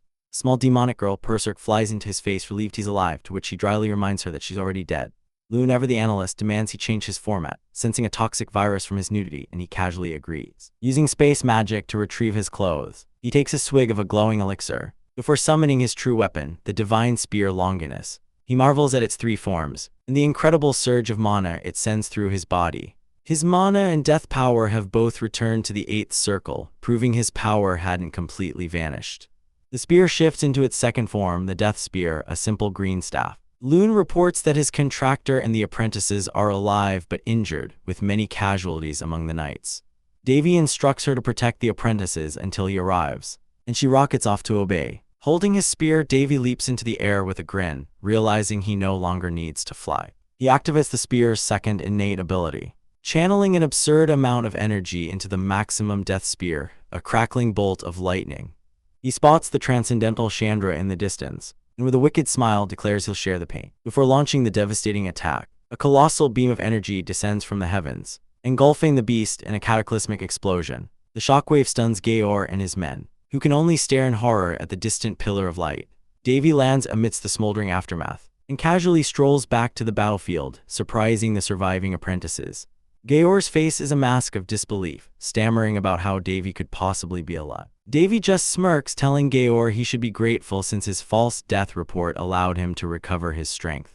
And in the next instant, he blitzes forward using Divine Colossal Stride, striking Gayor down before he can even react. As the captain coughs up blood, Davy raises his hand and the swords of the fallen knights lift into the air. Surrounding his loyalists, he announces a forecast of showers, before unleashing Air Burst Sword Technique, Divine Thousand Sword Petals, a maelstrom of blades that descends upon the traitors, tearing them to shreds. Perserk comments on his dark skill, but Davy corrects her, explaining his style is wholesale massacre, not quiet assassination. Gayor, miraculously still on his feet, stares at one of Davy's swords, and demands to know his true identity.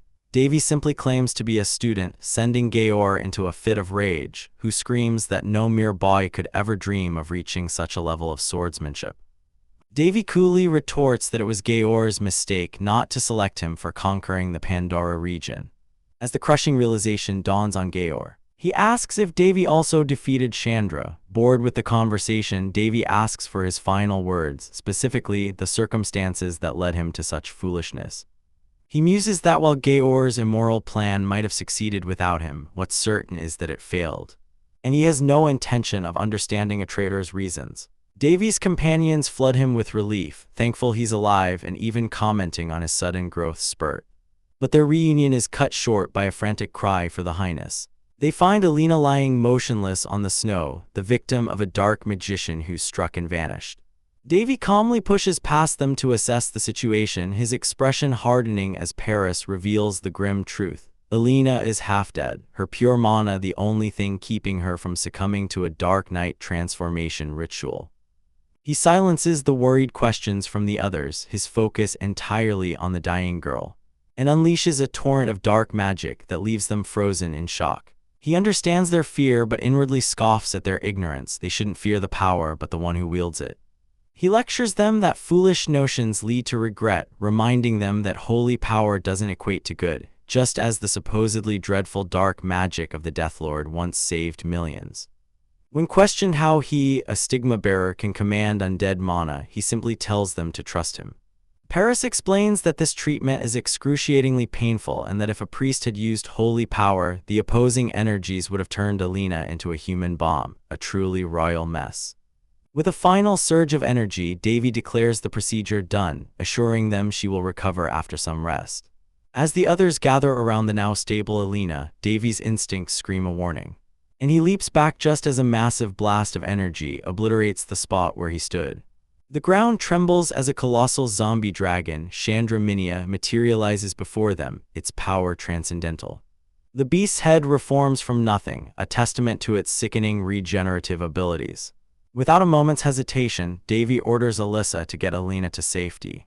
This is personal. He declares it a revenge battle as his staff transforms, shifting into the radiant divine spear Longinus and then into its deadly third form, the green dragon Scimitar. Promising to be quick, he launches himself at the monster, unleashing a devastating combination of techniques. The Azure Darkness planetary transcendental spear rips through the air, followed by mantle excavation, an attack so powerful it carves a massive crater into the very earth. Just as a rescue team led by Boris discovers the student's trail, they witness a blinding pillar of light erupting in the distance. When they finally reach the scene, they are greeted by utter devastation and a lone figure standing in a wasteland. On his communication orb, Boris is stunned to hear a stammering report that both the Chandra and the traitor Georg have been finished. The soldier can only tell him he has to see it for himself. In the center of the destruction, Davy finally collapses, coughing up blood. He admits to Paris he overdid it, having only recovered half his strength, but a glance at his absurd status screen confirms it was worth the attempt. The events are concluded, the traitors are dead, the monster is gone, and the students are safe, though one named Theo Howell was lost. Later, Princess Winley awakens in the Knight's headquarters to find Davy calmly reading a book. Overcome with relief, she throws her arms around him, admitting how anxious she was. He holds her for a moment before pushing her back, teasing her for acting like a child and getting an indignant shout in return. When she asks about the Chandra, he casually remarks he sent it away, then soberly confirms that Theo Howell is dead. He admits there was a way to save him, but it would have cost him years of his life and a priceless opportunity. With a cold resolve, he informs her he's returning to the Heinz estate and warns her to stay out of the Roan kingdom, which is about to descend into chaos due to a vampire problem he intends to solve personally. He has waited long enough and his consideration for the king has run out. Winley begs him not to get hurt, her words a soft plea. Meanwhile, the Lion Force Alpha Knights debate the mystery of Apprentice Davy, a comatose prince whose power defies all explanation. They decide to investigate the captured Black Mage Treb for answers, and plan a grand reward for Davy's immense contribution, only for a soldier to burst in with a letter. Davy has simply vanished, leaving a note forfeiting his application to the Knights, a surprising end to his brief career. Back at the Heinz territory, Davy gathers his most loyal subordinates, a devilish smile playing on his lips as he announces it's time to finish things. His agent Jack appears with a report. The missing people have been seen in the mountains and bodies drained of blood have been found downstream. It's the vampires, just as he expected. The time for subtlety is over, he's going straight to the palace. Brushing aside concerns about his inability to use a mana gate, he crackles with raw power and declares he'll handle it himself before teleporting. He arrives at the Roan Kingdom Palace with Lune in tow, his presence immediately setting the guards on edge. He commands them to open the king's chambers, his voice dripping with authority that brooks no argument. From within, the king's voice grants permission. The doors swing open to reveal his father. After a tense and hollow exchange of pleasantries, Davy cuts to the chase, his gaze like ice. He states that the king must know why he has come uninvited, a silent challenge hanging in the air. The king's weary eyes meet his as he asks if Davy will not consider ending this now. An old king admits to his son that he won't be alive for much longer, asking for one final favor from his boy. But his son Davy clenches his fist, his face a mask of cold fury. He tells the king that he has no right to decide when he dies. With simmering rage, Davy reminds the king that he has yet to pay for his sins, accusing him of ruining the kingdom, killing his mother, and neglecting him for years. Now he wants to run away. Davy roars that the king will not be allowed to die until he has cleaned up this mess. The king, surprisingly calm, acknowledges that Davy has grown into an amazing man with the judgment of a monarch. He mentions Davy's divine stigmata, his medical knowledge that cured the princess, and how he made an ally of the Lindis Empire. Taking his son's hand, he declares the throne is his, but tries to justify his past actions by claiming a king must protect 5 million people, which sometimes requires ignoring certain things. He tells Davy to take out all his grudges on him, even offering to die by his hand once he becomes king. But Davy is unmoved, his eyes glowing with red intensity.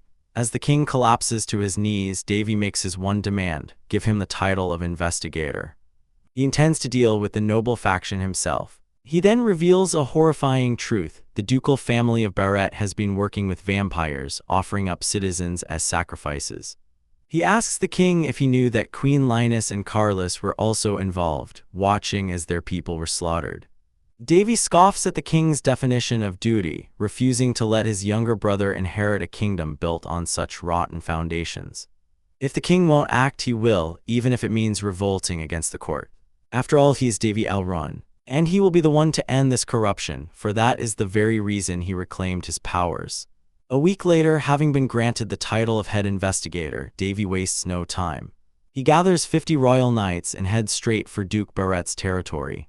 Kicking down the gate of a supposed abandoned warehouse, he confronts the manager, who feigns ignorance, but Davy cuts him off, revealing he already spread rumors of his new position.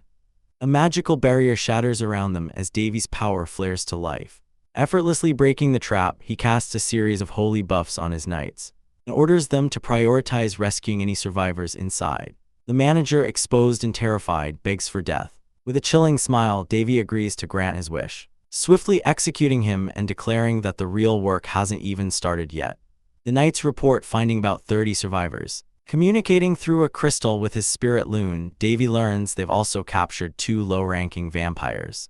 Realizing they'll be magically prevented from talking, Davy takes a different approach. He feigns forgiveness before unleashing a sinister red energy, declaring that his dear daughter doesn't seem to agree. The vampires are instantly vaporized. Davy orders their corpses collected and their heads hung in the Capitol Plaza for all to see, a clear message to anyone else hiding in the shadows. The gruesome display works, and the public furiously calls for the execution of the second prince, Carlos, who smashes a cup in a fit of rage. He blames his masked associate for being sloppy, but the man merely smiles, remarking on how well Davy knows their moves. He declares the time for foolery is over. They will trample the prince to put him in his place. Meanwhile, at a secret meeting of the aristocratic faction, the nobles panic over the vampire revelation. Their leader, Duke Barletta, admits he accepted a vampire's help to secure the throne for Carlos, seeing the lives of a few commoners as a worthy investment for overwhelming power. He declares war, stating their relationship with the royalists is now at a point of no return. Another noble reports they've successfully acquired a massive supply of new dwarven weapons, bought cheaply from Prince Davy's own Heinz territory. The realization dawns on them too late: it's a trap. But Duke Barletta is resolute. Civil war was always inevitable, and they have no choice but to fight and see who will be the last one standing. 1 month later, the rebellion begins. The aristocrats boast 3 armies, a sword master, and vampires, easily outnumbering the 10,000 troops of the royalists. At the royalist camp, preparations are declared complete, but Davy's confident smile suggests he has a plan. He addresses his own 500 soldiers from the Heinz territory, acknowledging their past grievances but rallying them against a common enemy. The soldiers, however, are not fighting for the kingdom. They are fanatics devoted to him, the saint, willing to die for him. Amused, Davy clarifies their mission. They are not saving the corrupt royal court, which he despises, but fighting for themselves and their families. He promises to protect them all and orders them to simply charge ahead. Elsewhere, at the legendary Verbius mountain fortress, the conscripted soldiers of the aristocratic faction grumble, feeling hopeless and abandoned. They believe the walls are impregnable, but one soldier barely wishes someone would just destroy them so he could run. A voice suddenly whispers in his ear, "Then run." To his horror, he finds himself on the ground outside the fortress, looking up at Davy standing calmly on the battlements. With the guards staring in shock, Davy raises his hand, summons a colossal blade of pure energy, and brings it down upon the indomitable fortress. The ancient wall shatters into a million pieces. Pointing through the dust and rubble, Davy orders his men to charge and show the nobles what real fear is. He casts a massive buff spell, God's protection, enveloping his soldiers in golden light. Inspired, they roar and follow their iron-blooded saint into the breach. And in just a few hours, the unbreachable fortress falls. The battle is won, but the cleanup has just begun as soldiers cheer Prince Davy's victory over the crumbling fortress walls. Before him, Count Ritos grovels for his life, begging to be saved. But Davy is unmoved. He coldly lists the Count's crimes, selling military supplies and using Duke Barletta's power to hide his corruption, burdening the citizens in the process. Since the Count admitted his sin was worthy of death, Davy declares with chilling finality that he should simply die. From afar, Marquis Palatrice can only marvel at the outcome, admitting that logically, they never should have won. He acknowledges that it was Prince Davy who fanned the flames of rebellion, achieving this impossible result with only 500 men. This victory sends shockwaves through the enemy command center, where the nobles stare in disbelief at their war map. They rage that 5 fortresses fell to a mere 500 soldiers in only 4 days, a feat that defies all logic. They speculate it must be Davy's divinity, a power rivaling that of the Holy Pope. But even that doesn't explain the impossible speed of his army. Just as their debate reaches a fever pitch, a messenger bursts in with dire news. The Yalis Mountain Fortress, their last line of defense, has also fallen. As panic grips the room, Marquis Enja, a renowned swordmaster, rises to the occasion, vowing to stop Davy himself, confident in his own strength. The arrogant Prince Face eagerly joins in, promising to kill that damned Davy with his own hands.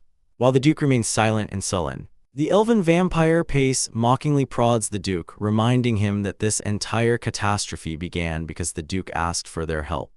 In a stunning betrayal, Pace's hand shoots out, grabbing the Duke by the throat and slamming him to the floor. The other nobles draw their swords, demanding to know what he is doing. But Pace coolly informs the choking Duke that he is not his subordinate. He declares that the only one who can command him is Prince Davy, before promising to slaughter Davy personally and vanishing into a swirl of dark energy. Meanwhile, Davy is calmly overseeing the collection of surrendered weapons, gleefully calculating how much he'll make selling them at double the price. He reflects that this so-called war was nothing more than a game he orchestrated from the start. His companion Perserk warns him that his enemies are cunning and will target his weaknesses. But Davy just smiles, acknowledging he's at half power but eager for the chance to test his limits. His chance arrives as Marquis Enja and Pace appear before him. Enja declares that Davy Alrone will go no further, but Davy simply mocks him for dropping his title. He laments that Enja is a talented man walking the wrong path, a firm believer in a ruler who has sided with the corrupt nobles, making any further conversation pointless. Pace interrupts with a smirk, acknowledging Davy's skill but dismissing him as a measly bug whose nest he'll soon burn to ash. As if on cue, explosions erupt in the distance. Davy instantly realizes they're attacking his hind's territory. Pace sneers that he just wanted Davy to feel the nobles' anger, claiming their prior actions were just a game. Davy retorts that the joke is on them. They foolishly stumbled into every one of his traps. Enraged, Pace lunges forward, revealing that their lone high elf operative stood no chance against 5 Countranked vampires. A fact confirmed by the sight of the burning palace. Pace grabs Davy by the throat, vowing to dismember him and drain the blood of everyone he loves. But Davy simply looks him in the eye and calls him a dumbass. He effortlessly deflects the attack, leaving Pace stunned by his composure. Davy explains that Pace has made 2 mistakes. First, Davy is not the one dying today, and second, he wonders which of his subordinates the vampires will meet in his territory. In a flashback, Davy stands before the Emperor, demanding the service of the Empire's sword masters as his condition for a deal. Back in the present, those very sword masters appear in the Burning Hinds territory, led by the legendary Velos, who remarks that he's grown lazy protecting the Savior's land. The invaders have already been captured. Davy turns to Pace with a grin, asking how 10 sword masters with silver weapons sounds to him. As Pace reels from the news, Enja attacks from behind, but Davy masterfully redirects the blade into Pace, sarcastically complimenting the team kill. Davy continues to taunt the enraged vampire, explaining that making him angry simplifies his movements before effortlessly blocking another strike. When Enja tries to help, Pace screams at the lowly human not to get in his way, forcing Enja to confront the embarrassing reality of Davy's overwhelming swordsmanship. Deciding to end this, Pace announces he will show them the true, terrifying power of a vampire noble. He begins to transform, crackling with dark energy and laughing manically, vowing that Davy will regret stopping him from feeding. Berserk asks what Davy will do, and he states the obvious: you attack an opponent when they are transforming. With a wicked grin, he unleashes a blast that slams into the powering-up vampire, sending him crashing to the ground. As Pace sputters in disbelief, Davy asks why on earth he would stand by and politely wait for his enemy to get stronger. Coughing up blood, Pace calls him a coward. But Davy is already planning something far more disgusting. Pace gloats that his authority of immortality makes him unkillable. But Davy's sword Blue Flag chimes in that she can do it. Davy smiles, but a dark glint enters his eyes as he turns back to Pace, conceding that his regeneration is impressive, but no matter how invincible he is, he can still feel pain. He summons a ball of light and unleashes the 5th grade holy cannon directly into the vampire's face. He follows up with a 6th, then a 7th, and finally a modified 8th grade holy cannon. Lying in a crater, Pace laughs hysterically, mocking that it's not enough to stop his transformation. Davy calmly replies that he's not done yet. A brilliant golden figure materializes behind him as he prepares his final spell. He announces he has one more left: 9th grade holy magic, the summoning of God. A colossal finger of pure light descends from the sky, and Davy unleashes the great holy cannon of God upon his terrified foe. The news spreads like wildfire. A sword master and a vampire have fallen, and the royal army charges forward with unstoppable momentum. For the rebels, the end is near. Blocked on all sides, their only options are surrender or annihilation. At their final stronghold, the Barriette ducal mansion, the flames of defeat lick the sky. A messenger bursts into the Duke's chambers, screaming that the ducal mages have fallen and they must flee immediately. But Duke Barriette is a broken man, his spirit shattered as he collapses to the floor, questioning where they could possibly escape to. This was a fight he was certain they could never lose, a kingdom that should have been his. It all went wrong, he realizes, because of one single person. As the doors creak open, the architect of his demise steps into the room, Prince Davy. The Duke can only stare in disbelief, muttering that Davy should have remained in his coma. Davy smirks, coolly agreeing that it was indeed the Duke's last chance. He then recites a chillingly accurate summary of the Duke's entire plot, to use Davy's stigmata as a pretext to banish him and crown Carlos instead. It was as if Davy had seen this all coming, a premonition that now fuels the Duke's silent rage. Suddenly, another of his enemies appears as Prince Carlos draws a bow, roaring that Davy has been a nuisance to the very end. Before Davy can react, he's ambushed from behind by his other brother, Benedict, but he effortlessly stomps the boy to the ground under his boot. He glares at Carlos, promising that none of them, including their supporter Duke Barriette, will be granted a peaceful death.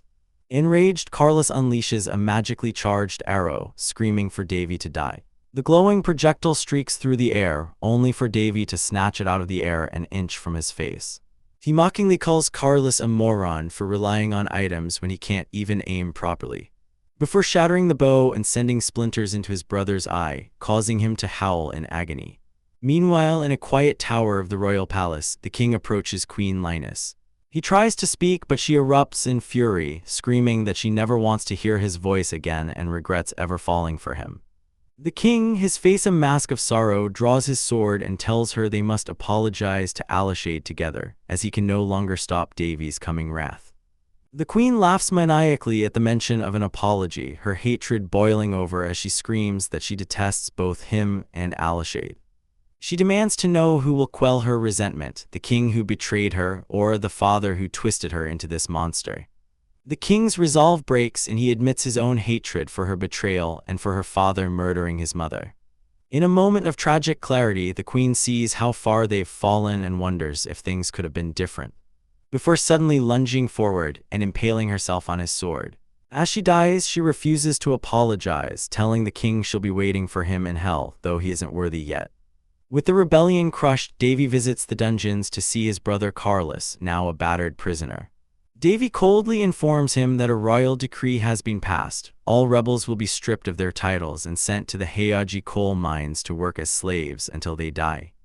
Panic floods Carlos's eyes as he desperately pleads, trying to appeal to Davy as his brother. He begs for forgiveness, admitting he was immature and wrong. Davy simply looks at him with utter indifference before turning to leave, stating that he doesn't know him, leaving Carlos to scream his name in the empty prison. Outside, Davy confronts the captured Duke Barriette, who congratulates him on his victory. The Duke attempts a final lecture on the necessity of the class system he fought to protect. But Davy cuts him off, telling him he wasn't protecting a nation, only his own power. He dismisses the Duke's ideology as pure insanity, leaving the old man speechless. Later, Davy confesses to Marquis Palatrus that he thought revenge would bring him happiness, and with a confident smile he confirms that it has. He explains that the promise of this vengeance was the only thing that allowed him to endure the brutal training in the Hall of Heroes. Palatrus agrees Davy's judgment was sound, as the rebels had crossed a line that could not be ignored. A small demon on his shoulder whispers her approval. His revenge finally complete, Davy enters the king's room to find his father frail and bedridden. He announces calmly that the queen is dead. Davy then confesses his conflicted feelings, admitting the queen was on his list of hated people, and implies the king himself is next. The king weakly explains that he had to be the one to let her go, fulfilling a promise he made to Davy's mother long ago. He asks his son to let the matter rest, but Davy can't accept it so easily, clenching his fist in frustration. Looking at his father, Davy declares that the next prince will be Boris, but not right away. Ignoring the king's protests about his own broken body, Davy unleashes a powerful healing magic, enveloping his father in a golden light. He gives the king 10 years to stabilize the nation and build a kingdom that their successor can lead with pride, envisioning a brighter future for all. The king's question hangs heavy in the air, asking if this is Davy's revenge, creating a foundation so perfect that the future heir need only sit on the throne. But Davy's gaze is cold, his resolve unshakable as he declares he'll trust his conscience for now, but issues a chilling warning. If something like this happens again, his methods won't be so complicated. With that veiled threat, he turns and leaves the king to his thoughts. This immense responsibility was thrust upon him long ago when the ailing monarch first called his name, Davy, anointing the young boy with the duties of a prince. But that life was one he planned to escape, already plotting his perfect getaway from the Grand Castle and its suffocating politics. Now, in the Heinz territory, his plans are coming to fruition as he reflects on how the territory was attacked by vampires while he was quelling a rebellion. But Davy was prepared, unleashing an imperial sword master, his living golem Deus Ex Machina, and a maid who was far more than she seemed, a formidable military force that utterly crushed the undead threat. The local lord thanks him profusely, not just for defending the territory, but for saving his daughter from a fatal illness. He praises the loyalty of his daughter's knight, wishing for more men like him, though Davy knows the territory is already teeming with talent. The young mage Persek goes on about Sir Boris's heroic past, and while Winley agrees, Davy feels a slight pressure from the praise. His demonic companion, Persephone, whispers that the heroes who taught him are far more famous, but Davy scoffs internally, thinking of them less as legends and more as neighborhood idiots. Just then, a dwarf announces that his bedroom repairs are finished. With a smirk, Davy decides it's time to focus on the territory's development, revealing a man-made magic crystal from his pocket. He leads his stunned companions into the territory's underground, unveiling his masterwork, a massive, gleaming waterway system. He explains his vision is to provide the 3 pillars of human life: food, clothing, and shelter, and the foundation of it all is clean water. Something the disease-ridden public wells could never provide. His team stares in awe at the intricate network of square magic circles, a design they've never seen before. Persek calculates over 500 circles, baffled by the immense cost, but Davy coolly explains that thanks to interlocking magics, he doesn't need nearly that many power sources. He leads them to the central control room, inserts a key component, and with a surge of energy, the entire system comes to life. Outside, water erupts from a newly installed fountain, and joyous children splash in its clean streams. His companions are left speechless on a bench, utterly floored, with Persek concluding that Davy must be the greatest mage on the continent. Their maid Amy offers them tea, and when asked if Davy was always this extraordinary, she simply smiles, saying that while he's always been shocking, everything he does is for the best. She then addresses a crowd of amazed citizens, explaining the new mana pumps that provide clean, warm water. She announces that His Highness will install one in every home, not for a high price, but for a mere 10 silver a month to prevent waste. A welfare bomb designed to inspire them to work harder. Back in his office, Davy tells the elder dwarf that profit can wait, the long-term benefit is what matters. His next project is paving the dusty roads. However, he knows controlling the climate with magic damages the terrain, which means he'll need spiritualists, specifically elves, to manage it. Persephone points out how difficult elves are to persuade, just as a trio of them sleep soundly on his sofa. At that moment, the hooded assassin Jack appears, silently announcing he has something to say. Davy's eye glows, instantly analyzing Jack's master-level status. He teasingly asks if Jack is finally here for payment, then pivots to a strange question about whether he has a sister. Noting his last name, Helishana, is the same as one of his elven maids. A flustered Jack changes the subject, presenting a book titled Fairy Lover that Winley apparently left behind. Explaining it's a popular romance novel and musing on the sweet existence of elves.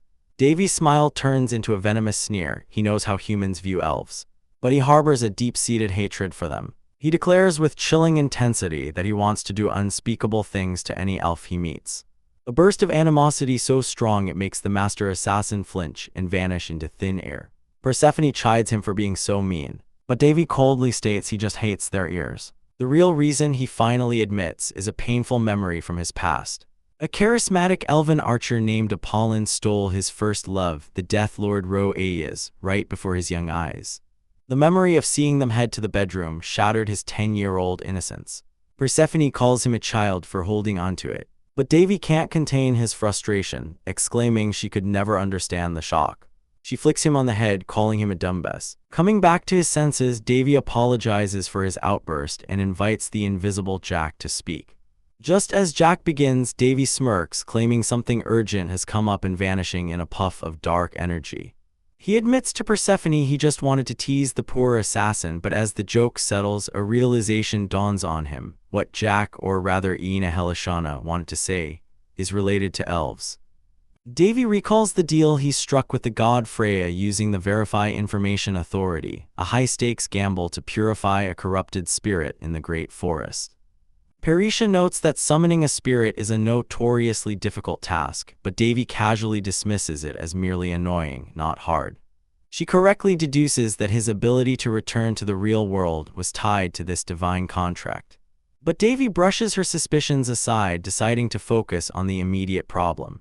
It's true they need a spirit for the territory's development, but for now, he needs a specific tool for the job, and with a flash of light, he summons the orb of the Spirit King. Back in his office, the atmosphere is lighter as he watches Loon stuffing her face with cookies, teasingly calling her a hamster.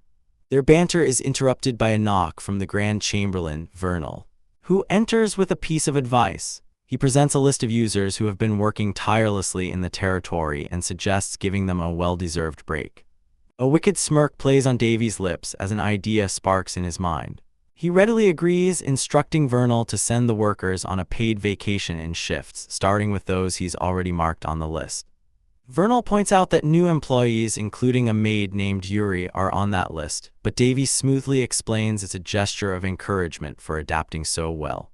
Parisha, however, sees the truth with a knowing shake of her head. It's all a lie. She understands his true motive is to send the elf lady back to her hidden village so he can follow her and, in his own words, take everything. Vernal, completely oblivious, is touched by the prince's supposed generosity, while Davy revels in his perfectly crafted scheme. 2 days later, with the new workers sent home, Davy and Loon set out for the Great Forest, a dangerous and sparsely populated land. As they enter, the overwhelming stench of corruption hits Davy like a physical blow, causing him to clutch his head in pain. Loon, unable to smell it, diagnoses an abnormality in his olfactory senses, prompting Davy to retort that she simply has no compatibility with spirits. Not one to be outdone, Loon fires back by citing their game statistics, proudly announcing her 43 wins to his 35 losses, a score she deems incredibly low.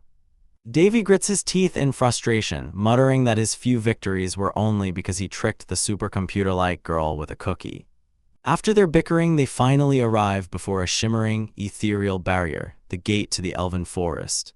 Davy recalls their last visit was a quiet infiltration thanks to having a key, but this time he has a different plan.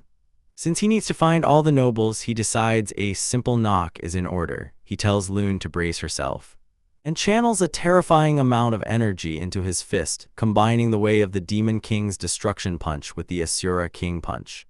With a maniacal grin, he declares he's come to deliver good news and unleashes the attack, shattering the gate in a cataclysmic explosion of power. Meanwhile, inside the elven village, Yuria has just returned, warmly greeted by her friends Milia and Verdith. She speaks fondly of her journey and the respectable human prince she met, a stark contrast to the heinous humans her friends warn her about. Her praise of Davy is cut short by the harsh voice of Elder Kondai, who approaches and declares all humans abominable. He scolds her for her foolishness, reminding her why the elves hid themselves from the world 300 years prior. As her friends leap to her defense, the elder dismisses them all as naive children. Yuria, weary of the conflict, tries to de-escalate, but Kondai blames her suffering on her defiance of the World Tree's will. Just as his tirade reaches its peak, Davy's good news arrives as a massive shockwave that rips through the village, throwing everyone to the ground in chaos.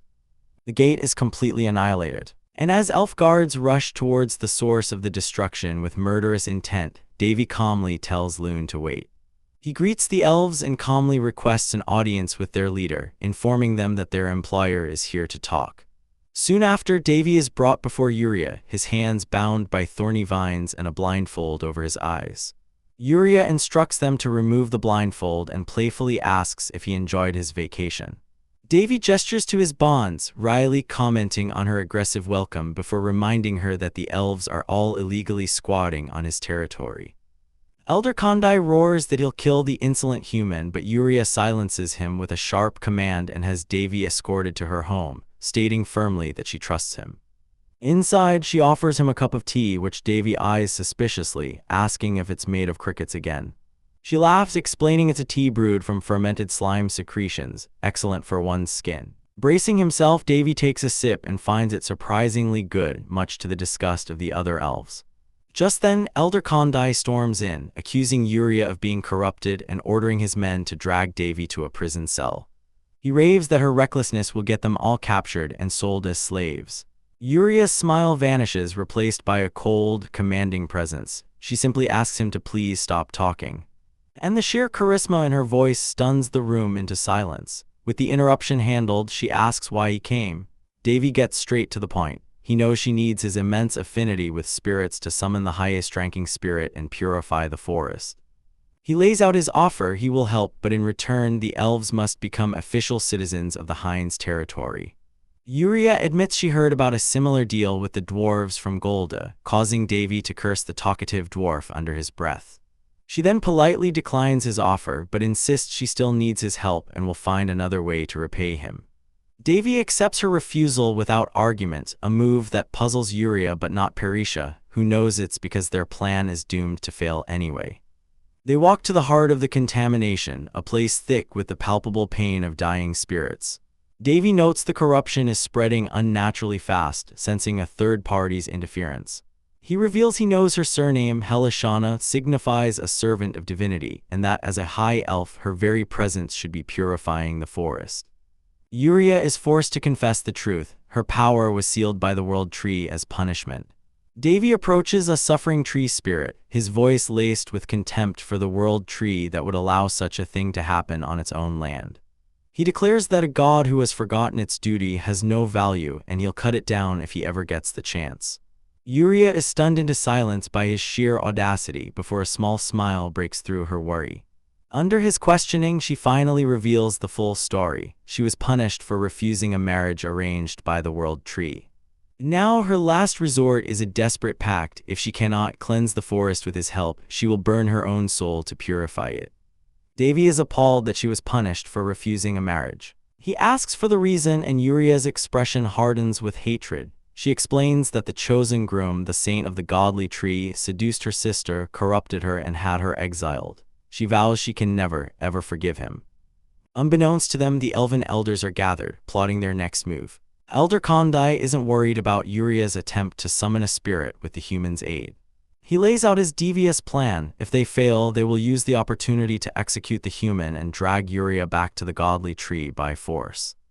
To ensure this outcome, he reveals a trap, a sealing stone, a precious treasure that can amplify spirit power but also suppress mana and divine abilities, rendering any human powerless. With a sinister smile, Kondai explains their goal is to place Yuria by the saint's side as respectfully as possible, sealing their fate with the gleaming, ominous stone.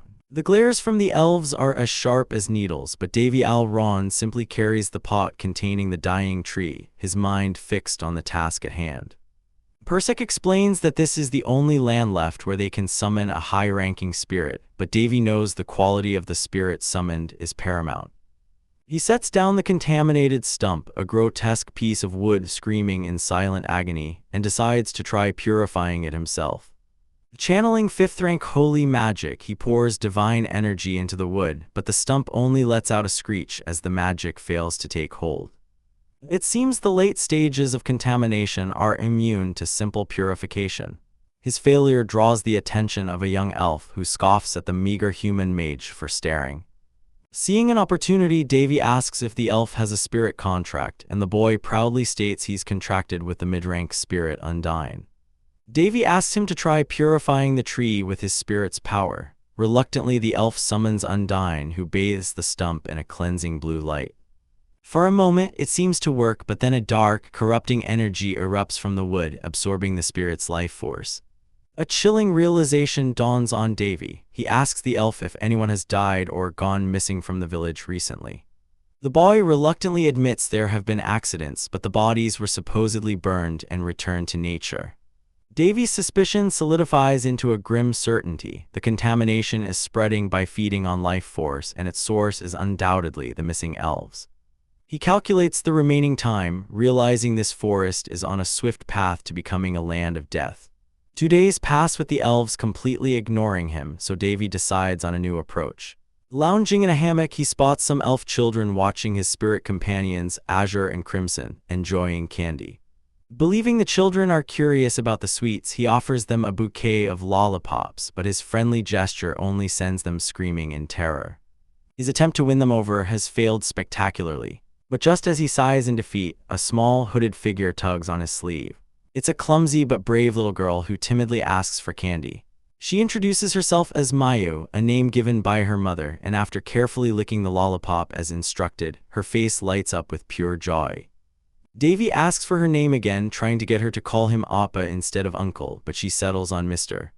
Mayu then excitedly offers to show him her treasure. She leads him to a secluded spot in the woods and proudly presents a sparkling spirit stone. Persek whispers that a child showing their treasure is a sign of affection, prodding Davy to act impressed. His attempt is painfully awkward, blushing as he stammers out how amazing it is. But it works perfectly. Mayu giggles, delighted by his reaction, and declares him her secret friend. As she pulls off her hot hood to cool down, Davy is stunned to see her ears. They aren't fully elven. She is a half-elf hidden away by the village for 300 years. Mayu asks if he'll truly be her friend, explaining that the scary Grandpa Khan said she has no right to have friends because she's a halfie. An icy rage fills Davy as he thinks about the hypocrisy of the elves. He tells Mayu that Grandpa Khan is wrong and that he will be her friend, not a secret one. The child's face, once shadowed by fear of getting in trouble, breaks into a brilliant, happy smile. Relieved, she asks for his name and he introduces himself as Davy Al-Ron. To commemorate their new friendship, Davy offers to show Mayu a spirit. He quickly draws a summoning circle and has Mayu stand inside, guiding her through the incantation. When asked what kind of spirit she wants to see, she boldly requests Noah's, a spirit king, which makes Davy inwardly chuckle at her ambition. Gently guiding her, he helps her summon a low-ranked earth spirit, a gnome. Mayu is ecstatic now, surrounded by her new friends, Azure, Crimson, Mr. Davy, and the gnome. The sight of her pure happiness makes Davy's heart ache, realizing just how desperately lonely she must have been. Their celebration is interrupted by the arrival of Yuria, the village leader. Later, Yuria sits with Davy and confesses the whole story. Half-elves were never treated fairly, but Mayu's case is severe. Her mother was an elven guard who fell in love with the human who saved her life. For breaking the taboo, she faced the World Tree's punishment, and the only mercy granted was hiding away her innocent child. The conservative elders sent by the World Tree to monitor them enforced this cruel isolation, with Elder Khand being the worst of them. Yuria explains that they all live in fear, waiting for her to summon a highest-ranking spirit to gain their freedom. With tears in her eyes, she formally begs Davy for his help. Davy grins, assuring her that he has a plan to catch the conservatives, but tells her the bait isn't quite good enough yet. The day of the ritual arrives. Yuria stands within an ancient magic circle, her power amplified by 5 elders and Davy himself. She begins the summoning, her voice ringing with power as she calls upon the spirits of nature. But Davy watches with a critical eye, noting that her mana is unstable and her communion isn't perfect, not to mention the forest's contamination will interfere. Despite the flaws, Yuria pushes through, calling out the name of the highest-ranking water spirit, Elestra.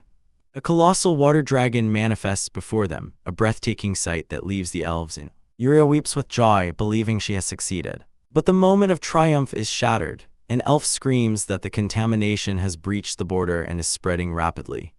Out of the chaos steps Elder Khand and the armored guardians of the godly tree. He sneers that a child who doesn't listen to her elders must be punished, blaming the dirty blood of a half-elf for the disaster. With Yuria weakened from the ritual, he declares the summoning a failure and seizes all authority. He then delivers a devastating blow, claiming Mayu's curiosity led her to the source of the contamination, where she fell into the swamp and died, triggering the corruption's aggressive spread. Yuria screams that it's impossible, but Khand dismisses her, twisting the tragedy to his advantage. He blames the evil human Davy and the evil half-elf Mayu for everything, ordering all elves to abandon the forest and return to the godly tree under his command. He points a damning finger at Davy, decreeing that the human will die here. Davy simply smirks, the bait has been taken. He reveals that Khand is now standing right in his attack range. And with a casual flick of his wrist, he sends the elder flying with an invisible force. Enraged, Khand pulls out an artifact that suppresses mana and screams for the guards to kill the human. The guards charge, but their attacks are useless. The artifact meant to weaken his power only serves to amplify Davy's spirit mana. He smiles wickedly, thanking them for the power boost as he summons the Spirit King's orb, ready to unleash true devastation. Davy channels the primordial power of the Spirit King's essence, a force meant to forcibly summon the highest-ranking spirits under his command. A nearby hooded figure cries out as their strength is violently sucked away. A mere consequence of Davy's grand ritual, the elf elder watches in stunned silence as the power erupts. Davy then approaches the fallen Yuria, placing a hand on her staff and issuing a single command for her power to halt, and instead permeate his own spell. He tells her she's done well and can finally rest. The elder feels the very flow of the land, once stable, become violently turbulent. An impossible event that sends a ripple of confusion through the elven clan.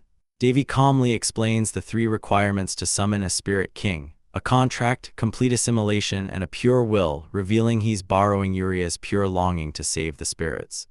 He then introduces himself as Davy Al-Ron and bestows a name upon the being he summons, Noah's, the source of the earth. The elves stare in disbelief as they realize what's happening, and the elder is blasted backward by the raw power, screaming that it's impossible for a wicked human to summon the Spirit King. But Davy isn't finished yet. A colossal magic circle materializes in the sky, a form of magic the elder has never witnessed.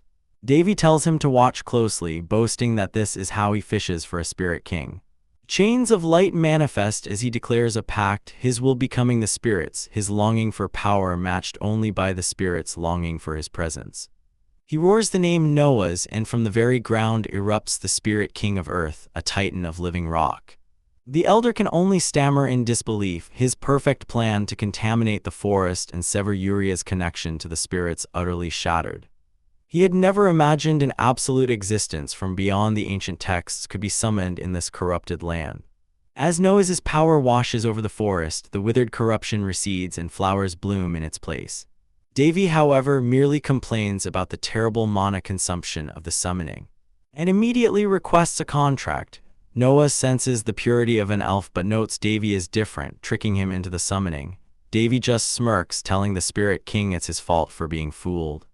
He reveals the binding circle is the work of the Spirit Empress, and when Noah asks how he knows her magic, Davy laughs, proudly declaring he is her disciple. With no other choice, Noah begrudgingly agrees to a contract, cursing his own misfortune. Davy smirks, remembering how his master scammed all 13 Spirit Kings into servitude. When Noah asks for his first command, Davy grins wickedly and orders him to eliminate the enemies, sparing only the bewildered old man. Noah complies with a devastating shockwave. Davy then adds another command: dispel the curse on the young girl and rebound it onto its caster, a curse so vile that both he and the Spirit King agree the world tree must be mad. Sometime later, Yuria awakens to the joyous faces of her kin. They tell her the forest is saved, and as she gazes upon the purified, blossoming landscape, she weeps with overwhelming relief. Davy stumbles from the exertion, brushing off Loon's concern and complaining about the scroogy Spirit King overusing his mana. Yuria approaches him, amazed that he accomplished the impossible, and he casually boasts about the rare sight. He confirms the rebound curse was neutralized, but she won't be able to use spirits for a while, a price she was willing to pay. But Davy isn't interested in her gratitude. He turns his attention to the kneeling Elder Khand, declaring that the punishment is about to begin. The Elder screams that it's all a lie, but Davy coolly states he has all the evidence he needs.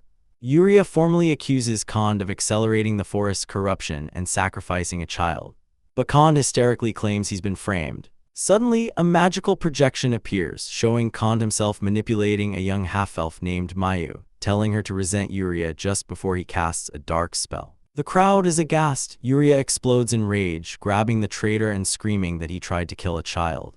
Khan's last defense is to shriek that he was only following the orders of the World Tree.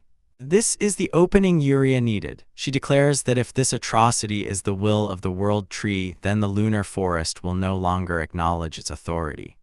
A stunning declaration of independence. Khand is horrified, and another elf questions her betrayal of their traditions to side with a human. Yuria roars back that their true tradition is protecting the young, including half-elves like Mayu. She declares that if elven law demands such cruelty, she wants no part of it, announcing an alliance with the human Prince Davy. Her conviction inspires the other elves, who one by one pledge their loyalty to her, choosing to follow the man who summoned a Spirit King over a narcissistic world tree. Davy is amused, admitting he didn't expect his proposal to be accepted so dramatically. Later, Yuria rushes to Mayu's bedside, overcome with guilt for putting the child in danger. She apologizes to the sleeping girl, but Mayu wakes up and comforts her, crying, "Big sis," just as Yuria had always done for her, assuring her that everything is okay with a warm hug. Davy then lets Mayu meet the colossal Noahs, and the child's pure soul delights the Spirit King of Earth. After some bickering with the giant over mana usage, Davy reflects on his victory, privately deciding not to tell Noahs that the Spirit Empress is still alive, nor to tell Yuria that he possesses 12 more of the essences that made this all possible. As dusk falls, Yuria affirms she has no regrets about gaining independence. She and Mayu look at him with complete trust, calling him their savior and asking for his protection. Flustered by their earnest faith, Davy can only agree that their future depends on him now. Back in the Moon Forest, Yuria presents Davy with the very item Elder Khandi had used against him, the orb of an ancient nameless spirit. She explains its terrifying power to displace an opponent's mana, a failsafe Khandi likely kept to control him. As Davy holds the orb, a sinister voice echoes from within, whispering of chaos and devastation. He recoils, slapping the orb from his hand and warning Yuria away from the dangerous artifact. A brief lesson on spirits follows. Yuria details the 6 common types, but Davy, sensing the orb's unique energy, realizes it contains something else entirely: chaos. Yuria confirms his suspicion, revealing that a living, high-ranking chaos spirit is sealed within the orb, a revelation that shatters Davy's understanding of the world as she informs him there are not 6 but 13 types of spirits. She dismisses the entity as a stupid thing and tells Davy to keep it, mentioning that one day it will be released, a prospect she seems to find quite exciting. In the aftermath of the foiled uprising, the elven village transforms its opinion of Davy, now hailing him as their hero. They shower him with gifts of calla fruit, their gratitude overflowing as they thank him not just for saving Yuria, but for avenging their families who were sacrificed to fuel the divine tree's infection under Kandi's twisted logic. Their prejudice against humans evaporates in the face of his actions, a development Davy notes with detached amusement, realizing he's become a hero simply because his enemy was a fanatic. While Kandi rots in a cell, screaming his deluded justifications, the families of his victims demand blood, insisting the conservatives be executed for their crimes. Lounging under a tree, Davy offers Yuria some simple, brutal advice: just kill them all. He dismisses her hesitation, lecturing her that mercy is a luxury one cannot afford for enemies who would stab you in the back without a second thought. Taking his words to heart, Yuria decides on banishment, a move Davy critiques, warning her that a ruler who appears weak will see their foundation crumble. This very burden of rule is why he rejected the throne himself. Having settled one problem, Yuria presents another, the barrier he shattered. With a sigh of resignation, Davy agrees to take responsibility, summoning a magnificent staff, the Transcendent's End. He offers to build them a new barrier of legendary proportions, suggesting a defense that can block meteors or a sanctuary brimming with vitality. Yuria is so stunned by the sheer scale of his power that she can only stammer that a decision this monumental requires a full village meeting. Far away, a hooded figure kneels before the world tree, reporting to the being within's La Frechelle. He confesses his mission's failure and Mira's death, explaining how a human, Davy, used an ancient orb to summon a spirit king. La Frechelle laughs, recognizing the monster she had witnessed in a vision. The agent then admits his belief that Davy was aware of his presence but chose to let him go, an act La Frechelle perceives as a blatant challenge to her authority. For now, she decides to wait, confident that her wayward daughters will eventually return to her control. Back in his own territory, Davy meets with Elder Golgoda, intending to retrieve Gouda for the dwarves' Mayan festival. Upon learning each tribe celebrates separately, a new plan sparks in his mind: hold a joint festival right here in Hines. He proposes creating a portal to unite the races, a grand first step in his ambition to forge a place of harmony for humans, dwarves, and even the reclusive elves. 2 weeks later, his plans are already bearing fruit as rumors of elves in the west spread like wildfire. In his study, his companions are shocked, believing elves to be mere myths. Just then, a guest arrives, Yuria, stunning everyone into silence at the sight of a real-life elf. After a warm reunion with the young Mio, she reveals her true identity as Yuria Helishana, a high elf and leader of the lunar forest. She declares that her people will participate in Davy's festival, igniting an immediate rivalry with Elder Golgoda.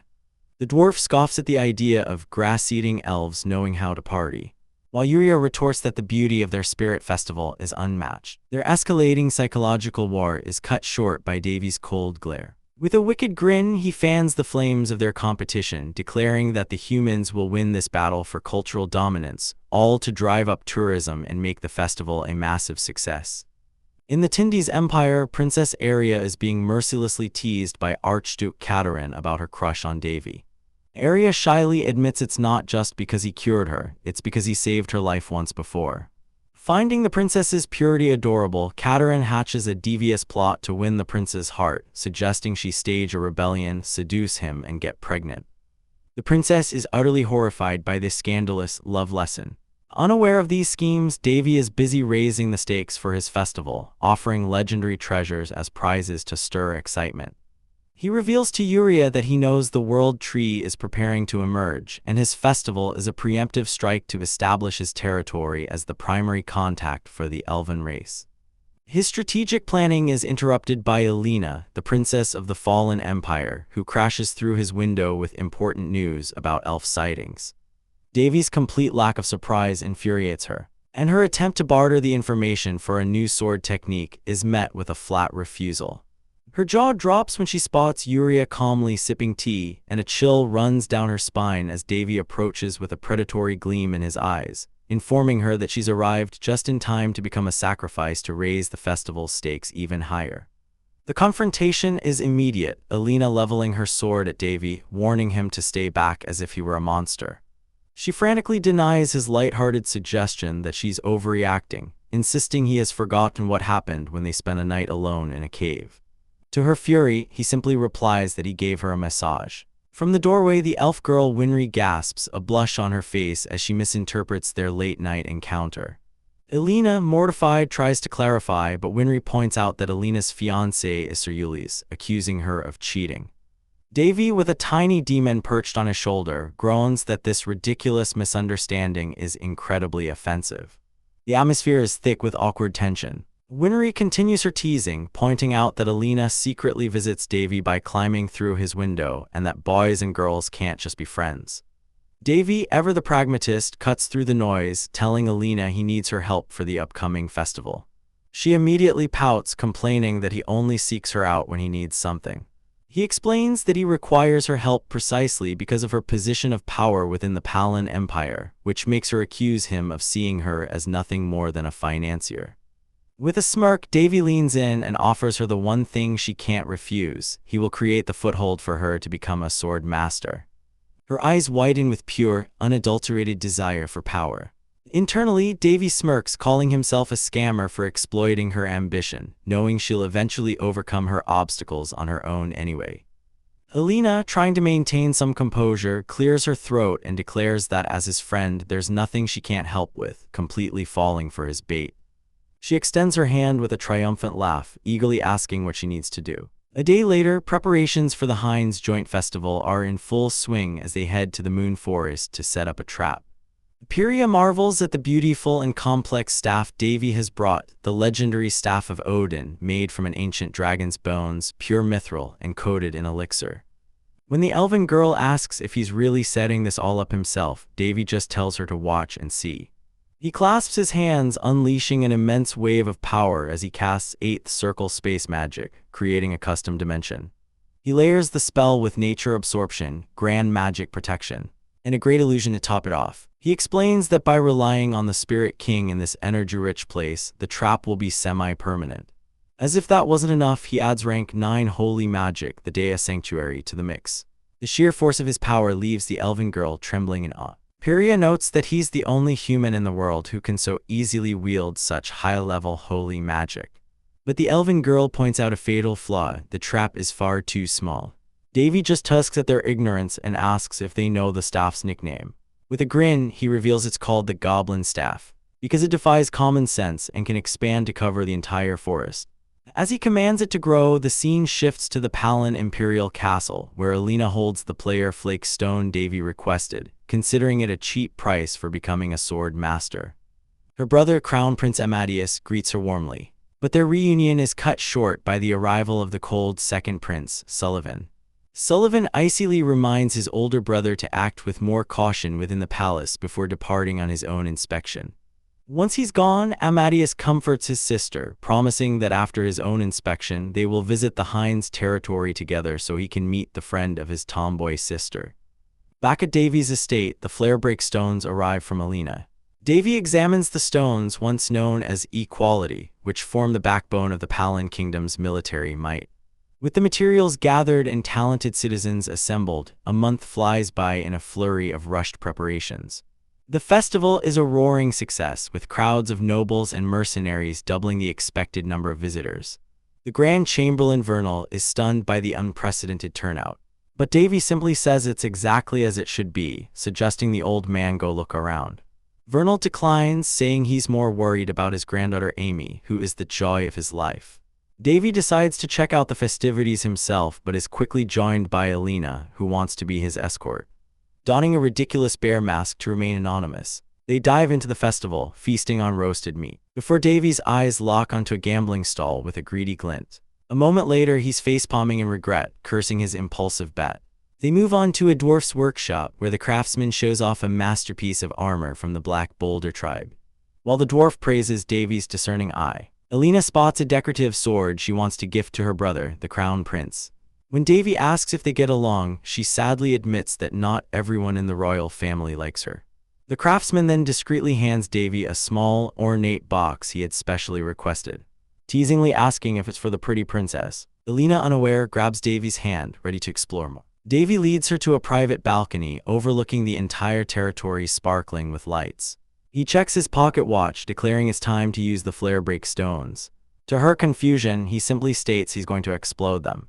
A brilliant beam of light shoots into the sky, erupting into a magnificent fireworks display that illuminates the night. Elena is left breathless by the beautiful spectacle. Davy explains he didn't just use the stones, then presents her with the box from the door. Inside is a rare sapphire necklace designed to aid mana circulation. He calls it a bribe, cheekily stating that he's going to keep using her. She blushes, asking what he's doing when he moves to put it on her, and he retorts that she should ask her boyfriend to do it. After he fastens the clasp, they bicker, each declaring the other isn't their type. But as they watch the fireworks, a softer mood settles and Elena begins to hesitantly ask that if she can't find a good spouse, would he? But before she can finish, her ring buzzes violently, a message from home shattering the moment.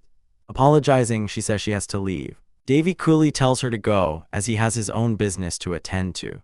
The moment she's gone, his smile vanishes, replaced by a cold fury. He mutters that these guys have messed up a great day and decides it's time to uproot the world tree. In the dark forest, a hooded elf named Aina fends off an attack from the elven ancient guard, refusing to let them pass. Their leader appears, a regal elf who is the physical form of the world tree, Yggdrasil. Yggdrasil mockingly calls Aina a foolish runaway daughter. Revealing her true purpose, she is fascinated by the human Davy who has claimed both of her daughters. She orders Aina to stand down, stating she doesn't want her child to die protecting a mere human. Aina flatly refuses, declaring she will not let Yggdrasil harm him. Yggdrasil effortlessly slams her to the ground, offering her a chance to repent for her wrongdoings. Aina scoffs, saying that Davy, despite being devious, possesses true skill and faith, qualities Yggdrasil lacks. With her final ounce of defiance, she looks up and tells her mother exactly where to go. Just as a blinding golden light erupts from the heart of the forest, a cloaked figure desperately flees through a barren landscape, muttering a curse that she hopes everyone dies. But her escape is cut short as a gleaming blue sword erupts from her chest. She collapses, blood pooling beneath her. Her mission to warn the world about the world tree, a failure. Towering elves look down on her broken form, identifying her as Ina Helishana, once a revered child of the divine tree sanctuary who turned into a dark elf 30 years ago. The leader, a pale elf with a mark on her forehead, notes that Ina's defiant gaze remains unchanged even in defeat. Deciding they've wasted enough time, they prepare to leave her for dead when suddenly a voice freezes them in their tracks. A strange young man appears, sarcastically welcoming the uninvited guests to his festival. The elves immediately form a protective circle, shouting that they must protect the mother of the divine tree. Perched atop a tree under two moons, the young man, Davy, casually asks if they enjoy haunted houses. Seeing the fallen Ina, he remarks with surprise that she's still alive. He kneels beside her, noting how unusual it is for a dark spirit to be so desperate to save its contractor. He warns her to get away, questioning why she's so stubborn when all she can do is cast illusions. The white-haired elf, the world tree, approaches, shocked at the unexpected child who just administered first aid. She dismisses him as a mere child, but Davy scoffs at the title, pointing out that she's the one who recently exchanged wills, something she hasn't done in over 300 years. She admits he has exceeded the limits of a human. But he brushes it off, saying he only came to chat. His casualness infuriates her, and she demands to know who he is, crashing her sacred ground. In response, Davy summons a colossal earth spirit, Noah's, whose fist slams down with the force of a meteor. The world tree is stunned, recognizing the supreme existence that has transcended this land. Noah's questions the world tree's sanity, but Davy calmly tells his contractor to step back, asserting his control with a smile. The world tree finds the sight amusing and gets straight to the point. She asks if he knows why she broke the rules to meet him. Davy pulls out a card to check her status, but it shows only question marks. His spirit companion, Perserk, explains that the world tree is a higher existence whose details are hidden by the will of God. Unfazed, Davy asks the world tree to just tell him. She reveals her true purpose. She wants a child named Yuria back. Davy's response is a simple, unyielding no. He declares that Yuria is now a citizen of the Heinz territory and no one, not even the world tree or the Empire, can touch her. The world tree calls this troublesome, but Davy coolly states that it's her problem, not his. She then plays her trump card, asking if he knows of the Demon King. She speaks of a great evil from 3,000 years ago, a demon king named Perselk who is about to be reawakened. The mention of the name makes Davy pause as Perserk whispers that the World Tree was talking about her. The revelation is so absurd that Perserk bursts into laughter, and Davy can't help but chuckle himself. He tells the World Tree his answer is still no. Yuria is a citizen of his territory and he doesn't care about the Demon King. With negotiations failed, he declares that all that's left is armed conflict. The World Tree questions his confidence, asking if he can handle the Demon King's rage, but Davy just mocks her for dragging out the conversation. She finally relents, apologizing to her followers for her failure to persuade the human child. With a wave of her hand, she casts the World Tree's blessing on her elven soldiers, who immediately draw their swords, promising to make the human pay for his ridicule. Davy just smirks and decides to compromise a little. With a flick of his wrist, he disarms one of the elves, snatching the rapier right out of his hand. He taunts the elf for thinking a rapier was an exclusive weapon and warns him not to block what's coming next. He unleashes his Demon Spirit Sword's 28th technique, a demonic Rakshasa strike. The elf barely blocks it with his shield, which cracks under the immense pressure. Before he can recover, Davy is upon him, driving the sword straight through his chest, reminding him that he was told not to block. The World Tree tries to intervene, but Noah's moves to intercept her, declaring that his opponent is her. Seeing this, Davy feels he no longer needs to be on guard for her and can focus on the grunts. He effortlessly blocks an attack from another elf, a sadistic grin spreading across his face as he grabs the elf by the collar. He uses the way of the Demon King Yuger control, smashing the elf's head into the ground with brutal force. He then dispatches another elf Menbai with a swift strike to the neck, causing the remaining soldiers to call him a monster and flee in terror. Davy simply notes that rapiers are lightweight, making them perfect for throwing. He hurls the blade with deadly accuracy, and the fleeing elf can only watch in horror as it impales him through the chest. The last remaining elf collapses in disbelief, unable to process the monstrous power he just witnessed. Davy stands over him, offering to kill him painlessly, unleashing an explosion of energy. But at the last second he stops. Perserk asks why he didn't attack, and Davy tells her to use her authority. A new understanding dawns on him. He realizes the World Tree isn't a fool. She knew charging in would result in annihilation. It was senseless, and his eyes fall upon the pregnant elf among the soldiers. He realizes with cold fury that something is fundamentally wrong. The World Tree confirms his suspicion, remarking that he has a discerning eye. Davy grabs her by the throat, pinning her against a rock, hissing that she brought an unborn life into danger. She smiles, revealing this was her ultimatum: return Yuria, or the relationship between elves and humans will be broken forever. She calls to one of her followers, Penella, and apologizes for the necessary sacrifice. Penella, trembling, picks up her sword. Davy screams for her to stop, but the World Tree explains that this is the irony of her existence. With a final, chilling declaration of victory, the World Tree forces her own follower to take her own life. In that moment, Davy understands the horrifying truth. The World Tree, Yggdrasil, orchestrated this entire event to make her people die miserably, all to create a justification for war. The World Tree's contractor gloats, believing their deceit was a masterpiece, framing Dav as a merciless villain in the eyes of the elves. The Avatar laughs, taunting Dav that this is a game he can't win, assuming he thinks he can just kill an avatar and be done with it. But Dav remains utterly unfazed by the elaborate trap laid for him, calmly accepting the challenge with a dark fire igniting in his palm. He declares that if they wish to play dirty, he will gladly do the same. With a surge of purple energy, he presses his hand over the Avatar's face, delivering a chilling promise directly to the World Tree itself. The very moment he lays eyes on its true body will be the day the pillar of the world is cut down. A masked figure appears, placing a hand on the dying Avatar, and asks Dav if he can handle the consequences, sneering that elves and their sympathizers from all over the world will now come to kill him.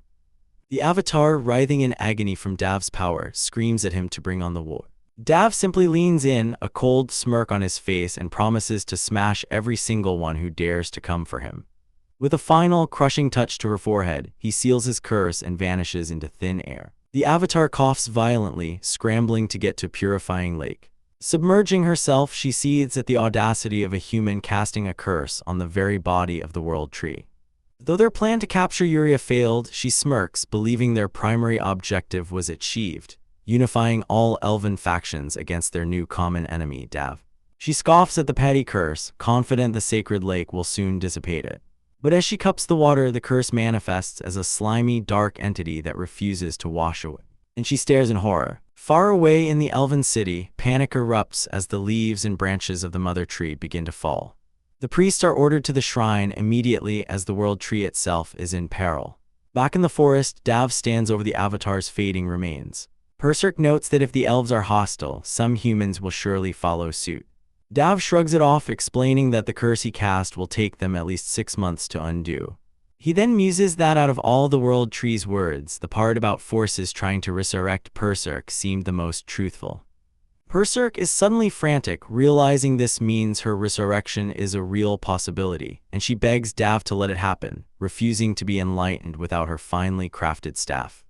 Dav just calmly agrees, watching the 2 moons in the sky. Later, he enters a secluded room, where the rescued dark elf Urina is awake. He casually states this is the first time they've met in her true form, revealing he's known her identity from the very beginning.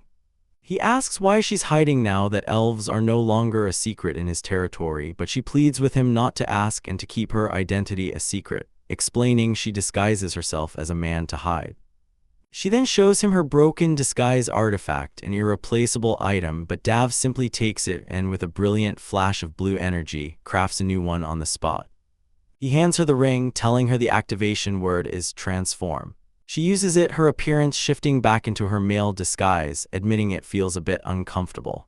Dav, having done her a massive favor, asks if she will now listen to his request. She reveals a map to a small island, a former forest now a land of the undead, where she needs to find a token proof that the saint of the world tree betrayed the elves and sought power from the undead. Dav finds the idea of fighting the world tree's saint rather amusing, which leaves Urina utterly confused. Dav sighs, but as he turns to her, she suddenly seems to get flustered, cheekily reminding him that he said he'd listen to her request, causing him to do a double take. A system window confirms his suspicion. This particular forest leader hides a sadistic nature. The next morning, Dav reflects on the previous night. The festival was a success, with no one aware of the world tree's attack. But he still considers it a failure. He buried the fallen elves, even erecting tombstones against his subordinates' advice, all as part of a grander strategy. Elena left for the Empire without a note, but he's not worried, deciding instead to enjoy the day with the twins.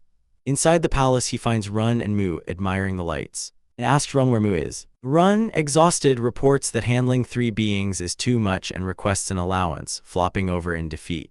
Dav notices the twins, their main bodies being swords, calling out to him as daddy. Berserk suggests finding them a mother to help nurture their emotions, cheekily proposing Princess Lindy's as an ideal candidate. When Dav asks for her preference, Berserk scoffs, stating she isn't interested in men younger than 1,000 years. Though she quickly changes her tune when he offers to lend her transcendental finale, declaring him her ideal type after all. As he plays with his daughters, one of them suddenly points into the crowd, and Dav turns to see Princess Lindy's herself staring right at them, a look of pure shock on her face, leaving him to wonder why all these princesses are suddenly showing up one after another. The elf asks if Davy is finally ready to listen to her request, and he casually agrees to hear her out. She presents a map to a small island, once a forest, now a polluted land of the undead, all to retrieve a single item, a token proving the saint of the world tree's betrayal. She frames it as a righteous fight against the saint, but the moment she mentions it, Davy's interest plummets. He sighs, the entire proposition suddenly sounding like a massive headache. The elf tries to remind him of his promise to listen, but he cuts her off, bluntly stating he's changed his mind, leaving her utterly speechless. As she confirms his sadistic nature with some strange skill, Davy internally laments that all elves are one big headache after another. The next morning, the sun rises over a successful festival, the territory's people blissfully ignorant of the near disaster with the world tree. For Davy, however, it feels like a failure. He recalls burying the bodies of the fallen elves, a bitter taste lingering from the sacrifice of Penella's child. Though his subordinate argued against honoring invaders, Davy erected tombstones for them anyway, all part of a larger strategy. With Elena gone to the Empire on urgent business, he yawns, deciding to simply enjoy the festival for now. He finds his two daughters mesmerized by the lights, patting their heads and wondering where they inherited their cuteness from. He finds Run, who complains that handling 3 children is too much and demands an allowance increase, so Davy agrees to take them for the day. He muses that Yuria has grown overly protective of Mu since Elder Khan's incident, pouring all her affection into the child. As the girls, who are actually swords, call out to their daddy, he considers finding a mother figure to help raise them. Berserk immediately suggests Princess Lindy's, but when Davy playfully asks about her own interests, she flusters, claiming she's not into men younger than 1,000 years. She then offers him a transcendental finale before quickly backtracking and declaring that her ideal type is someone just like him, causing Davy to silently question her desperation. The girls pull at his sleeve, pointing out sweets they want, but his attention is suddenly ripped away. He turns to see a familiar face in the crowd, Princess Aria, who looks just as shocked to see him. Davy can only wonder why another princess has appeared in his territory so suddenly. This visit, however, isn't for pleasure. She's here for a medical checkup. In a private room, the nervous princess apologizes for the inconvenience. Davy reassures her it's fine, adding that her illness doesn't seem serious. Berserk teases him about his ears turning red, but he quickly silences her. Aria's attendant claims the sudden visit was her idea, but her smug grin tells a different story.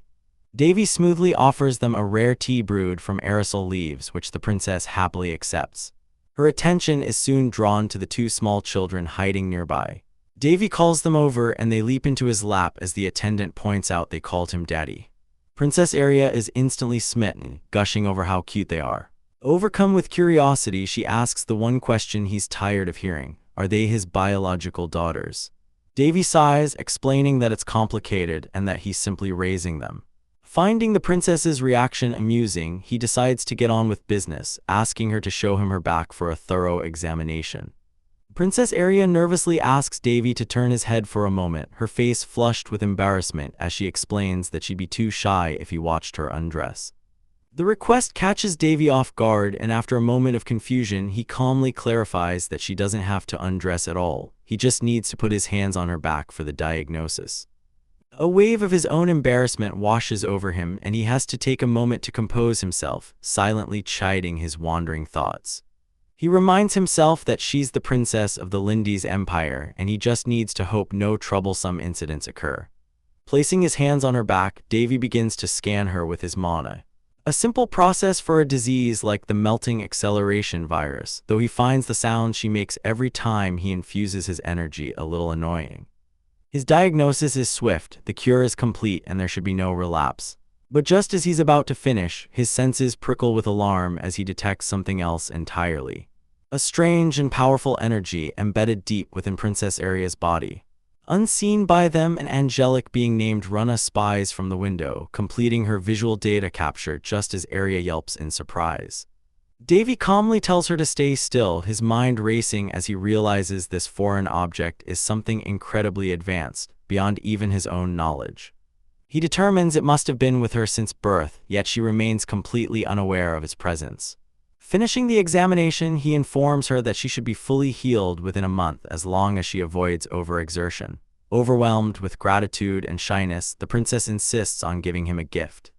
Presenting a box of chocolates she made herself, the sight instantly reminds Davy of Valentine's Day from his past life. And a brilliant, greedy idea sparks in his mind. He seizes her hands, thanking her profusely and startling the already flustered princess. This is an opportunity to create a new commemorative day. A cultural trend that will ultimately become one thing: money. He imagines himself swimming in a sea of gold, a wicked grin spreading across his face as he instructs his companion to spread the word among the nobility. Little did he know how this money-grubbing decision would come back to haunt him in the future. Later, Davy finds himself sitting across from a new, imposing figure who introduces herself as Catherine Carabella, the Grand Duchess of the Lindy's Empire. Though Davy feigns familiarity, his companion whispers that she is the Empire's strongest warrior. Catherine smirks, admitting she forced her way here against the princess's wishes, eager to see the man who had captured their naive princess's attention. Internally, Davy's alarm bells are screaming. Her aura feels dangerous, on par with the psycho women he's had to deal with before, and experience tells him to avoid her at all costs. Catherine then drops the bombshell. She is there to deliver a marriage proposal from the crown prince. She hands Davy a potent elixir, urging him to drink it and attack decisively, launching into a passionate speech about the princess's unparalleled beauty and how rare such an opportunity is. She even offers to help him kidnap the princess, certain the emperor would eventually approve for the sake of grandchildren. Davy, however, cuts through her madness, pointing out how disadvantageous the proposal is for Arya. He asks the one crucial question: does the princess even know about this? Catherine's silence is the only answer he needs, and he firmly rejects the proposal, stating he won't involve the princess in a political marriage unless she herself desires it. Intrigued, Catherine agrees to his terms but then reveals that the princess already has eyes for no one but him. As she stands to leave, her demeanor shifts from playful to predatory. She challenges him to a duel, admitting her true purpose was to witness his rumored strength firsthand. A confident smile plays on Davy's lips as he accepts the challenge. Soon, they stand in a grand arena filled with spectators, including a worried Princess Arya. As his subordinate confirms the shock-absorbing artifacts are active, Davy calmly produces a fan as his weapon of choice. Catherine is amused by his unconventional weapon, but Davy explains with unwavering confidence that he can fend off most attacks with it. Liking his spirit, the Grand Duchess grins ferociously and takes her stance, declaring she will make the first move. With a final warning for him to be prepared, she explodes forward, shattering the ground as she launches her attack. In the grand arena, Princess Arya frets about the upcoming sparring match, but her companions are certain Prince Davy has it under control. With a single, imperceptible movement, Davy places his hand on the ground, and an invisible force erupts, knocking the famed beastman warrior, Catherine Carabella, flat on her back. Her aide screams Davy's name in shock as Catherine, a warrior whose speed is said to be undetectable even by masters, is left sprawling on the ground, utterly bewildered. Standing calmly, Davy confirms her suspicions with a smirk. He used neither physical strength nor mana, a fact that intrigues her deeply. Annoyed but resolute, Catherine declares she will now attack, unleashing her aura as she prepares to charge. But once again, with a simple flick of his fan, Davy sends another invisible blast her way, knocking her back and leaving her completely stunned. She can feel the attack but can't see it or react to it, a terrifying realization for someone who relies on speed. Davy coolly explains the nature of his power. It's a force that doesn't belong to this world, unlike mana or divine power. A power only granted to humans known as Taoist magic. Realizing she was rude to the prince, Catherine accepts his offer to continue the match without holding back, her hair igniting with a fiery aura as she unleashes her true power.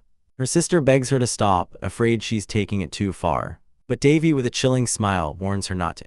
Catherine's power explodes, transforming her into a being of pure energy as Davy internally notes he's using the lines for more than just curiosity. It's a test for future battles. He clenches his fist, a determined grin on his face, recognizing her strength is approaching the realm of a sword divine, the closest anyone has ever come to his level. The two warriors clash in a blinding flash of light. Catherine barely manages to dodge an attack she couldn't even perceive, her survival credited purely to her chillingly sharp instincts. Davy, impressed, unleashes a far greater power, weaving signs with his fan to create a complex formation. A massive bell of fire materializes, a technique called the blazing hell vermilion bird seal, followed by the formation flame decimation. The divine beast's flames scorch the very earth, a power too great for this world to withstand, forcing Catherine to counter with a desperate punch of her own. The match concludes, leaving Catherine laughing on the ground, admitting she was crushed like an ant, while fawning over Princess Arya with newfound adoration for her betrothed. Later, Duchess Catherine relaxes in her room, giddy from the encounter. Her aide confirms that Prince Davy is a powerful figure they must have on their side, a man worthy of the princess. Catherine agrees, noting that while Princess Arya is pure and kind, she needs someone to protect her from the deep-rooted discrimination against beast folk. She resolves to support the princess's choice, vowing to help her find love, whether as a concubine or otherwise. She laments that with Davy's blockheaded temperament, they might need a little push, brushing off the fact that he already declined an engagement proposal. Her eyes gleam with a mischievous idea, a formal engagement proposal sent directly to the King of Rome. She admits she doesn't just like Prince Davy, she's never seen anyone so absurdly powerful, acknowledging she'd be dead if he hadn't stopped at the last second. Her aide agrees, noting that defeating her without his primary weapon, the sword, proves his immense worth. The only concern is Davy's relationship with the two children he treats like his own. But Catherine waves it off, declaring she'll just have to create a situation to bring them together. Just as their scheming begins, her aide gets an urgent message through the communication crystal. His face paling as he announces the plan is withdrawn. An envoy from the Palan Empire has arrived, signaling a serious crisis. The winds of war have begun to blow, as chaos grips the southern region of the Palan Empire. At the Empire's command headquarters, the mood is grim.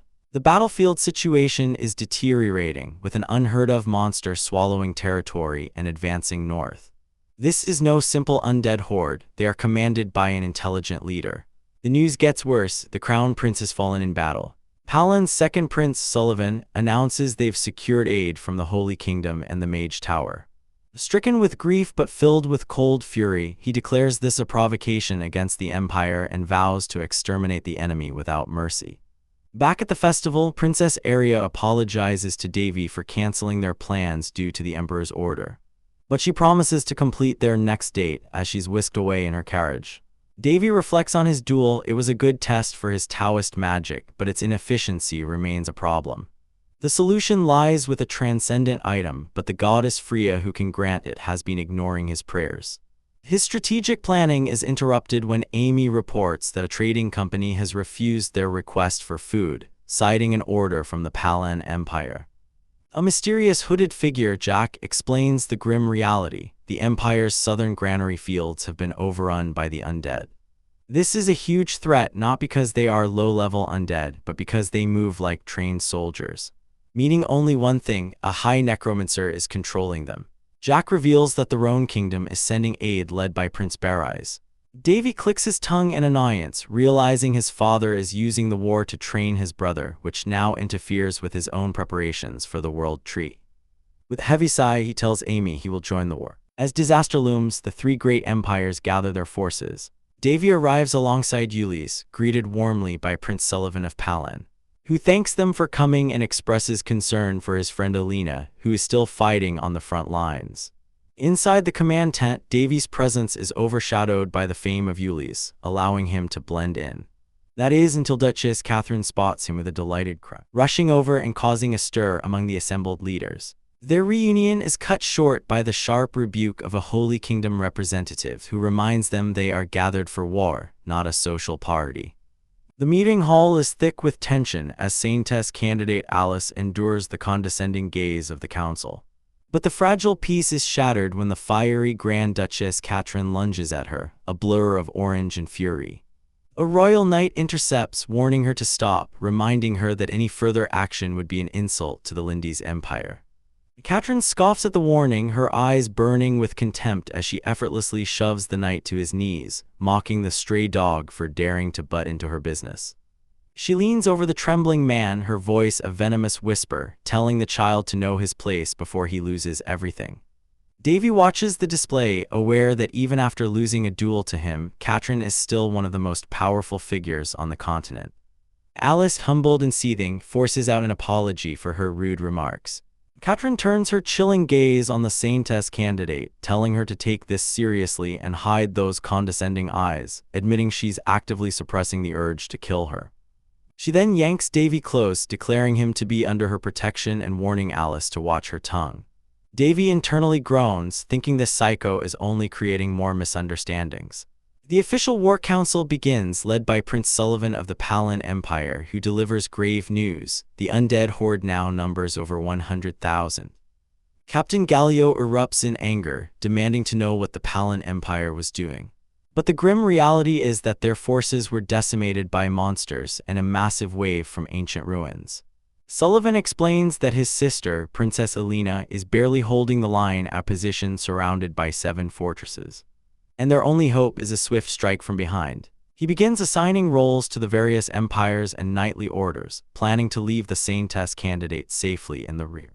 Davy notices Catherine's uncharacteristic silence, sensing she's plotting something. She surprises him by asking why he even bothered to come. Sullivan seizes the opportunity to mock Davy for arriving without an army, offering to assign him a babysitter. But Davy has no time for their political games. He coolly states he came to slay the undead, not play at war, as he needs to get this over with and return with food. He's decided to show off just enough to keep these vultures away from him.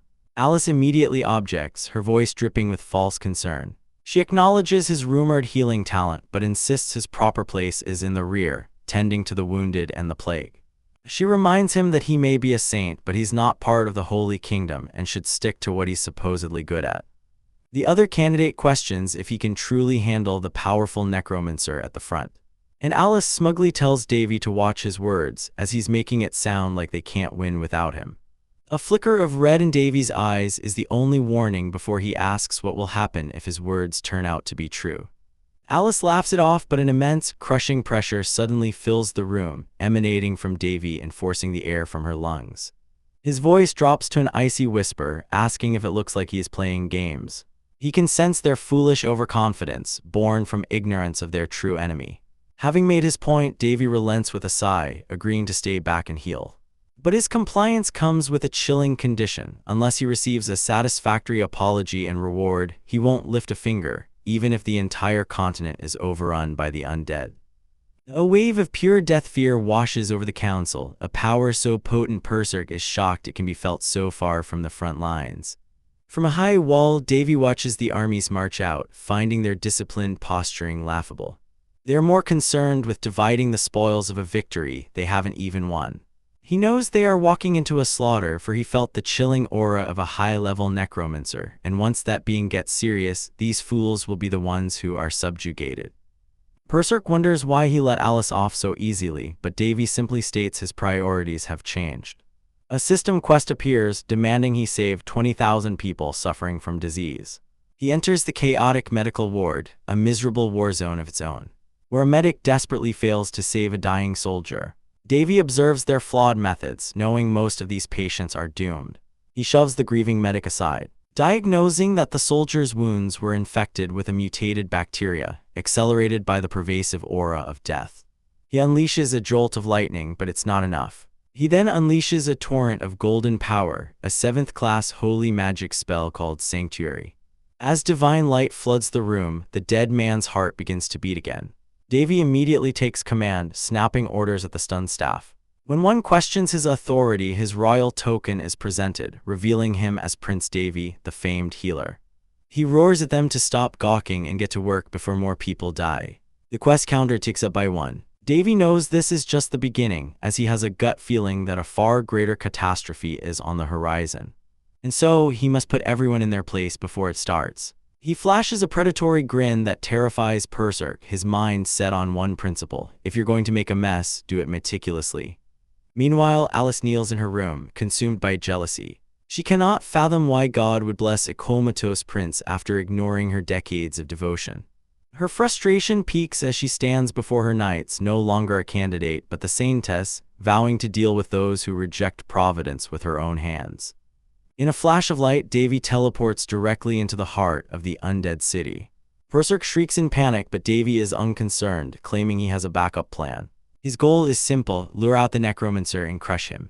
Summoning a magnificent staff, he declares that he will become the conductor for the dead, who are drawn to light.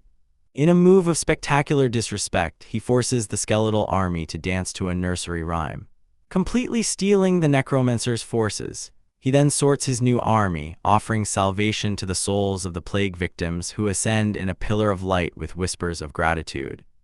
With his preparations complete, Davy approaches a menacing forest of dead trees, the necromancer's strong. An enraged voice echoes from within, furious that Davy not only stole his army but dared to invade his sanctum. Enthroned in the heart of the dead forest sits the master of this legion, a colossal, horned skeleton lich, radiating pure power. A disembodied voice taunts Davy, the novice necromancer, for daring to steal its legion. But Davy is utterly unimpressed, coolly remarking that even a lich should show its face to visitors these days. With a smug grin, he explains he has patience to revealing that Lin is currently taking his place in the command center's emergency room. His companion notes the enemy's forces are far greater than reported, with 14 death knights riding skeletal dragons and a host of giant undead.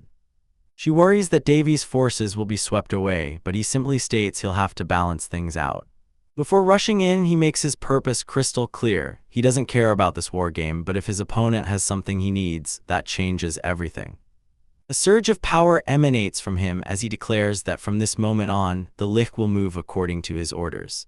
With chilling certainty, he vows to find his hidden enemy and crush him. A wicked smile spreads across his face as he unleashes 8th grade holy magic, the Blessing of Sen. A torrent of golden light washes over his skeletal army, becoming a unique buff for them and the worst possible debuff for the enemy undead. He isn't finished, immediately casting the 9th grade ultimate holy magic, Repentance, which manifests as a massive angelic statue. The enemy Lich is stunned, sputtering in disbelief at the holy power. Davy just smirks, promising that there's still more to come. He points a single finger to the sky and summons another 8th grade spell, the Rod of God. A colossal bolt of divine lightning rips through the heavens and smashes into the Lich's hidden throne room, forcing the skeletal figure out into the open. The Lich screams in horror, recognizing the legendary spell. Davy coolly tells him it's time to come out of the corner. Clasping his hands in a mock prayer, he asks not for mighty power but for mercy, all while casting buffs like strength and iron bone on his undead soldiers. The Lich cleric is utterly baffled, questioning how an intruder, a necromancer, could possibly wield such vile holy magic. Davy taunts him, telling him to keep wondering because he'll never understand, not even in death. His empowered skeletons charge, tearing into the enemy's monsters. Cleric calls him a despicable thief and boasts that his labyrinth will swallow Davy whole. But Davy can't be bothered with such petty tricks, declaring he'll just destroy everything in his path. He smashes his twin spears together, unleashing a cross-shaped blast that carves a straight line through the battlefield. He appears before the Lich, who recognizes his power as that of a giant. Cleric laments the fall of the giants but acknowledges Davy's skill in bypassing his traps, demanding to know his name. Davy toys with him, saying he should offer his own name first, only to cut Cleric off mid-introduction, declaring he's not interested. Enraged, Cleric unleashes a black hole, but Davy counters it with ease, casually forming an identical sphere of dark energy in his own hand. Cleric completely loses his composure, screaming that it's impossible for one person to steal undead, use holy magic, aura blade, 7th grade black magic, and a shadowless spear all at once.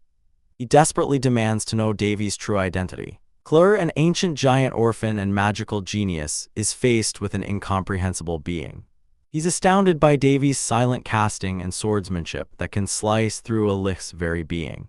Conceding defeat, Cleric admits that Davy is on par with a Death Lord, perhaps even more diverse and powerful, like his own master, Necro King Damien. Davy scoffs at the comparison. A flicker of insane curiosity sparks in Cleric's eye. As an 8th circle magician, he declares he will now see everything Davy possesses.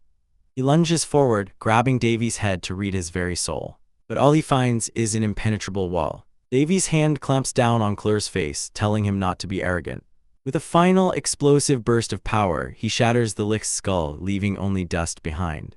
Davy looks down at the remains with contempt, scoffing at the idea of this weakling calling himself a Death Lord and telling him to fight more seriously next time.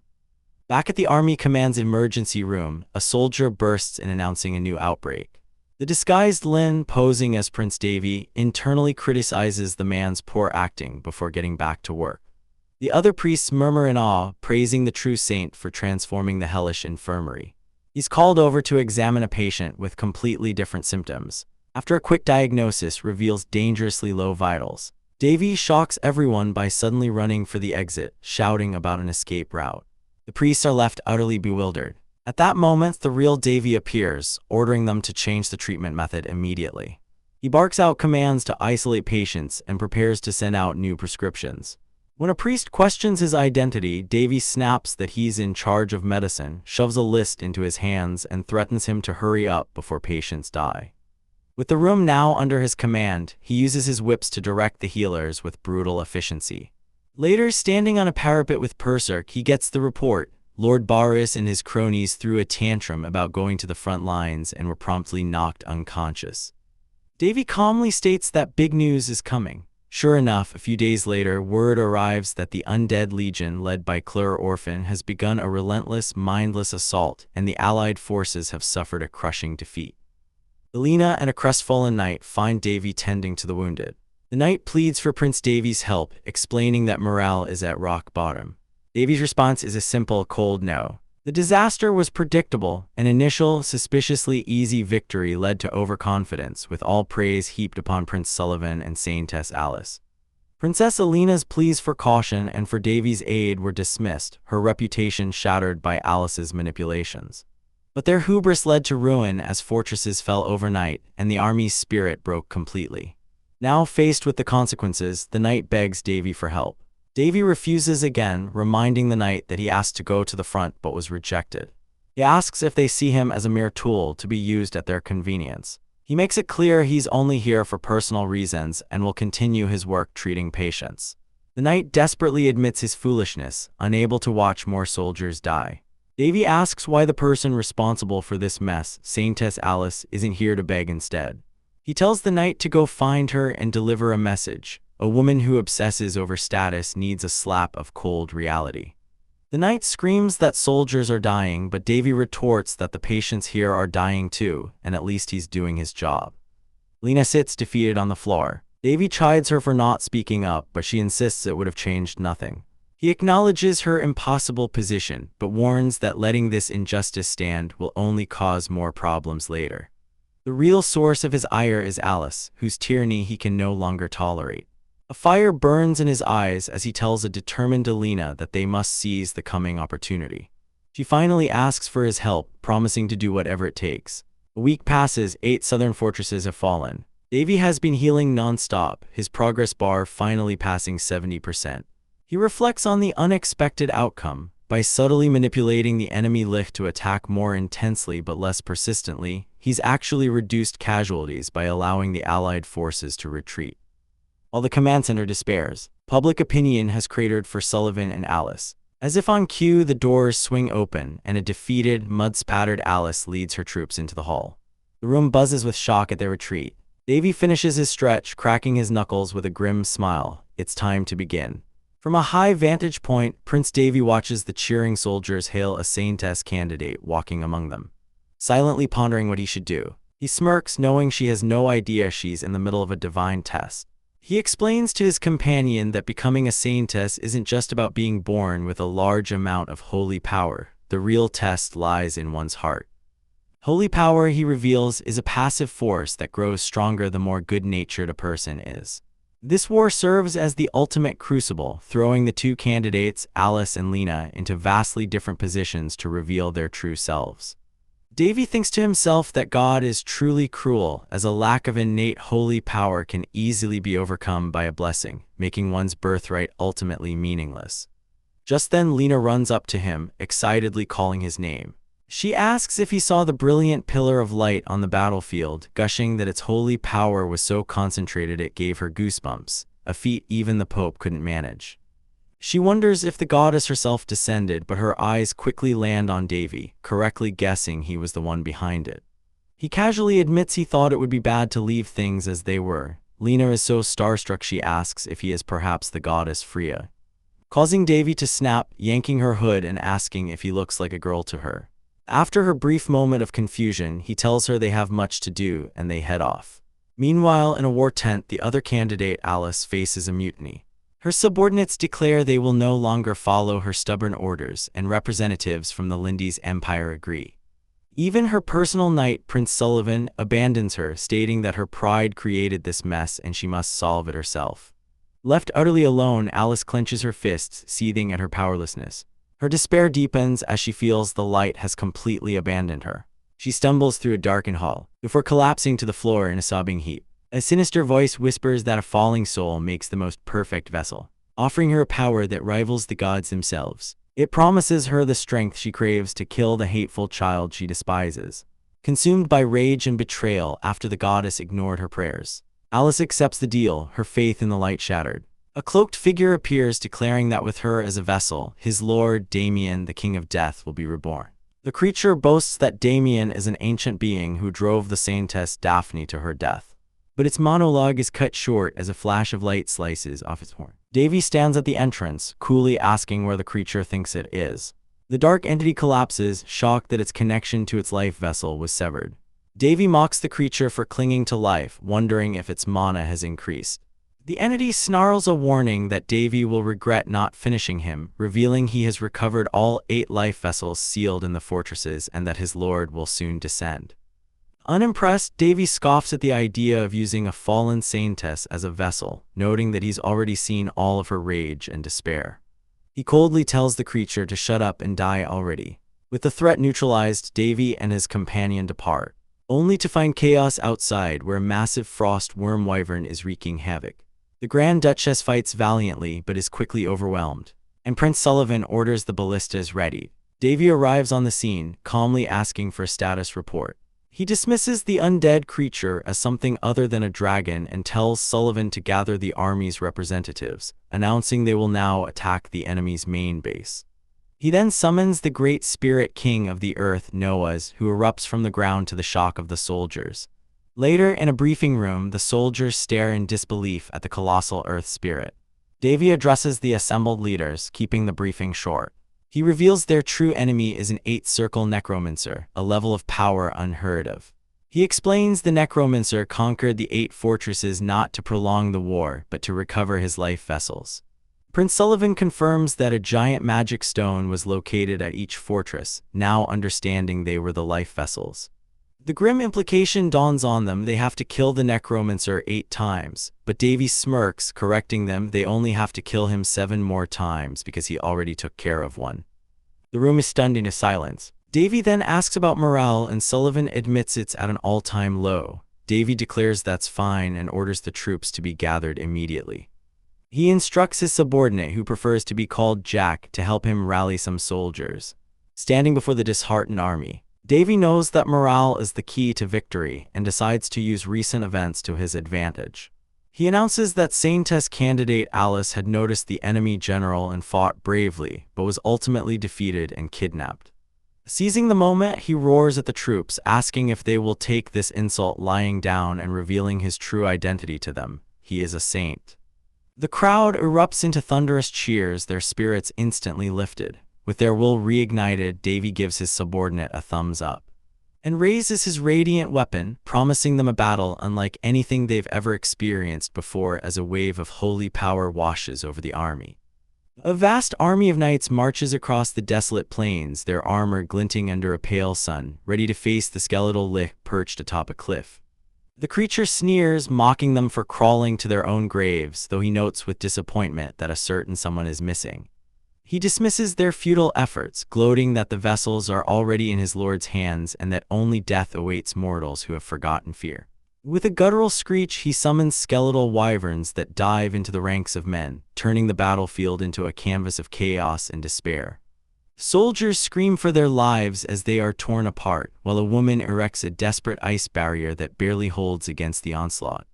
The Lich watches the massacre with cold satisfaction, yet a strange feeling of déjà vu tugs at his consciousness.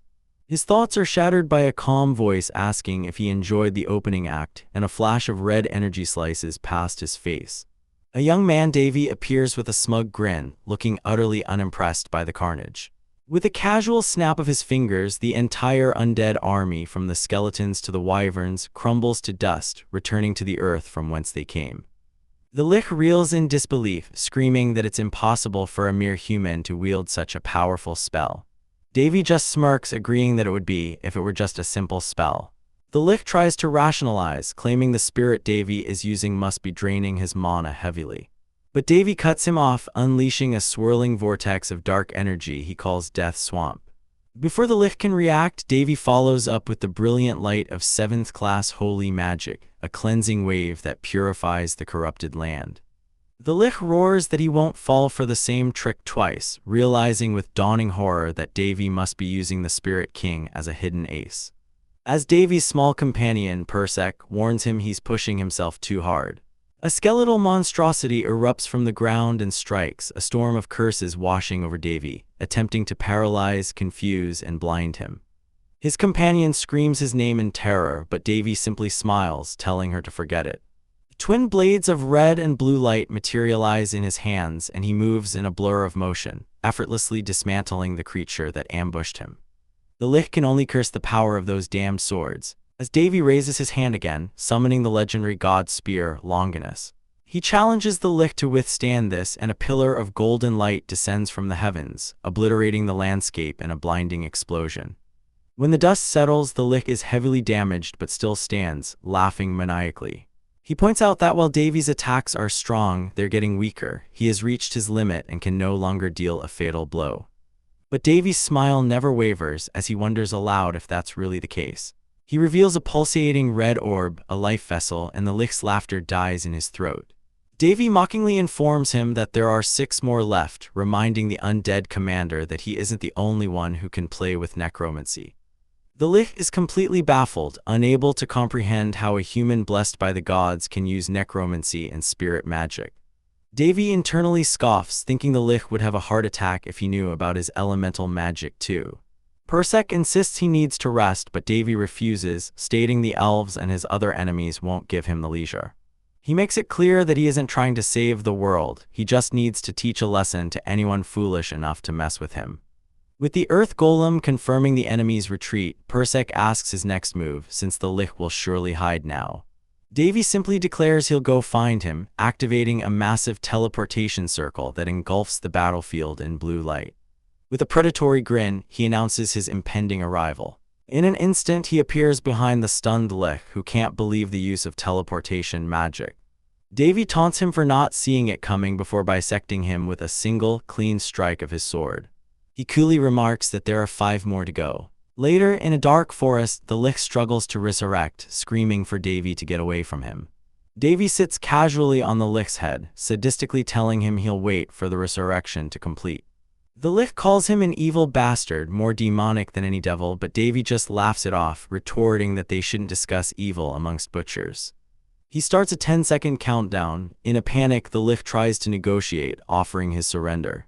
Davy's expression turns cold as he asks if the Lich ever offered his human victims a chance to surrender. The 10 seconds expire and Davy declares the Lich now has 2 lives left before striking him down again. He stands alone on a cliff, musing that his target has 1 final life left and deciding to track his last location. Persek worries about his erratic mana, but Davy has already deduced the Lich's plan, explaining that the safest place for him would be the ruins where he was first sealed. They arrive at a suspicious, magically severed cliff face that conceals an ancient cavern. Inside, the mana is chaotic and thick with powerful undead. Admitting he can't handle this alone, he summons a pink-haired girl for assistance. Just then, the Lich appears in a rage, furious that Davy followed him, vowing he will never get closer. Davy ignores the threat and walks through a storm of magic before unleashing an inferno of his own, the 8th circle spell, Prometheus. The Lich is engulfed in flames, collapsing to the ground, finally defeated. He uses his last breath to curse Davy's existence, but Davy nonchalantly replies that he'll just lift it. The Lich desperately asks what he has left after all this, and Davy answers that he has nothing. With a final surge of fanaticism, the Lich roars that his loyalty to his lord remains and demands Davy bow his head. A dark power erupts from the Lich's body, slamming into Davy and causing him intense pain. The Lich laughs triumphantly, proclaiming his lord has now awakened. The world will fall and humanity will be annihilated. Surrounded by his companions, Davy dismisses the grand speech as bullshit. A devastating explosion rips through the chamber and Davy stumbles through the smoke and dust, bleeding but determined. He follows a long, dark corridor, where a woman with a thorny crown awaits, Saintess candidate Alice. As the Lich Dayan fades away, he explains that his lord's power has seeped into Davy's body, a power he cannot handle. Alice, his lord, formerly known as Dayan the Undead King, thanks him for his service, and absorbs his essence, promising to remember his devotion as his body disintegrates. She is reborn, bathed in an eerie light, and declares her absolute authority to the world. Davy dryly comments that she looks better than her subordinate. Alice asks if the pawn of God came to stop her, but Davy retorts he only cares that her minion was rampaging in his territory. Amused, she offers him mercy, telling him to leave her sight. Davy scoffs at her heavenly arrogance. She boasts that she became God itself when she learned to see the flow of the world, even killing the great saintess Daphne with her own hands. The name catches Davy's attention and his tone drops, asking if she was the one who killed Daphne. She mocks his meager power and attacks, declaring a single finger is enough to kill him. She casts a curse of eternal suffering upon him, but Davy remains completely unfazed. He asks what her grand plan is now that she's revived, and she declares her intent to annihilate the ugly humans and awaken her servants. Davy calls her plan boring and cliché, pointing out she doesn't even have a life vessel and should just die. She laughs at the idea that she can be killed so easily. But Davy is done talking. He declares that punishments must be given to those who don't know their place. She casts a curse of death, but to her shock it has no effect. Davy smiles, deciding to tell her two things. He tells her to look carefully at who she is truly facing. A horrifying vision of a supreme undead being floods her mind, a power so immense it makes her tremble. He explains that a lower rank curse is simply nullified by a higher rank one. She screams that it's impossible, that such a power cannot exist inside a mortal. Davy calmly confirms that it can, revealing his soul is already bound by a curse from a black mage far beyond her imagination. Davy smirks at the system message declaring a flow rejection, a curse that casts one out from the cycle of reincarnation and threatens eternal oblivion. He scoffs internally, knowing that a grand curse already upon him makes him immune to such petty threats from the gods. With a flick of his wrist, he sends the blonde woman reeling back in pain, then grabs her by the neck with cold indifference, curious to see how long she can endure his power. She begs him to stop, but he dismisses her cries, warning that if she gets in the way of his war with the World Tree, he'll simply bury her where she stands. He unleashes a torrent of 9th rank holy magic, a spell named Great God that summons a divine being from the heavens, culminating in a massive blast of light called God's index finger that obliterates the ground below. Davy reflects that the very stigmata on his body isn't a sign of sainthood but merely a tool for God's protection, something he can't even receive affection from. His demonic familiar notes the undead king's energy has vanished, speculating he's either fled or is hiding deep within the woman's body. As the woman coughs up blood, a new system message appears, offering salvation to the wandering lamb. Annoyed by the divine intervention, Davy grabs her throat again, sneering that God threw her away first and is now trying to cut a deal to save her. He adds a cruel twist, telling her that while God might want her saved, he personally does not. Broken, she tells him to kill her, seeing no reason to live. Davy agrees, summoning a flame to grant her wish painlessly. But a voice in his head commands him to save her, forcing him to halt with a curse of frustration. The woman is bewildered by his hesitation, and Davy grits his teeth, admitting that a force beyond his control is preventing him from ending her life. This revelation sends her into a rage, screaming at the heavens for ignoring her prayers only to intervene now and make her more miserable. Davy sighs, correcting her misunderstanding by revealing she has never once received God's love, only its protection.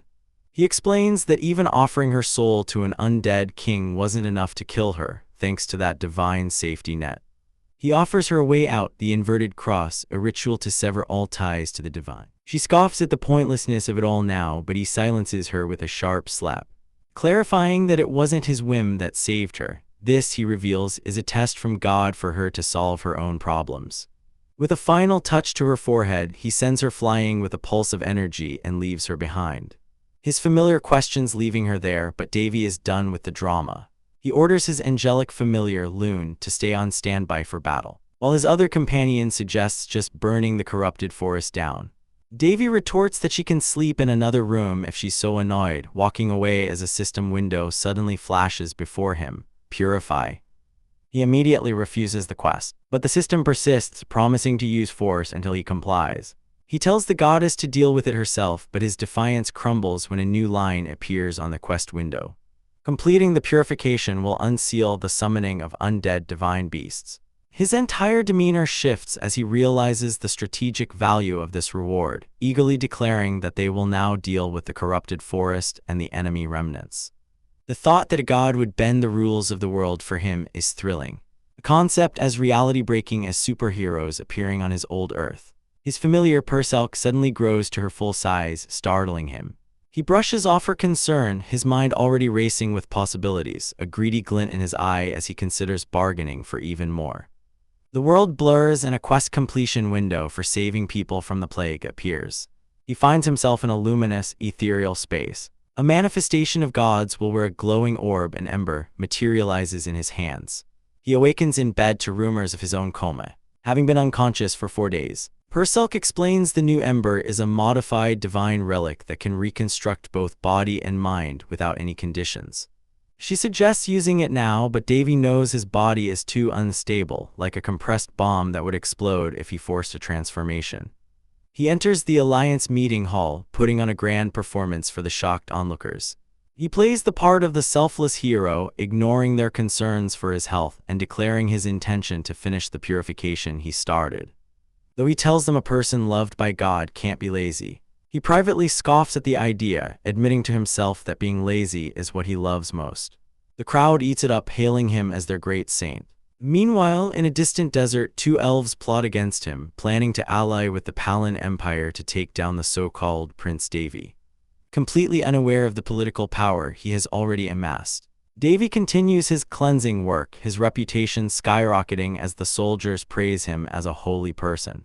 The allied forces depart, showering him with invitations to their kingdoms, and General Cullen tearfully thanks him for saving his granddaughter, Hula Mendes. Purcell calls him a con artist, but Davy just smiles, saying he's simply reciprocating kindness. He then seeks out another young woman, telling her he needs empty scrolls for talismans. She eagerly returns with an entire chest full, gifted by a supply commander who is also in awe of the great saint. With the materials gathered, Davy prepares a summoning ritual, explaining that it's not magic as the scrolls begin to float on their own. He asks the girl to choose an animal, and she picks a bird for its freedom. After teasing her about summoning a spicy chicken, Davy gets serious, holding a seal and invoking the name of the vermilion bird as the summoning circle erupts in power. The princess gasps for air, overwhelmed by the sheer pressure of Davy's power. Demanding to know what he's doing, he calmly explains that this is Dusul, a unique power forged from human desires in a world far from here. A land barren of mana and abandoned by gods where survival was a constant struggle. In that world, humanity had to imitate and create, crafting artificial spirits like the four divine beasts to survive. With a smirk, Davy declares he's curious to see how a certain entity will react to this, ordering Rena to prepare a cauldron of oil. The ritual begins as a flower made of pure flame blooms before them, erupting into a blinding light that coalesces into the form of a magnificent phoenix. The princess can only stare, captivated by its beauty, but its deafening screech snaps her out of her trance. Davy, however, seems entirely unfazed, a smug look on his face as he anticipated this exact reaction. The divine beast Suzaku unleashes its fury, but Davy merely sighs at the noise and pulls out a third-grade talisman. With a flick of his wrist, he unleashes a seal of restraint, ensnaring the rampaging bird in glowing green chains that bind it completely. He casually explains to the stunned princess that since Suzaku was born from the human desire for anger, it naturally has severe anger management issues. If left unchecked, it would be impossible to control, so he declares his intention to change its very nature. He seals its power with another talisman slapped right on his forehead. Just as Rena arrives with the oil, Davy grins, condescendingly calling the divine beast his fire chicken. He knows its pride is strong, but disobedience must be punished. Recalling his master's lesson that the vermilion bird has the worst temper of all divine beasts, the only solution, he muses, is to utterly crush its pride. And with a terrifyingly cheerful smile, he threatens to twist its neck and turn it into fried chicken. The bird stares in horror as Davy offers it a hot oil bath, proclaiming he isn't picky and will eat anything. The final threat of being cooked extra spicy is all it takes to shatter its will. The taming is brutally complete. The once proud bird now trembling and burying its head in the dirt, Davy gently reassures it that obedience will keep it out of the oil. And when he tells it to fly, the bird looks upon him with eyes full of adoration, seeing him as its master. It soars into the sky in a blaze of glory, with Davy's final instruction to play until dinner, but with a stern warning not to harm any innocent humans. Hours later, the bird returns, having found something. Suzaku reflects on its strange birth and its even stranger master who threatened to turn it into a meal. A fear that overshadowed its very nature. Its first meal was a group of monsters, which it found surprisingly delicious. But in its excitement, it set the entire forest ablaze. An elf archer intervened, daring to call the mighty god beast a mere magical beast, an insult that stoked its fiery rage. It barely managed to remember its master's warning. But as the elf continued to fire arrows, its restraint shattered. It erupted in a pillar of fire, declaring it would burn them all alive even if it meant its own demise. Davy appears visibly annoyed that his attempt to let the bird cool off resulted in this mess. He then notices what the bird brought back, a charred but still breathing elf. Deciding to handle this personally, Davy scoops up the unconscious elf and announces a quick trip back to Heinz, leaving the others behind as he teleports away. Upon his return, he's greeted by the elf he saved earlier, who is utterly shocked to see the person he's carrying. She identifies the charred figure as Emilia, the previous saintess of the sacred tree who was supposed to be in an eternal slumber. Davy nonchalantly replies that his spicy chicken brought her and coolly decides she'll make a good hostage. The other elf, despite her shock, agrees to watch over Emilia until she wakes. Davy then heads to the South Palan Empire's command center, where a commotion is underway. The Crown Prince's corpse has been found, and Lena is there in the role of a saintess candidate for the memorial service. The tense atmosphere is shattered when Princess Elena storms in, roaring in fury at her brother, Sullivan, who has just declared himself the next Crown Prince and moved their brother's funeral away from the capital. Elena accuses him of only wanting the body to secure his own power, her rage dissolving into tears as she collapses against Davy. In the days that follow, Sullivan proves to be a competent leader, quickly restoring blocked trade routes. But his pragmatism only fuels Elena's resentment. She confronts him again before their brother's casket, screaming that he doesn't understand sacrifice and that things would be different if he had helped when their brother was alive.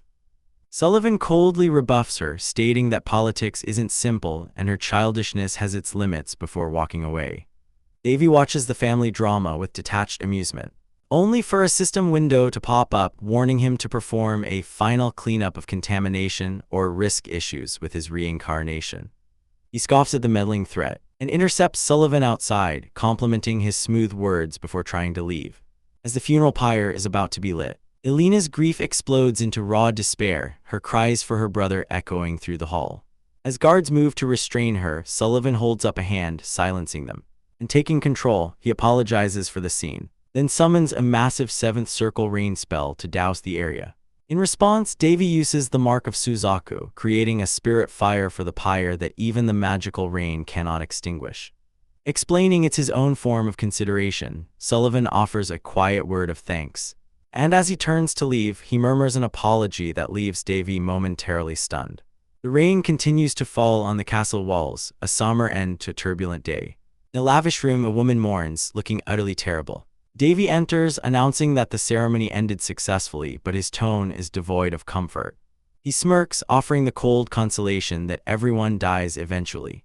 He apologizes for what happened, and his sister thanks him for the sentiment, adding that it's natural to be sad when family passes.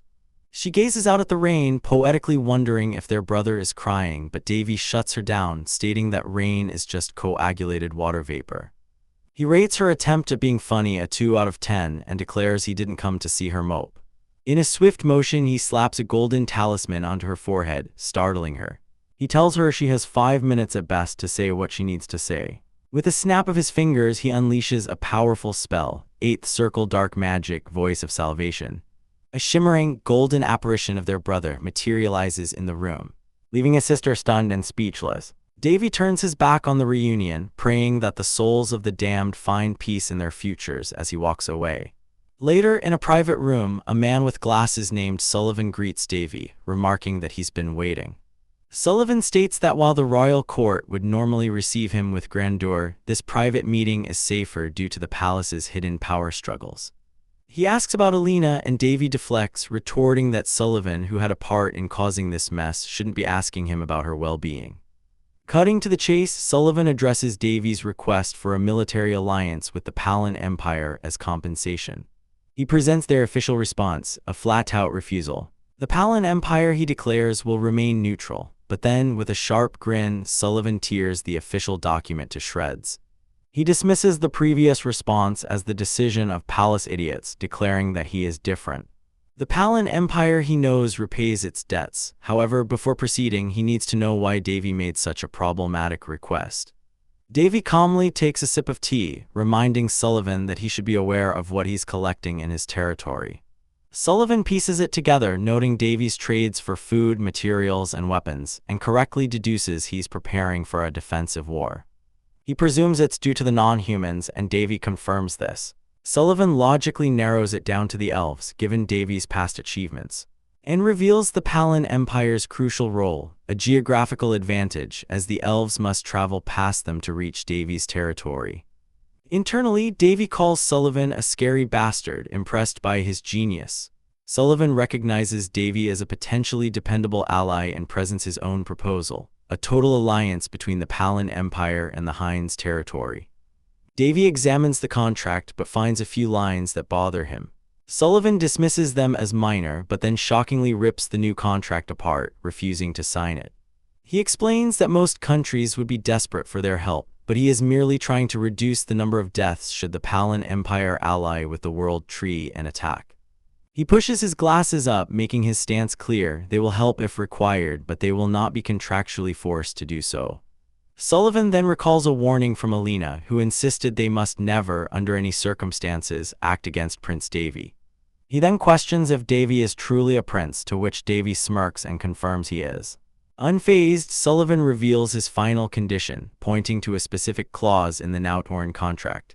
The clause details a marriage between Davy and Princess Alina de Palin.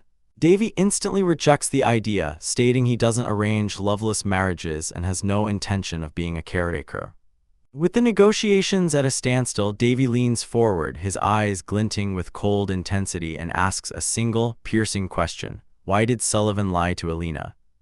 The air is thick with political tension as Sullivan lays out the kingdom's preparations, detailing the stockpiling of food, defense materials, and even exported weapons.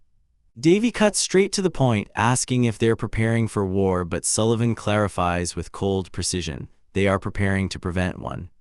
Sullivan quickly deduces the threat isn't human, correctly pinpointing that it must be the dwarves, a new forest tribe, or a race only Davy knows about. Davy simply smiles, confirming it's most likely the elves, and condescendingly adds that an enemy of that level should be manageable for a man of Sullivan's caliber. Sullivan presses, demanding to know why Davy needs the fallen empire's help. Davy gestures to a map, revealing the simple, brutal truth of geography: the elves' route cuts directly through the fallen empire's territory. A wicked grin spreads across Davy's face as he internally labels Sullivan a cunning bastard, a thought that makes him respect the man's political genius even more. Sullivan, for his part, recognizes the danger of a man like Davy but concedes that as an ally, he'd be peerless. With the pleasantries over, Davy slides a document across the table, an official offer for a full alliance between their territories. The terms are simple: a 200-year mutual defense pact. But Sullivan scoffs at the demeaning language of the contract and, with a flash of defiance, tears the slave-like agreement to shreds. He knows most would ally out of fear, but Davy's proposition is different. Davy coolly explains that his offer isn't about submission, it's about minimizing the inevitable casualties when the fallen empire joins forces with the World Tree to attack. A tense silence hangs between them, a battlefield of unspoken threats. Sullivan's mind races, remembering his sister Alina's frantic warning to never provoke Prince Davy, a warning he had dismissed as a joke. Now, clenching his fist, he stares at the smiling prince and wonders if he's even human. Davy just shrugs, cheerfully confirming his humanity and his lack of grudges, a disarming statement that forces Sullivan to accept the proposal as a trump card. But the prince has one final objection, pointing to the clause detailing the marriage between Davy and Princess Alina. Davy claims to be overprotective of his sister, but his face darkens as he leans in, his eyes glowing with intensity, and asks why Sullivan lied to Alina. The question hangs in the air, a dagger aimed at the prince's heart. A flashback reveals Alina's sorrow at her brother's tiny, disrespectful funeral, a political move she knew was a calculated lie. Back in the present, Sullivan sighs in defeat, admitting he can't hide anything from Davy. He confesses his entire gambit. He can't let the nobles know of his good relationship with Alina, or her carefree life and safety would be forfeit. His deceased brother's last wish, a will disguised as a letter, was to protect her at all costs. Alina commands the White Birds, a powerful military unit, but she lacks the political cunning to defend herself from the vipers in the court. So, Sullivan made himself the villain, announcing his bid for the throne and holding a meager funeral to draw all the hatred and political attacks onto himself. He became a bigger target, a shield of misdirection to protect his sister from the darkness of their world, sacrificing his own honor and pride in the process. He knows the ideal scenario would be to marry her off to a strong, safe country, far from the Empire's struggles. Later, as Davy prepares to leave, Alina tells him she plans to focus solely on training. He places a reassuring hand on her shoulder, a simple gesture that makes her beam with happiness as she thanks him. Upon returning to the Hind's territory, Davy is mobbed by his family. He greets Amy with a kind pat, and catches his sister Winley, teasing her for being unconcerned before praising her for reaching the fourth circle in magic. He's then greeted by the dwarf elder Golgotha and the high elf Yuria, who informs him she's updated him on their plans. Davy and Golgotha share a sinister laugh about a certain plan. Just as Yuria mentions a hostage is finally stable enough for questioning. With business to attend to, Davy departs for the Moon Forest village, where he's immediately tackled by an energetic child named Mew. After a brief, amusing exchange with the elf Verdith about Mew's tea education, he proceeds to a sacred clearing filled with glowing flowers. There, surrounded by spirits, he finally sees her, the high elf priestess Emilia. An elf named Yuria greets Lady Emilia, but Emilia recoils in shock at the sight of the human standing beside her. Panicked, Emilia demands to know what's going on and how a human dares to enter their sacred forest. Davy smirks, calmly informing her that this isn't an elf village at all but human territory he cleverly disguised as a trap. Yuria giggles, adding that Emilia seems like she'd be fun to torment. This pushes Emilia over the edge and she screams at the human to shut up, but Davy just scoffs at her rudeness.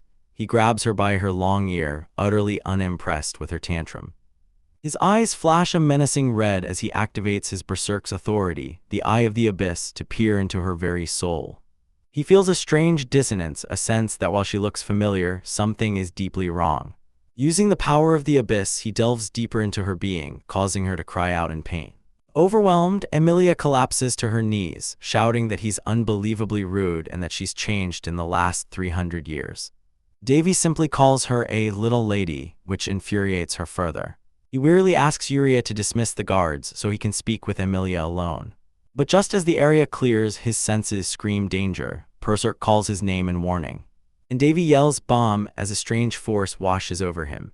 Immediately, his automated defense, the angelic loon, deploys for bomb disposal, appearing in a flash of feathers and pinning Emilia to the ground with cold precision.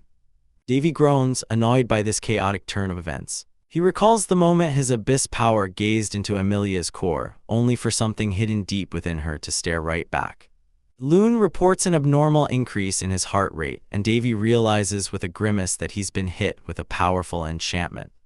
He accuses Emilia of trying to socially ruin him with a succubus-level charm, leaving her utterly bewildered. Loon asks for the enchantment's medium, and Davy states that it's her eyes.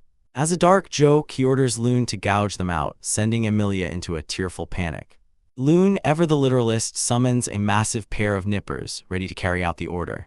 Davy quickly tells her to stop, but the enchantment takes hold and he struggles to resist its overwhelming power. In that moment of weakness, he has a terrifying revelation. The trigger isn't her eyes, it's her tears. Fighting for control, he activates his sixth circle mind evolution and commands Loon to knock her out cold. A swift chop to the neck puts Emilia down. Later, Yuria asks what happened, but Davy waves it off. Loon explains that Emilia used a charm so powerful it couldn't be blocked.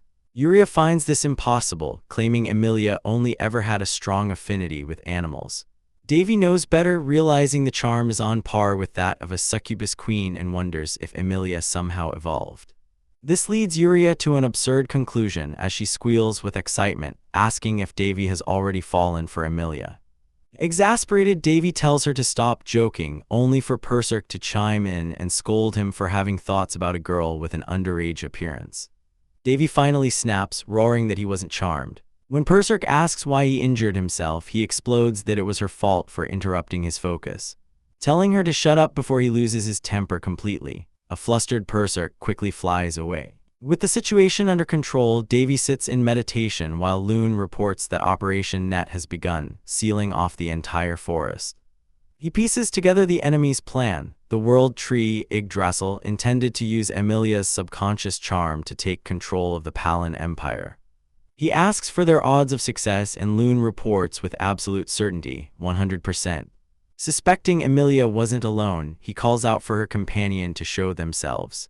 Berserk reappears, grumbling that she can't move while meditating. Just then, Emilia begins to stir. Before she can fully awaken, Loon bundles her up in a restricting cloak. Davy introduces himself as her enemy, Davy Al-Roan, and declares her his hostage, vowing to extract every last secret about Yggdrasil from her.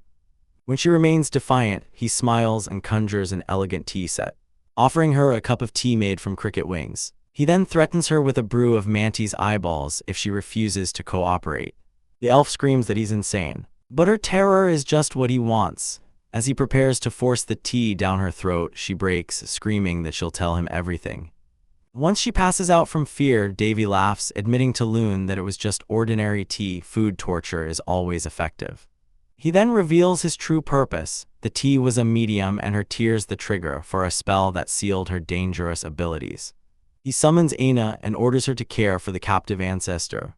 Aina suggests killing her, earning a harsh rebuke from Davy about respecting their elders. His real plan is to spread rumors of Saintess Emilia's presence, forcing Yggdrasil to make a move and walk right into his trap. With the bait set, he turns his attention to his trump card, the anti-world tree golem. He leads the way to his underground workshop, where his researchers unveil a new creation, a lifelike mechanical arm. Aina panics, thinking he's begun human experimentation, but Davy tells her to look closer. It's a new golem part inspired by Loon, made of metal but with a soft, organic interior. This is the Avenger Aerocade, a golem designed not for physical power but abstract abilities, built with alchemy and spirit technology. He unveils his first daughter in the fight against the tree, giving her the name Annabelle. When asked why the golem looks like an elf, Davy's reasoning is simple: she was designed to fight elves. Upon activation, Annabelle communicates by writing on a notepad, her autonomy still limited. Davy tests her, asking for her height and weight. Annabelle writes back that a woman's weight is a secret, a personality quirk clearly installed by Loon. Davy sighs, then asks a simpler question: what does she like? The pen pauses, frozen in thought. Davy stares at the nonsensical report from Loon, which is just his own name repeated endlessly, causing the little spirit to flush with embarrassment as she tries to insist she's not guilty. He can't fathom how she even came up with this, but Berserk explains the unexpected side effect of his power. 7 magic stones were used in Annabelle's creation, and several of them, used for power and cognition, were dark magic stones infused with his unique spectral mana. This accidental fusion created a new property that only awakens when a mage reaches a certain level. A revelation that leaves Davy deep in thought, while Annabelle simply offers a serene smile. The scene shifts as Davy confronts the elven envoy, Emilia. Her face a mask of tension. He states his intention to end their long fight and demands she reveal the location of the sacred tree's medium. Her face falls as he lays out the facts. Only the current and former saintesses know its location, making her the unwilling key to this entire conflict. He confirms her darkest suspicion, that her body possesses an innate power of seduction, a tool the sacred tree intended for her to use to sow discord among humans and retrieve Yuria. Emilia recoils, refusing to believe it, arguing that the sacred tree sent her precisely because she was a high-ranking elf with no interest in humans, the perfect neutral party for communication.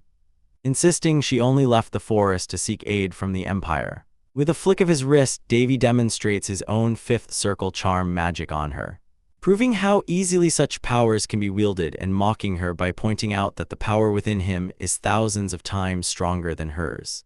He coldly asks if she honestly thought the world tree was ignorant of all this, declaring the sacred tree completely insane and out of its mind.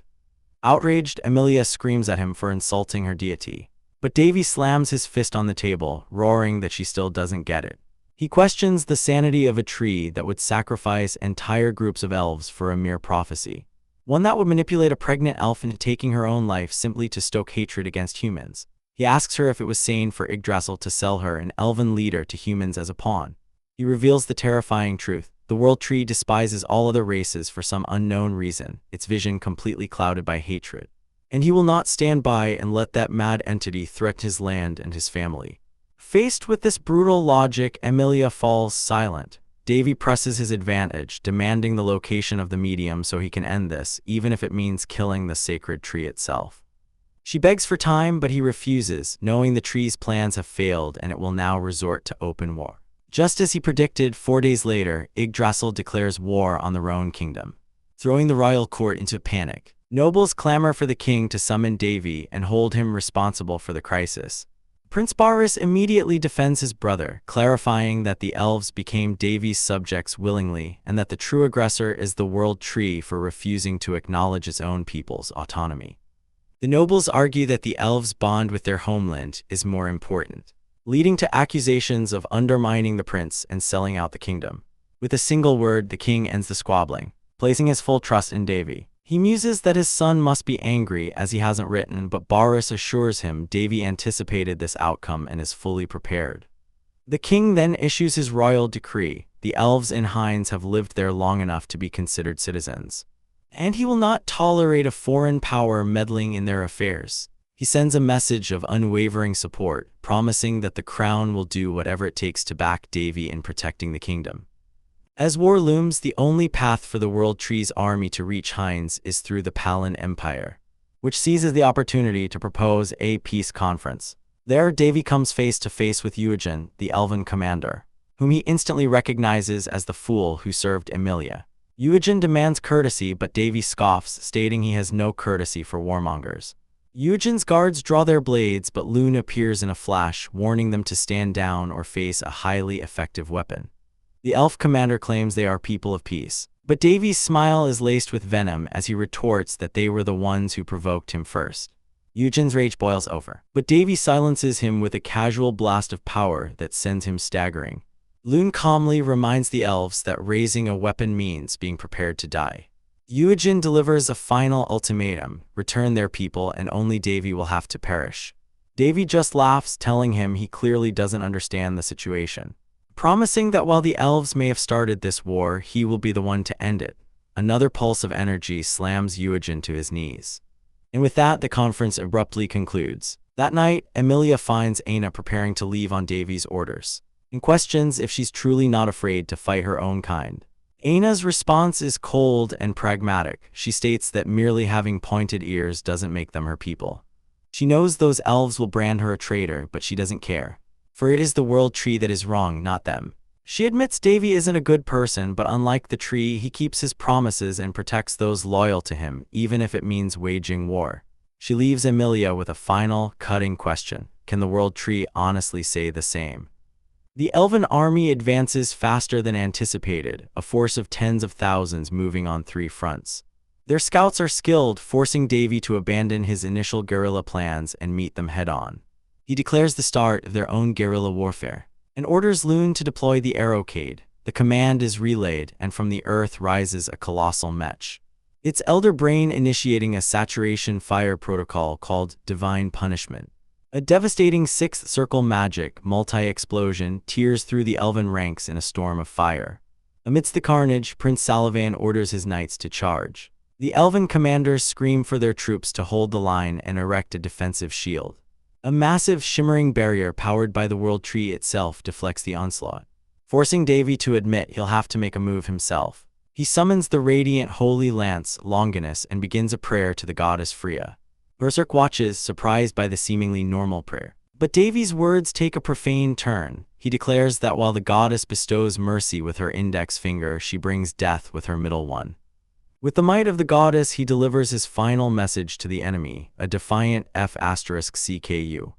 The 9th circle final holy magic, the middle finger of the gods, shatters the divine barrier into nothingness.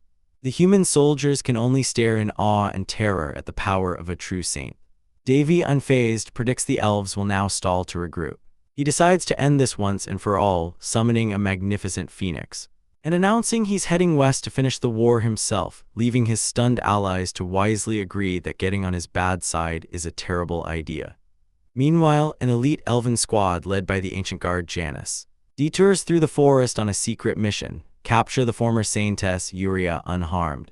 They find their path blocked by a strange barrier, in a forest that feels eerily unfamiliar. Underestimating their opponent, they deem the barrier weak. Janus draws her bow, knocking an arrow crafted from a branch of the world tree itself. Certain that its power is unstoppable, she releases the spirit arrow, but to her horror the barrier doesn't break, it reflects the attack. Her companion Samara shoves her to safety just as the amplified energy blast vaporizes her. The trap is sprung. As Janus reels from the loss, the very ground begins to shake, and an unseen force seizes her, dragging her into the unknown. She finds herself lost within a vast, impossible maze that seems to cover the entire forest. A mysterious voice informs her that the maze is merely an illusion to trick her senses. And from the shadows emerges Aina, ready for battle. In another part of the forest, a different elven soldier is confronted by a hooded figure, who offers a sorrowful apology, stating that without the meddling of the Saintess and the World Tree, they would never have had to draw blades against each other. Their peaceful past now just a bitter memory. As the forest fills with the sound of civil war, an elven assassin collapses defeat. As her comrade reports their grim success to Davy, with tears in her eyes, she confirms that all members of the ancient guard who tried to recapture Uria have been eliminated. Consumed by rage, she clenches her fist and begs him for a favor, to kill the damned World Tree and its Saintess. Davy, communicating through a crystal orb, agrees with a smirk, noting that his plan is proceeding perfectly. He tells his companion, a small demon girl named Perisia, that they are getting close and prepares to unleash his secret weapon, a fiery phoenix he calls Spicy Chicken. He commands the creature to unleash its wrath and burn the forest down for Aina's sake, sending the majestic bird soaring into the sky. Upon arriving at the Kanta's Empire's restricted forest, Davy's robotic companion, Loon, stumbles to the ground, diagnosing herself with motion sickness. He dismisses her with an amused smirk and a fan snap, telling her to get some rest. Perisia questions his reckless plan to simply walk into enemy territory, reminding him that the World Tree, Yggdrasil, can detect all forms of mana within its domain. But Davy has a trick up his sleeve. He snaps his fingers and unleashes a cloud of smoke. The smoke clears to reveal several naked clones, a disastrous miscalculation that forces him to quickly cover Loon's eyes. After a second, more successful attempt, he orders his properly clothed, mana-less clones to spread out and find the World Tree, expecting it to take half a day. Growing impatient, he changes his mind, telling Loon she has a subordinate perfectly suited for the task and summons Annabelle. The pink-haired elf appears, awaiting commands. Meanwhile, inside the sacred grove, the mother of the holy tree, Yggdrasil, senses a disturbance. She trembles with rage, feeling that a damned human's curse is finally threatening her authority. She monologues about her grand design. She has purposefully allowed the war to become one of attrition, sending her forces to capture Uria, knowing that an enraged Davy would be lured into her domain. She foresaw a new future where he would die by her hands. Yet despite her confidence in fate, a deep anxiety gnaws at her. She dismisses a fleeting vision of an intruder, certain her barrier is impenetrable. Completely oblivious to the monoless creatures already mapping out her city. Standing on a cliff's edge, Davy gives Annabelle her final instructions. Before they teleport directly into the heart of the forest, a hooded figure is instantly alerted. And the saint herself, Yggdrasil, materializes before him, shocked that a mere human could fool her senses. Davy cuts her monologue short, telling her to worry less about him and more about protecting her precious elves from the massacre he's about to unleash. He conjures a tiny flame in his palm, and Yggdrasil scoffs at the pathetic display, daring him to do his worst. A wicked grin spreads across his face as he reveals she can't even tell the difference between an attempt and an execution. In a flash of insight, he recalls a lesson: magic that transcends circles is all about timing and reversing mana flow. Perisia shrieks in horror, realizing he's pouring an impossible amount of mana into the attack. He unleashes his true power, the 8th circle reversed Hellfire Fireball, White Nova. He explains with chilling calm that he put every last bit of his elemental mana into the spell, warning her that this might hurt. The blast erupts, catching Yggdrasil completely off guard. Before she can recover, Davy orders Loon to bring out the stick. A massive energy beam slams into the World Tree, causing it to grow uncontrollably. Before a second, more powerful bombardment rains down from the sky, shattering the branches and trunk. Yggdrasil manages to block the attack, but Davy stumbles, coughing up blood from the exertion. He casually remarks that since holy magic is now useless to him for a while, he'll just have to rely on death magic, summoning 2 crackling dark heavy swords.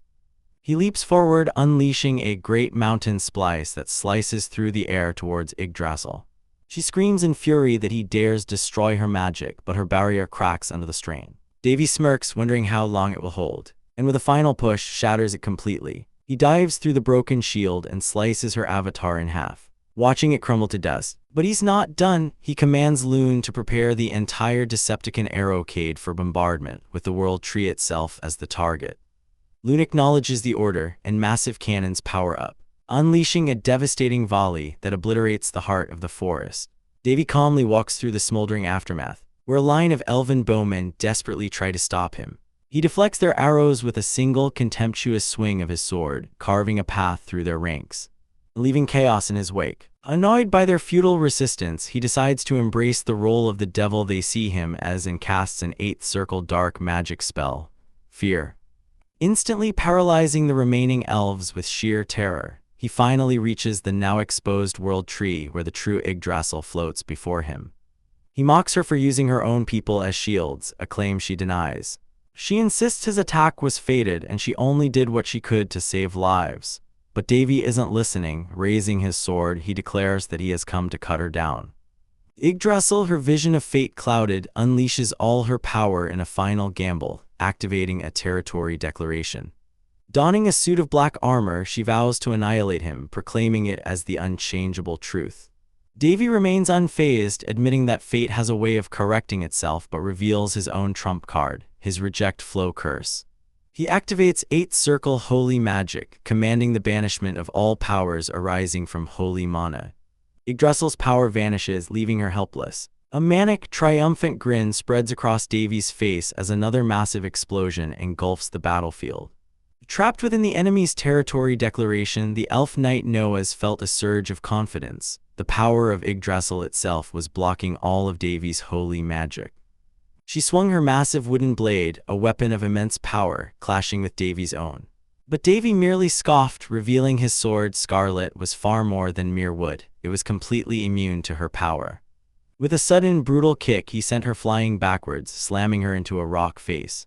As she lay pinned by a golem, she could only marvel at his audacity, calling him a madman for daring to challenge the world tree itself. Davy descended gracefully, casually thanking his winged spirit for the assistance. He announced his next move with chilling certainty. He would break her precious sword first. As he dove in for the attack, however, green vines erupted from the ground, ensnaring him completely. Another elf warrior seized the opportunity, striking the restrained Davy as Noah's rose to her feet. She declared the banishment of his shadow mana and his summoner's power, smugly explaining that since she carried the power of Yggdrasil, all of his elemental, holy, and shadow abilities were now sealed. His fate was sealed, and she promised his blood would water the fields for generations to come. But a smirk played on Davy's lips as he reminded her of a crucial detail. He had claimed to have used up his elemental mana earlier, a clever lie that made Yggdrasil overlook the need to banish it. To her horror, his spear Scarlet ignited with brilliant flames. He simply needed to borrow a little mana from his weapon, and just like that, he was back in the game. After a blinding explosion, Davy stood with a new golden spear, casually remarking that he had tried his best to hide it. Undeterred, Noah's commanded the banishment of all worldly flows, a desperate attempt to regain control. Davy's spirit flew to intercept, but Noah swatted her away with contempt, stating she hadn't given permission for her to be there. Davy was slammed into the ground and Noah's loomed over him, mocking him for his worthless pride. Face down in the dirt, Davy simply spat back that it felt like shit.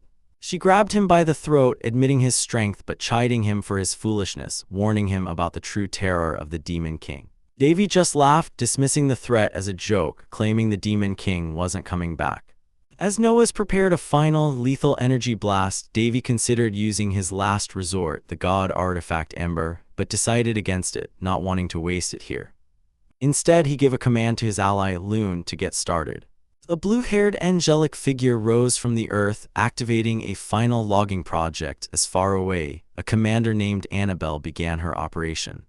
Davy calmly explained to the bewildered Noahs that the World Tree's avatar was supported by two pillars, the root stone and its saint. And while the stone was hidden, the saint was hiding in plain sight among the elves, a fatal mistake. Noahs watched in horror as a beam of light struck down her comrade, the saintess. Davy landed with a sadistic grin, wreathed in hellfire, unleashing a power she couldn't comprehend, sorcery. He unleashed his divine beast sword, engulfing her in an explosive pillar of fire as a phantom phoenix appeared in the sky. Davy laughed with pure delight at her screams of agony. From the flames emerged the true avatar of Yggdrasil, recognizing the fiery bird and realizing Davy was the one who had taken Alina. After scolding his phoenix for ruining the mood, Davy declared the tide had turned. The avatar defiantly challenged him, casting a binding spell. But Davy simply walked through it and grabbed her, telling her to stay still.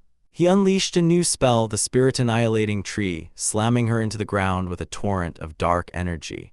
She laughed, claiming such an attack couldn't kill her, but Davy coolly explained it wasn't meant to kill her body, but to destroy her soul. As cracks spread across her form, he unleashed heaven's punishing fire, burning away her physical shell to reveal her true, spectral self. She cackled, thinking she had him trapped, asking if he was truly bold enough to destroy the world by destroying her. Davy's smile was predatory. He didn't need to find her root stone, he explained, because he was going to break her mind first. Grabbing her head, he pitted his 1,000 years of memories from 2 lifetimes against her mere 300, initiating a battle of wills. Yggdrasil reeled as a deluge of information flooded her consciousness, an agonizing torrent far beyond what her mind was built to handle. Davy explained with chilling precision that he had enhanced his own mind, allowing him to store and weaponize millions of years' worth of memories. Unlike other beings who forget, Yggdrasil had no such safeguards. The outcome was inevitable. Her mind, ancient and powerful, shattered under the impossible weight of 1,000 lifetimes, and she let out a final, soul-rending scream before crumbling into nothing. The psychic backlash struck Davy, forcing a grunt of pain from his lips as the connection was finally severed. Holding the last remnant of the world tree, Davy listens as his companion explains its tragic fate. Yggdrasil's first vision was of its own death at the hands of humans, a prophecy that twisted its very nature and sent it down a dark path. Though it feared death, its arrogance blinded it, and after cutting ties with humanity, its fate-seeing ability became warped. The irony was thick. The being who believed in fate the most became its greatest victim. Now, with the old consciousness gone, Davy ponders what kind of new world tree will be born, knowing the outcome rests on the decision of a silent observer. Suddenly, the sacred ground erupts in flames, sending the elves into a panic as they scream for their mother tree. They surround Davy, begging him to stop before their warriors charge, vowing to end his evil deeds. Davy smirks at their hypocrisy, finding it hilarious that the ones who attacked him now call him the villain. With a single word, he summons the spirit King Noah's and gives a chilling command: kill them all. The colossal spirit raises its fist but stops just short of crushing an elf, questioning its contractor's interference. Davy casually asks if it can't take a joke, then reveals a shocking truth. It was the previous Yggdrasil who violated the natural order by leaving its sacred tree, an act forbidden by its very nature. Despite this, the elves remain defiant, ready to die fighting him. A wicked smile spreads across Davy's face. He wants them to escalate the situation further. Just as the tension peaks, a voice cuts through the chaos, pleading for everyone to stop. The elves recognize the voice of their lost triarch, Emilia, just as Davy activates a device, projecting her image for all to see. From her distant room, Emilia admits her own cowardice, confessing she knew Yggdrasil was astray but did nothing. With newfound resolve, she announces their surrender, begging for the killing to end. But her words are met with rage, as a zealous elf accuses her of abandoning their pride and rallies the others by pointing to Davy's path of destruction. Overwhelmed by their hatred and her own powerlessness, Emilia collapses in tears, her pleas falling on deaf ears. As her projected tear falls, a brilliant light explodes from Davy's chest. The remnant of the world tree unleashes a wave of life, healing the scarred land and restoring the great tree to its former glory. From the light, a new being emerges, the awakened consciousness of Yggdrasil, who commands the meaningless fight to end. The elves fall to their knees in worship, but Davy feels a strange sense of déjà vu, realizing this is no newborn spirit. He confronts the new Yggdrasil, bluntly calling her the true culprit behind everything. She calmly agrees, then summons a weeping Emilia, pulling her into a motherly embrace. Davy notes that only a transcendent spirit could perform such a feat, musing on the rarity of a world tree being reused. The new Yggdrasil calls for peace and invites Davy to her inner domain to negotiate. Inside a beautiful sanctuary, she offers him a fruit, which he promptly stashes away. He cuts to the chase, demanding autonomy over the forest, a shameless request she immediately shuts down. Instead, she offers him a mysterious jewel. Davy's demeanor shifts and he drops to one knee, recounting the sins of the previous world tree against his people. He asks why he should spare the elves for some unknown trinket after they cost him his comrades. Yggdrasil concedes his point and gives him the jewel anyway, stating it was always meant for him. Davy accepts, then lays out his terms: a steady supply of her fruit, and in exchange for guaranteeing the elves autonomy, he will take complete control of their foreign policy, intending to squeeze them for all they're worth.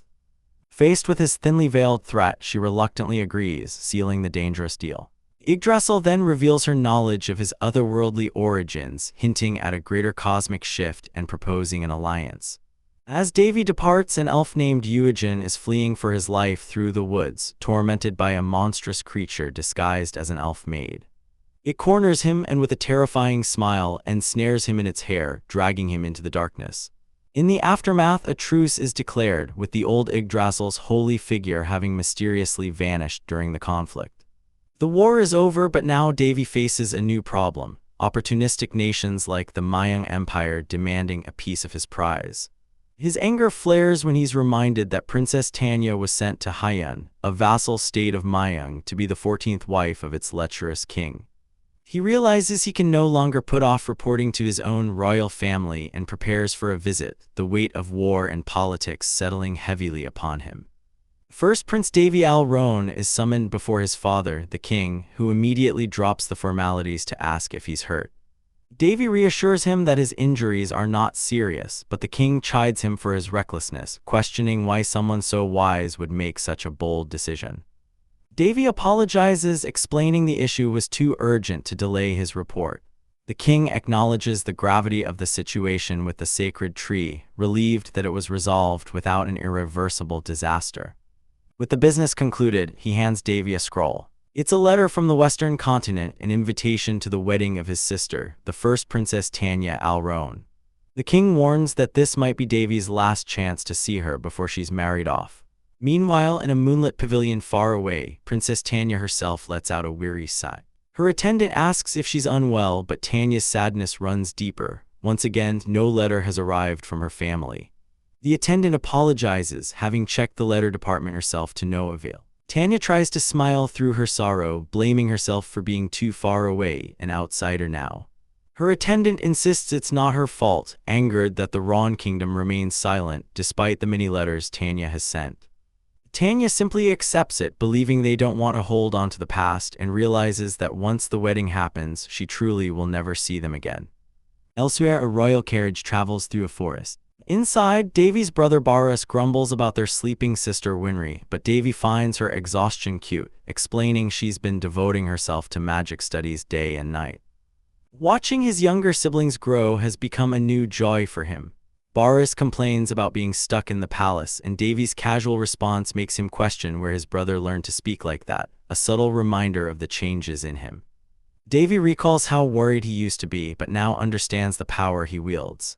Boris changes the subject, asking if Davy remembers their sister Tanya.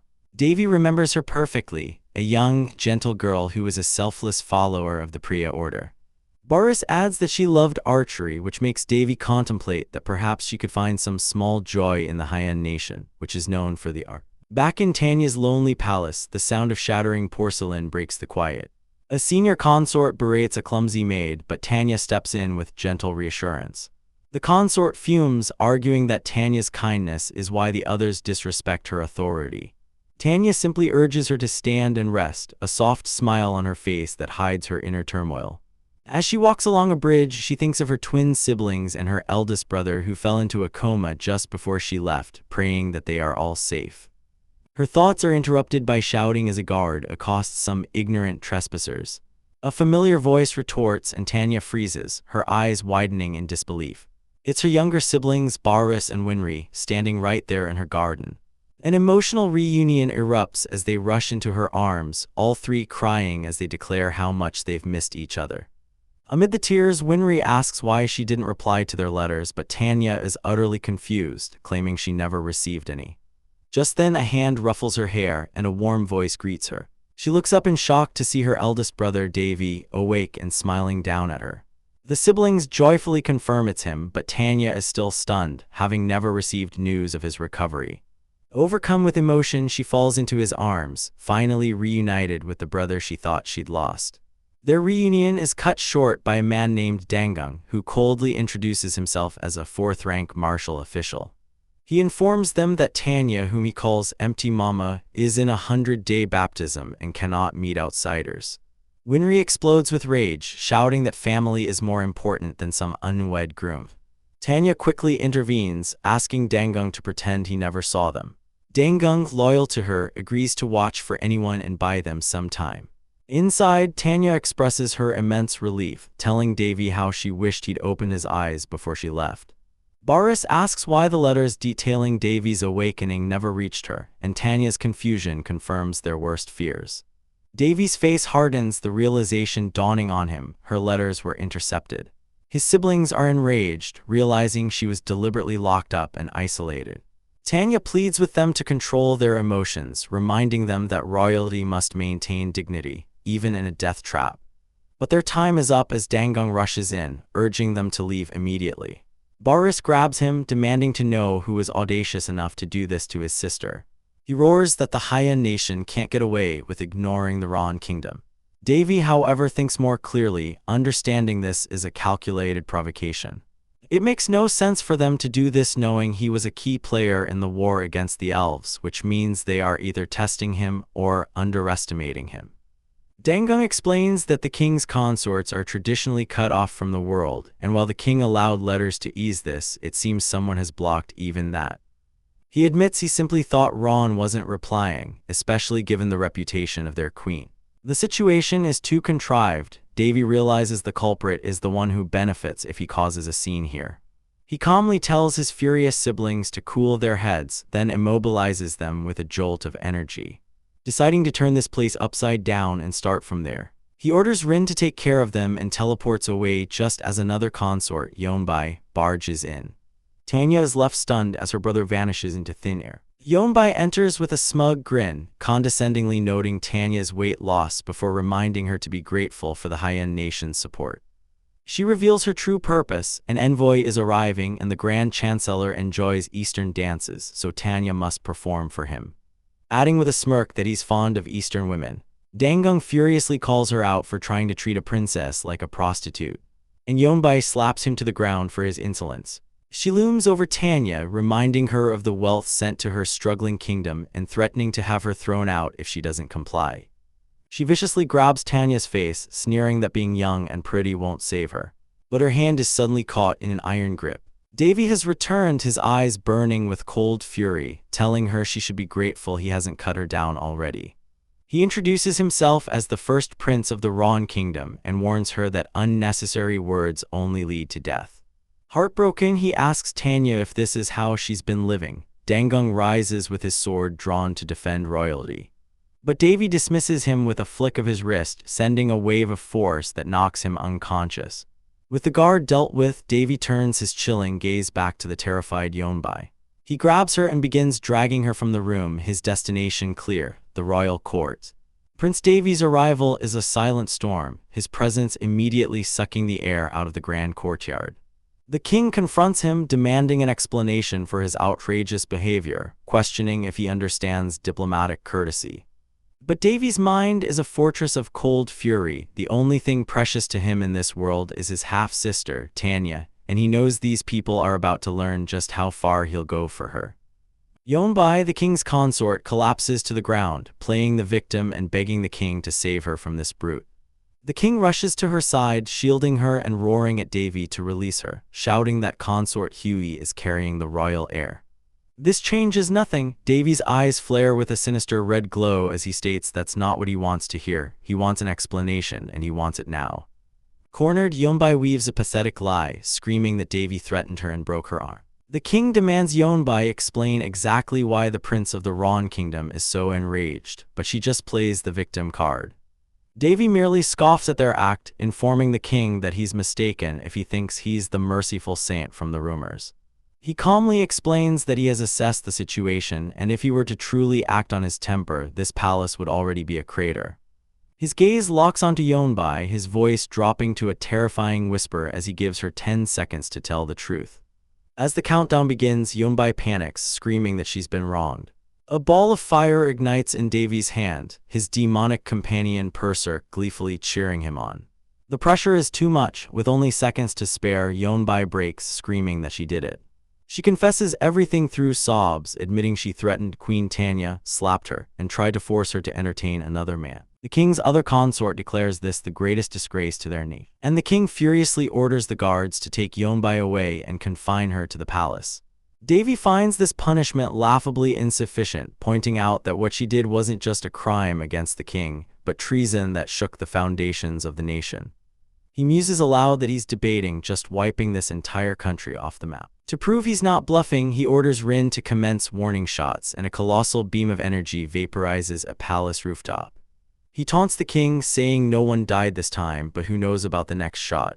Defeated, the king can only agree to his terms, but Devi isn't finished. He turns his cold fury on the king himself, demanding to know why he allowed this disaster to happen under his watch, as brilliant purple magic erupts around him. He recalls his master Daphne's words that mercy is not always the answer. Tanya rushes to his side, begging her brother to stop, worried he'll cause discord between their nations. The king stammers an apology, admitting his failure to see what was happening, but Devi cuts him off. He sneers that an apology won't erase what his sister endured and interprets this entire affair as a declaration of war. The king begs for mercy, but Devi commands him to apologize to Tanya, not him. As the humiliated king bows to his sister, Devi pulls her into his arms, declaring she's in such shock that she's passed out. He holds her limp form, a terrifying grin spreading across his face as he stares down the horrified king. Just then, the palace guards swarm the area, led by the Grand General Go-Hu, who orders his men to subdue the prince. The king screams for them to halt, but the general is resolute, refusing to stand by while his lord is threatened. Devi is unimpressed, wondering just how strong this nation's greatest warrior truly is. With a casual wave of his hand, every soldier's weapon is wrenched from their grasp, and the Grand General is slammed into a wall by an invisible force. Devi's glowing eyes fix on the king as he asks if this pathetic display is his official response. The terrified king orders his men to stand down immediately. He pleads with Devi to stop, promising he won't tolerate any more violence. Devi agrees if the king says so, but extends his hand, stating they will need to repay them for the damages. He stomps his foot, shattering the stone courtyard to make his point. His first demand, the marriage to Tanya, is null and void. At the reception palace, the king struggles to understand Devi's insistence on breaking the engagement, wondering if Tanya possesses some hidden value. Devi lays down the final ultimatum: the king must choose between the political marriage and the future of his country. The king's consort mentions a prophecy, but the king silences her. Finally conceding, the king agrees to a formal annulment, but Devi clarifies they're not done yet. He demands that the traitor Yeonbai pay a fitting price. The king pleads for leniency, citing her family in the Myeong nation, but Devi just smiles, saying he has business with them too. He reveals he won't kill her, but has placed an amusing blessing upon her, a curse whose effects are entirely up to her to discover. Later, in Tanya's chambers, the truth is revealed. She explains the Hyun nation is desperate for the marriage due to a prophecy that a child born of her would bring them 400 years of prosperity. Especially since their own two princes are worthless degenerates. Princess Maria of Hyun arrives to apologize, offering Tanya a rare Bigo's whisker as a parting gift. Though the engagement is broken, Tanya makes a surprising request. She wants to take the archery test before she leaves to fulfill a promise. Devi is stunned. It's the first time his quiet sister has ever asked for something she truly wants. A genuine smile touches his lips as he promises to make her wish come true, even if it means conquering the entire continent for her. Within the stone walls of Hyeongguk Castle's prison, a symphony of rage plays out.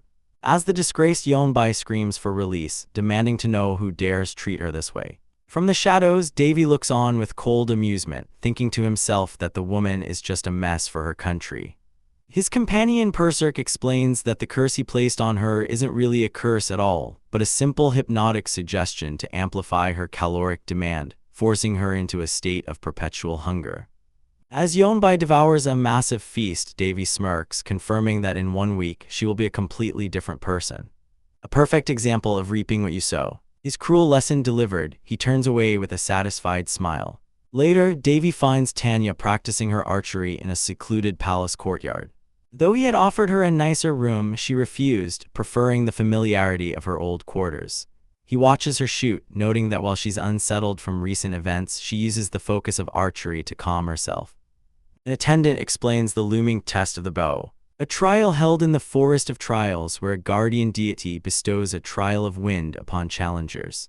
Passing this test, which very few do, guarantees immense success. The attendant recounts how the nobles of Hyonguk, wary of an outsider becoming queen, forced a condition upon Tanya: she must pass 3 trials. She had already passed 2, but now that the royal marriage is cancelled, there's no official reason for her to continue.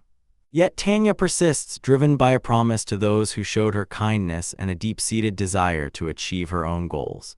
As she looses another arrow, Davy sees her raw skill but also her unpolished technique.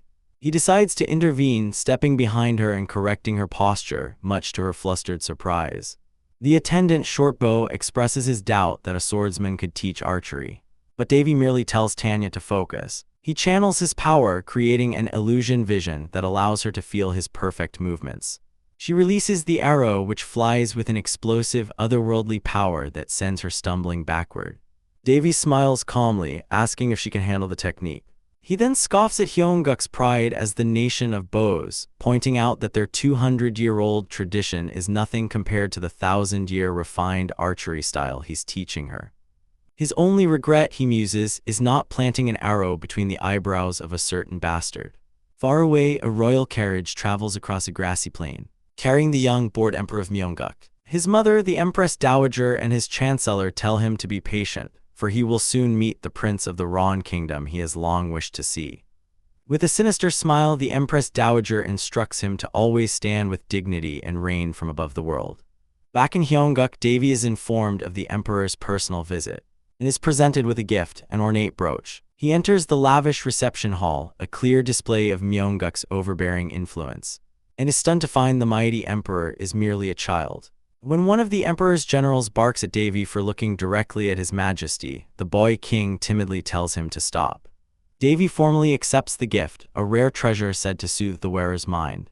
The emperor declares that before they discuss heroic tales, there is a matter that must be resolved. Davy then produces a formal letter, supposedly from Myeongguk, ordering the Ron kingdom to cease its pressure on the sacred tree sanctuary. The boy emperor is horrified, swearing he never sent such a letter and that someone must be framing him. The Empress Dowager claims ignorance, though she confirms the imperial seal is genuine.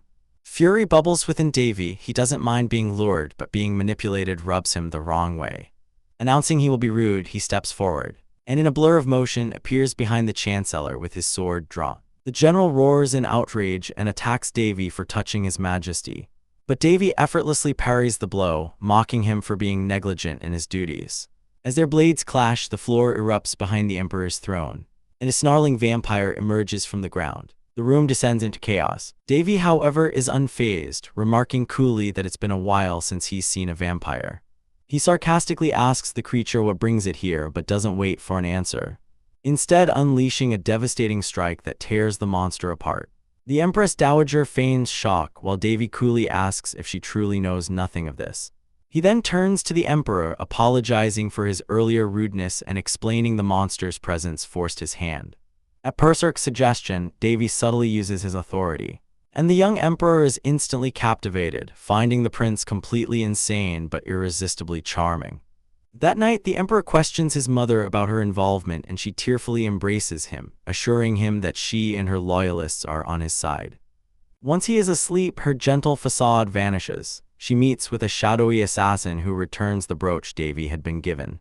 It was all a setup. The Empress Dowager reveals her grand plan. With the sacred relic, the brooch containing Davy's power, and the guardian deity, she will cure her son's illness.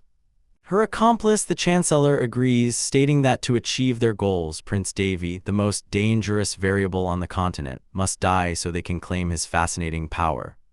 The Empress Dowager hardens her heart, vowing to save her son no matter the cost, even if she's branded a heretic and burned alive. The next morning, the test of the bow proceeds as planned. Perserk asks Davy about the powerful brooch, and he simply states he gave it back to the one who gave it to him. Tanya arrives with her siblings, apologizing for not mastering the illusion technique, but Davy assures her she's more than capable. He then grabs her tense brother for a massage, whose agonized scream echoes through the hall. As drums signal the start of the ceremony, the examinees enter the arena. Davy's group watches from a balcony, noticing the blind Princess Maria among the participants. Davy theorizes she perceives the world through other senses, a special trait he's encountered before.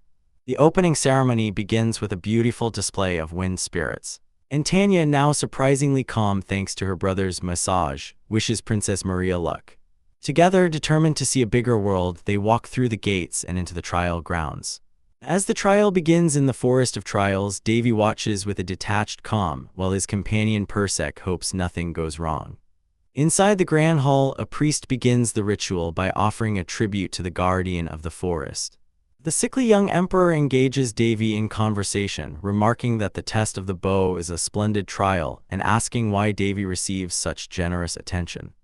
He confesses his own frailness since childhood, explaining that he finds a vicarious satisfaction in watching powerful men like Davy move freely, a sight he has always envied. Davy offers a sliver of comfort, promising that one day the emperor will also run freely. But the pleasantries are shattered in an instant as a violent, crimson energy erupts from the ceremonial area. A chaotic pillar of light shocking the emperor and his attendants. Panic ensues as a monstrous form materializes in the sky, revealing itself to be a massive, demonic dragon that crashes violently into the court. Guards scream for everyone to protect His Majesty as chaos descends. Amid the terror, a lone man steps forward, lamenting how someone crashed such a fine event without even bringing a gift.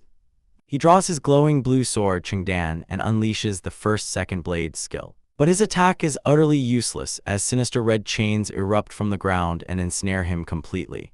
A hooded figure emerges from the shadows, cackling that he has finally caught the human scum, revealing himself and his followers to be vampires. Davy watches with a familiar mix of annoyance and contempt, muttering that the bastards are everywhere. Just as the vampire leader declares his intent to borrow the captured man's power, a pink-haired woman named Milfuel arrives. She immediately casts a soul drain spell, causing the chains to glow ominously as they sap the hero's strength. Milfuel explains that the trap only grows tighter the more one struggles. But their victory is cut short. An angelic being named Lin flashes into existence, her assassination attempt on Milfuel failing by a hair's breadth. The sorceress recognizes the white-winged attacker, a predatory curiosity glinting in her eyes as she expresses a desire to study her. But Lin, having picked up some habits from Davy, internally rates a certain vulgar phrase highly before launching a devastating counterattack of her own. Still bound, Davy smirks at the beautiful mess his sister's test site has become. Deciding enough time has passed, he reveals that he normally hides his immense power through assimilation, his true strength in 8th circle of mana and 9th rank of divine power, far beyond what anyone can sense. With a manic grin, he wonders what would happen if he let it all loose before roaring, assimilation release, obliterating the magical chains in a blinding explosion of power. Later in the forest, Davy holds the defeated Empress Dowager by the neck. Ignoring Persek's plea not to kill her just yet, he dismisses her observations about seeing value in enemies and coldly states that since the Forest Guardian is sealed, they'll use this woman as a substitute for Tanya's upcoming trial. He instructs Rin to apply a debuff, deciding to strip Tanya of her sight since she relies on it too much, his grin turning cruel as he states that merely passing the test is not the point. The Empress Dowager lies broken on the ground, barely clinging to life. Davy mocks her impressive spite, but with her dying breaths she begs him to spare her servant, the young heir, admitting the boy won't live long now that her plans have failed. Persek is unexpectedly moved by this display of maternal love, asking Davy if he's envious and sharing that her own dream was simply to be a mother. Davy places a hand over the Empress's face, granting her a silent end. When Persek asks for her end of the bargain, he reminds her she always loses their bets anyway, needling her until she agrees to help. He then turns his attention to the dying heir, noticing the clash of yin and yang energy within the child's body. A brilliant, terrifying idea sparks in his mind. With the right training, this boy could become a monster. Lacking the proper art, Davy improvises, merging his holy power and necromantic mana into a swirling orb of balance, and pushing it into the child's body, musing that he may have just created something truly dangerous. The boy awakens, his eyes now a piercing gold, and whispers for his mother. Meanwhile, Tanya finds herself trapped within the trial, walking in endless circles against an invisible red wall. As she realizes something has gone terribly wrong with the test, her blindfold suddenly falls away, and she gasps in shock, able to see with her own eyes for the first time. Davy faces his own unexpected obstacle, a monolith giant, a phantom beast that shouldn't exist on this continent. The situation feels unnervingly familiar, like Sandra Minia's rampaging avatar. To his surprise, the giant begs him for death. The creature explains that it is the forest guardian, but strange beings exploited its weakness and stole the power that maintained its sanity. It was a vampire who ultimately took its power, a fact that directs Davy's suspicions toward the conspicuously absent Tipion. The guardian begs to be killed before it loses control again, but its mind begins to fray. It has no memory of who sent it here, only a cryptic vision of a pure white light that was also dark and cold. Inevitably, the giant's reason shatters and it lunges. Davy easily dodges, telling Persek he's certain this is no natural phenomenon but a coordinated scheme from another dimension. Informing the beast it can now rest, he rejects its plea for death. Declaring that neither of them will die today, he unleashes a volley of grade 3 vermilion bird talismans, casting a spirit thunder seal that envelops the giant in chains of crackling energy, trapping it. Giving himself a thumbs up, Davy is pleased he had the right tools for the job. Back at the palace, the power from Davy's seal and the guardian flows directly into the unconscious heir, who begins to convulse with energy. A priestess reassures the panicked attendants, explaining that he is absorbing the power and will awaken soon, all for the sake of the emperor. Davy stands victorious, having quelled the guardian's rampage for now, his gaze fixed on the glowing green monolith bound in chains. He knows the vampires must be wary of him, meaning they've likely moved the power they stole from him somewhere else. Behind him, Rin swoons with adoration while his other companion watches stoically, but Davy ignores them completely. His mind already on the next move, he can feel his power in 2 locations and decides to visit the vampire's hideout first, a plan he internally dubs a good old-fashioned burglary. He casts a grade 2 tracking spell that leads them to a secluded cliff face, where they discover the entrance to the lair. Rin's eyes burn with vengeance, declaring they will pay them back double for everything. But Davy's ambition is far greater. He vows to take 10 for everyone they stole before plunging into the depths. The hideout erupts in panic as vampires scream about a monster, their cries cut short by Davy's rank 8 holy magic, the Flame of God. He unleashes a torrent of fire with a wide, manic grin, savoring the destruction as he incinerates the guards. He announces to Rin that he's here to loot everything: materials for the Demon King's resurrection, vampire intel, and all their precious relics. This is merely cheap payback for their audacity, but his true target is bigger than just a nest of vampires. He's thinking of taking half the Forest of Trials from the entire country of Hyonguk. Rin is stunned, realizing that Davy didn't heal the Guardian but merely sealed it, holding its power hostage. Davy just laughs, confirming that the moment he leaves, all hell will break loose, causing Rin to sigh at his vindictive nature. He soon finds exactly what he was looking for, a massive vampire treasure vault overflowing with gold and artifacts. Rin finds it strange that no high-ranking vampires are present, but Davy, examining the architecture, deduces this ruin is over 10,000 years old, far more ancient than the vampires who have only occupied it for a century.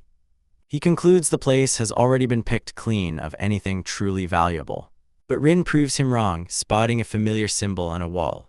One they saw in the Pandora Zone. This means there's likely a hidden space the vampires missed. Rin suggests bringing in Lin, whose unique ability of interference and reconstruction will allow her to find any hidden chamber.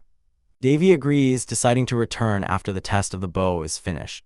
Meanwhile, in a grand hall, a ritual goes horribly wrong as the emperor suddenly collapses, the Empress Dowager crying out his name in terror. The Chancellor assures her the illness is cured, but a minister furiously demands to know why the emperor remains unconscious. As the Empress tries to wake her suffering son, the Chancellor reveals his cruel deception. The emperor's frail human body couldn't handle the Guardian's power. The boy will live, but only as a vessel for the resurrected Demon King, Berserk. The Empress realizes she's been played, tricked by the Prime Minister's false promises of a cure.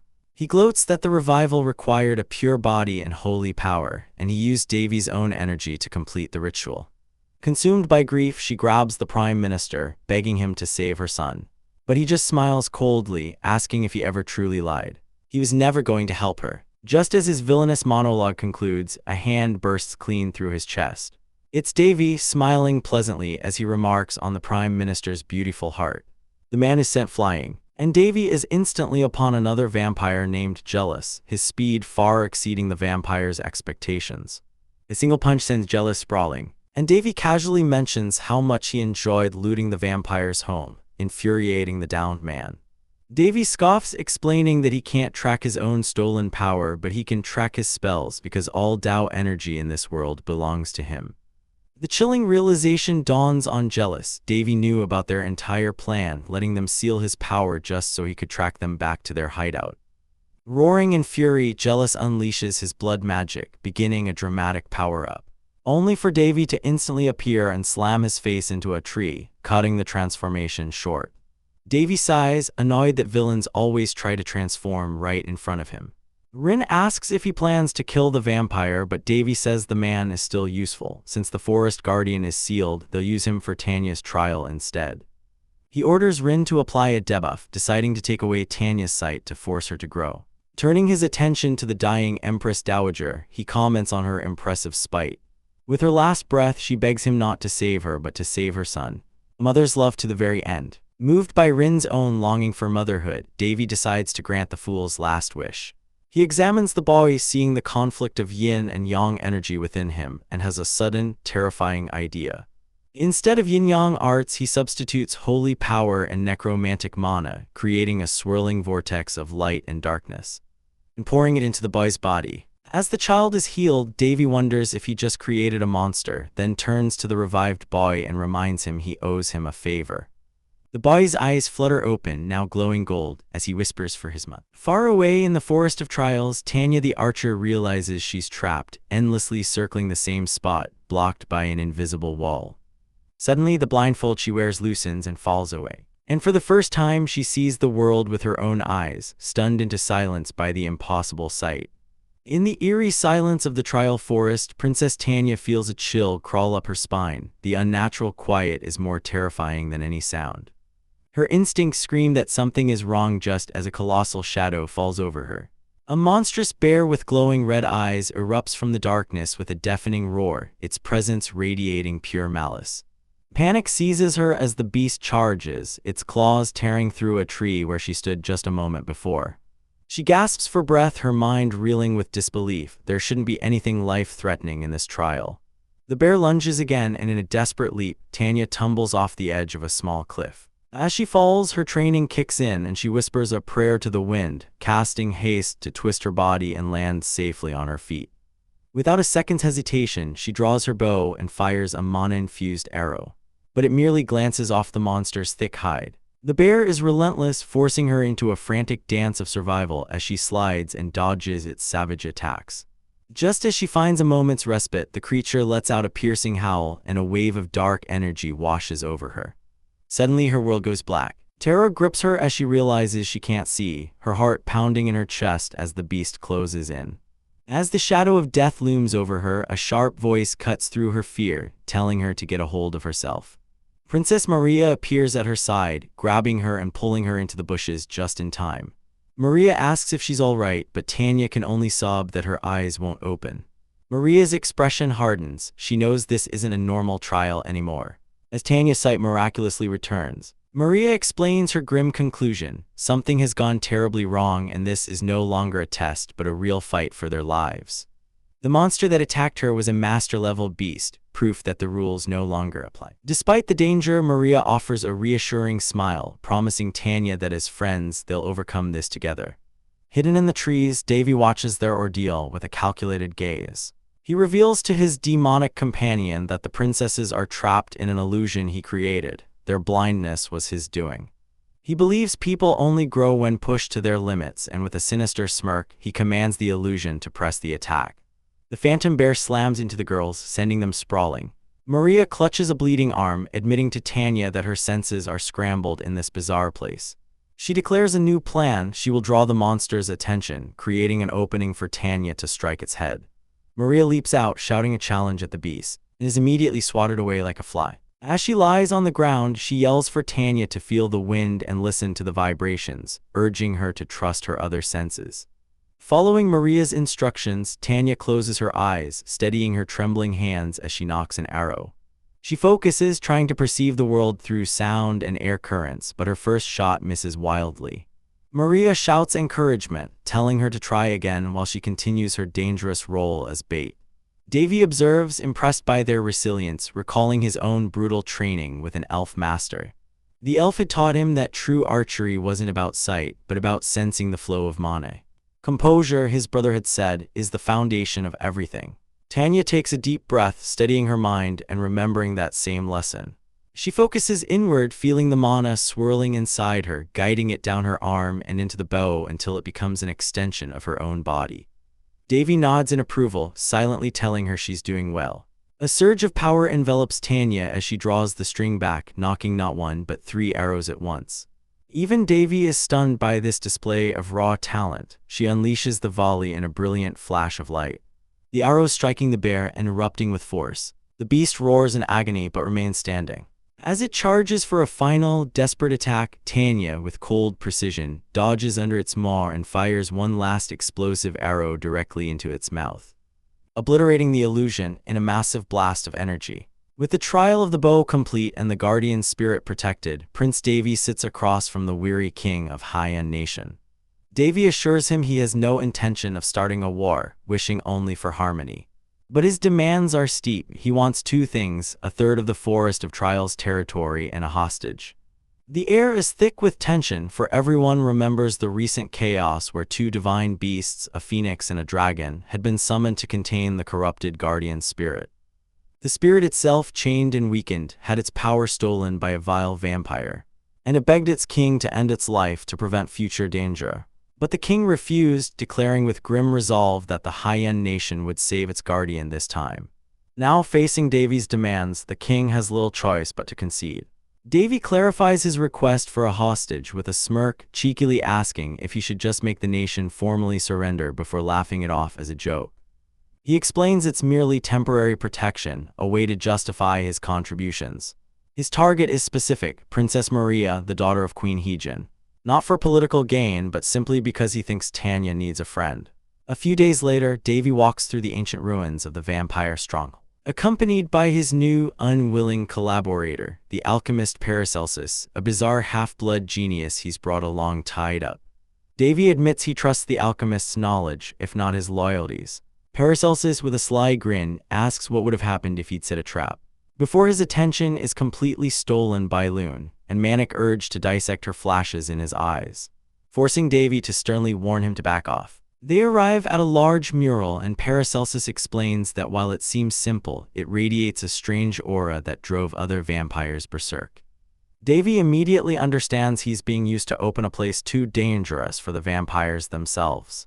But the allure of research is too great to ignore. He orders Lune to use her abilities of interference and reconstruction to decipher the wall. As she works, blue light floods the chamber, but before she can finish, the mural shatters in a violent explosion. Davy coughs through the dust, a shard of rock having pierced his protective kai. A painful reminder that he needs to stay sharp. From the rubble, a hulking figure with wild blue hair emerges, a warrior identified as Heracles. Before Davy can react, the giant strikes, slamming him brutally into the ground. His world dissolves into darkness. He finds himself in the abyss, a space that swallows light and amplifies fear, his mana and necro-eye useless. Berserk's voice cuts through the void, warning him not to trust his senses but promising to protect him. Her power floods him and his senses snap back into focus. He's back in the ruins where Lune has activated her limit over mode, preparing a self-destructive attack against the berserker. Davy moves in a flash, grabbing Heracles' arm and roaring at Lune to stop. Refusing to let her sacrifice herself, he effortlessly tosses the behemoth aside. His mind racing, this couldn't be the real Heracles, the legendary warrior who taught him survival skills in the corridor. He realizes this creature is a fake, a homunculus. With Berserk's voice steadying him, Davy's confidence returns with a vengeance. He taunts the clone, noting that the real Heracles would have killed him instantly, even at a fraction of his strength. Since this imposter dares to mimic his master's fighting style, Davy decides he will respond in kind. His body ignites with power as he activates the forbidden Heracles-style physical modification. A technique so dangerous it was considered madness. As his muscles contort and his power flares, he meets the homunculus head-on, their fists colliding with the force of an earthquake. A savage grin spreads across Davy's face, eager to prove his superiority. Far away within the sacred tree sanctuary, a young elf named Emilia senses the tree trembling in fear. Her mother reveals a horrifying truth: a rift to the abyss is opening, threatening to twist the laws of their world. Should light and abyss mix, reality itself will be irrevocably broken. Back in the ruins, Davy is lost in a whirlwind of pain and tearing flesh. A brutal exchange inside the Berserker's domain where endless regeneration fuels a fight of pure instinct. But Davy is more than a beast. His skill mastery is far superior, his technique honed through unimaginable hardship. He unleashes a furious barrage, overwhelming the clone with a flurry of blows, and pummeling it until it is utterly destroyed, dissolving into a pool of black liquid. Exhausted, Davy collapses to his knees, brushing off Berserk's frantic cries by telling her not to make a fuss. But as he catches his breath, the dark puddle on the floor begins to stir and creep towards him, the true threat yet to be revealed. Davy coughs up a spray of dark blood, the price of his overwhelming power finally catching up to him. Berserk cries out his name in alarm, but he just grits his teeth and explains the harsh truth of his Hercules-style body modification. It comes with random, debilitating penalties. It's a high-stakes gamble, and this time the price was steep, but he declares with grim satisfaction that he took down Hercules' clone. The only thing left to do is completely seal this dangerous place, but as he turns, a sudden chill runs down his spine. Berserk feels it too, a malevolent presence watching them from within. He whirls around to find the landscape has transformed into a cavern of colossal bones, the remains of a creature beyond imagination. Berserk wonders if it's a dragon, but Davy knows better. Its skull alone is several hundred meters wide, far larger than any dragon in history.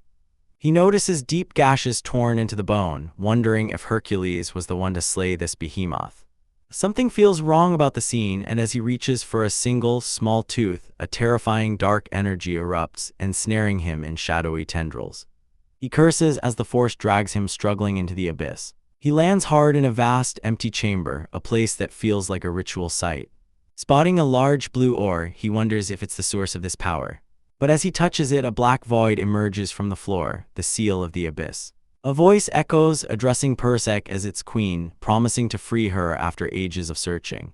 As the voice calls her Berserk, a horrifying realization dawns on Davy. He turns to her, his voice seething with rage, demanding to know what she sacrificed just to help him regain his senses. Bria suddenly appears, trying to check on his condition, but he shoves her away, his focus entirely on Berserk.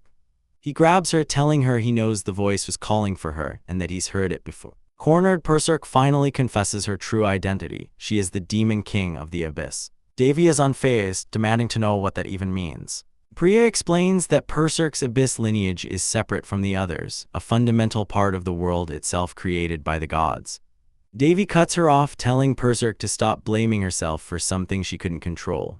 Frustrated, he punches the ground, angry that she's leaving so many things unsaid. Bria tries to calm his rage with a piece of candy, but he just glares at the ore in his hand, cursing his bad luck. He opens a portal and leaves the wretched place behind. Elsewhere, Freya checks on the fallen researcher, who awakens surrounded by death mana. Freya tells her to get lost, but the researcher cheekily remarks that she can't let her research subject die before she can study it. The researcher stops Davy, handing him ancient texts she's been deciphering about the ritual room, which she describes as a place built to contain a great darkness. She asks for his help to learn more, but Davy flatly refuses, disgusted by all relics and a creeping suspicion that Freya orchestrated this whole mess. Spitting on the ground, he resolves to just go back home. A few days pass and the political landscape has shifted. The pressure on the god tree is gone and the royal marriage is annulled. The Sun Emperor, however, is left a broken man, his potential destroyed to save his life. As Davy prepares to leave for Rhone, the young emperor approaches him, desperately begging to know who killed his mother. Davy advises the boy to live his own life, free from the stress that killed his predecessors, and casually pats his head. The emperor breaks down in tears, admitting he could have hated Davy for everything. Davy pulls the child into an embrace, telling him to cry it all out and promising his help in the future. The boy weeps until he has no tears left. Later, as Davy sleeps, Berserk makes a solemn vow. Tormented by the call of the abyss, she decides that to protect everyone Davy cares about, she must reclaim her throne and become the true Demon King reborn. Their group returns to the Hines estate via a massive teleportation spell, now accompanied by his sister, a hostage princess, and their guards. The sight of his cheering people brings a smile to Davy's face. Home is still the best. He decides to inspect the town, and Princess Maria tags along for fun. Their walk is interrupted by a cry for help as thugs harass a young woman. Davy recognizes her as Rena, a kind girl he'd saved long ago. With Perserk appearing on his shoulder, he steps into the alley. The lead thug tells him to back off, claiming the girl is theirs. Davy simply orders them to let Rena go. The thugs move to attack, but Davy sighs, admitting he's been neglectful of his own territory. In an instant, 2 men are on the ground. He grabs the third and lists 3 reasons they are about to die. First, human trafficking is forbidden in his estate. With a single punch, he sends the man flying. Second, he continues as the leader pales, they insulted royalty. And third, Davy says with a terrifying grin, he's in a really foul mood. He lunges forward and jabs his fingers into the leader's eyes, filling the alley with a piercing scream. Davy Elrone, the Prince of Hines, is furious. He stands over his subordinate Monmiter, icily questioning how a citizen could be caught up in human trafficking in a quiet alley.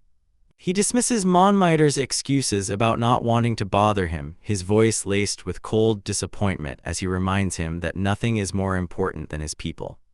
With a final, sharp command, Davy orders the entire royal guard summoned to conduct a house-to-house investigation, his subordinate stammering that he won't be let down again. Later, in his study, Davy finishes a report on his sister's engagement, musing that it should be enough for now. A cloaked figure, Jack, appears and Davy explains the report is for the nobles in the Roan royal family who are constantly trying to keep him in check, especially after he rashly broke off his sister's marriage.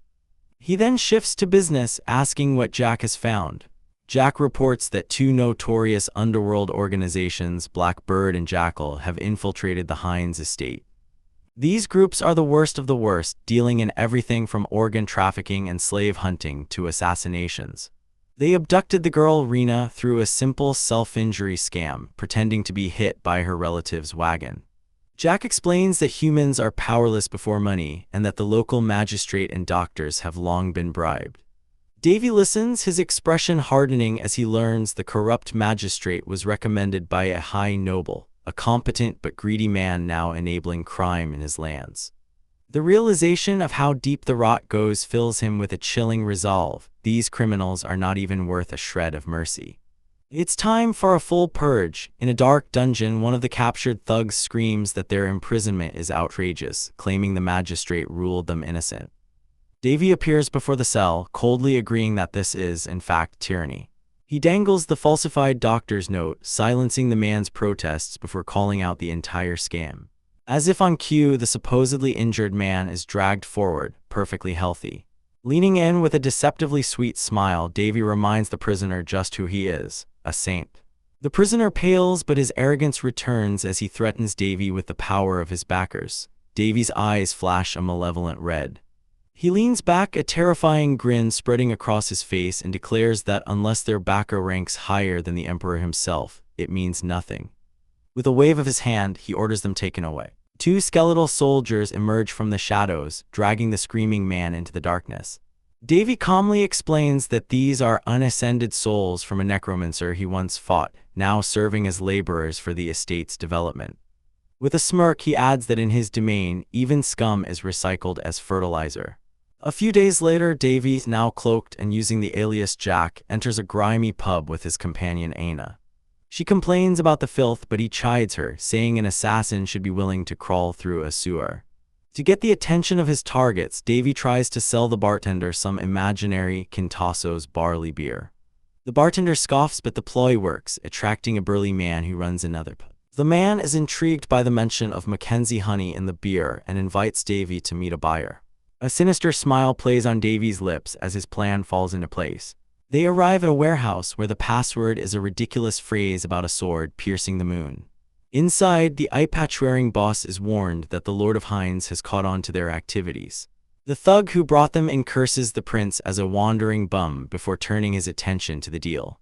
When asked for the product, Davy shoves Aina forward, offering her as merchandise. The boss inspects her, deeming her average-looking, but his jaw drops when Aina reveals her pointed elf ears. The flashback reveals the plan. Hours earlier, Davy told Aina he was going to sell her as a slave to infiltrate the base. He had no worries knowing she was a powerful dark elf who willingly chose corruption, backed by a formidable spirit. Back in the present, Davy demands 1,000 gold coins, a price the boss calls ridiculous. When Davy threatens to find another buyer, the boss relents, but his men draw their swords, trying to haggle the price down to 300. The boss boasts that he is the law here, and not even the bum of a prince can stop him. Just then, Davy receives a telepathic message that the base is surrounded. He smirks and doubles the price to 2,000, then 4,000, enraging the slavers. Grabbing the boss's hand, Davy points to the man who brought him here, suggesting he's the real boss they should be negotiating with. The man lunges, but Davy effortlessly bats him away. With a snap of his fingers, he gives the signal. An explosion rips through the building as the slave storage goes up in flames. Davy sheds his cloak, revealing his true identity as the so-called bum they'd been mocking, the Lord of Hinds. He gives the real boss a choice: die alone or his weapon will survive. With that, Davy unleashes a blinding sword technique, a modified moonlight attack that fills the room with beams of light, incapacitating every last underling. The thugs fall groaning in pain. After casually dispatching the last conscious attacker, he faces the boss, who desperately tries to negotiate, claiming he has hidden 8 villagers and will never reveal their location. Davy merely laughs, telling him to do as he pleases. The boss, shocked, offers to betray his organization, but Davy scoffs that he doesn't need it and knocks him out with a swift kick. He's already sent someone else to handle the stray dogs. Miles away, a winged figure named Rin unleashes holy fire, completely annihilating the jackal space. Later that night, Davy sits in judgment as his forces report. The corrupt doctor and magistrate have been captured. The 2 men are dragged before him, sputtering about injustice and tyranny. Davy agrees, then calmly questions the doctor about writing a diagnosis for impossible injuries. He then turns to High Magistrate Murden, forcing him to recite the kingdom's legal code. After Murden confirms that all who violate the law must be punished, Davy strikes him down. He picks up the massive lawbook, his voice dripping with venom, asking if the magistrate would have a word to say if he were beaten to death with the very book he swore to uphold.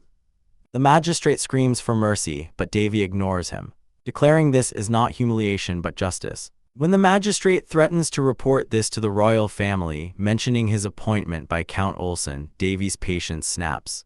The man pleads that he'd rather die, and Davy chillingly replies, gladly.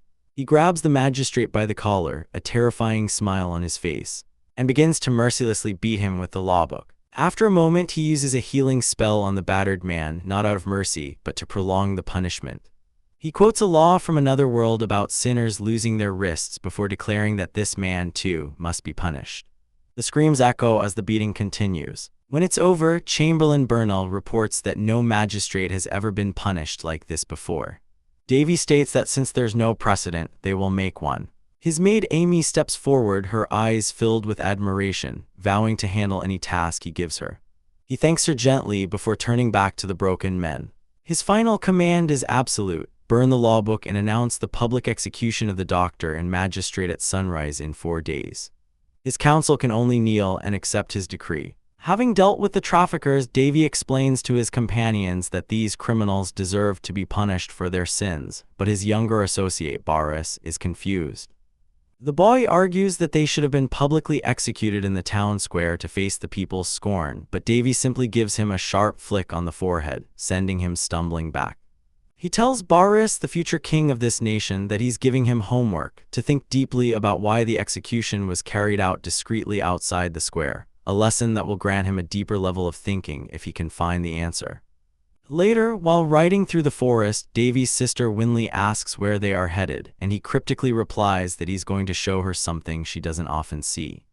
His other sister, Tanya, correctly guesses that Boris was probably up all night trying to solve the homework assignment, but when Winley asks for the answer, Davy just playfully pats her head and refuses.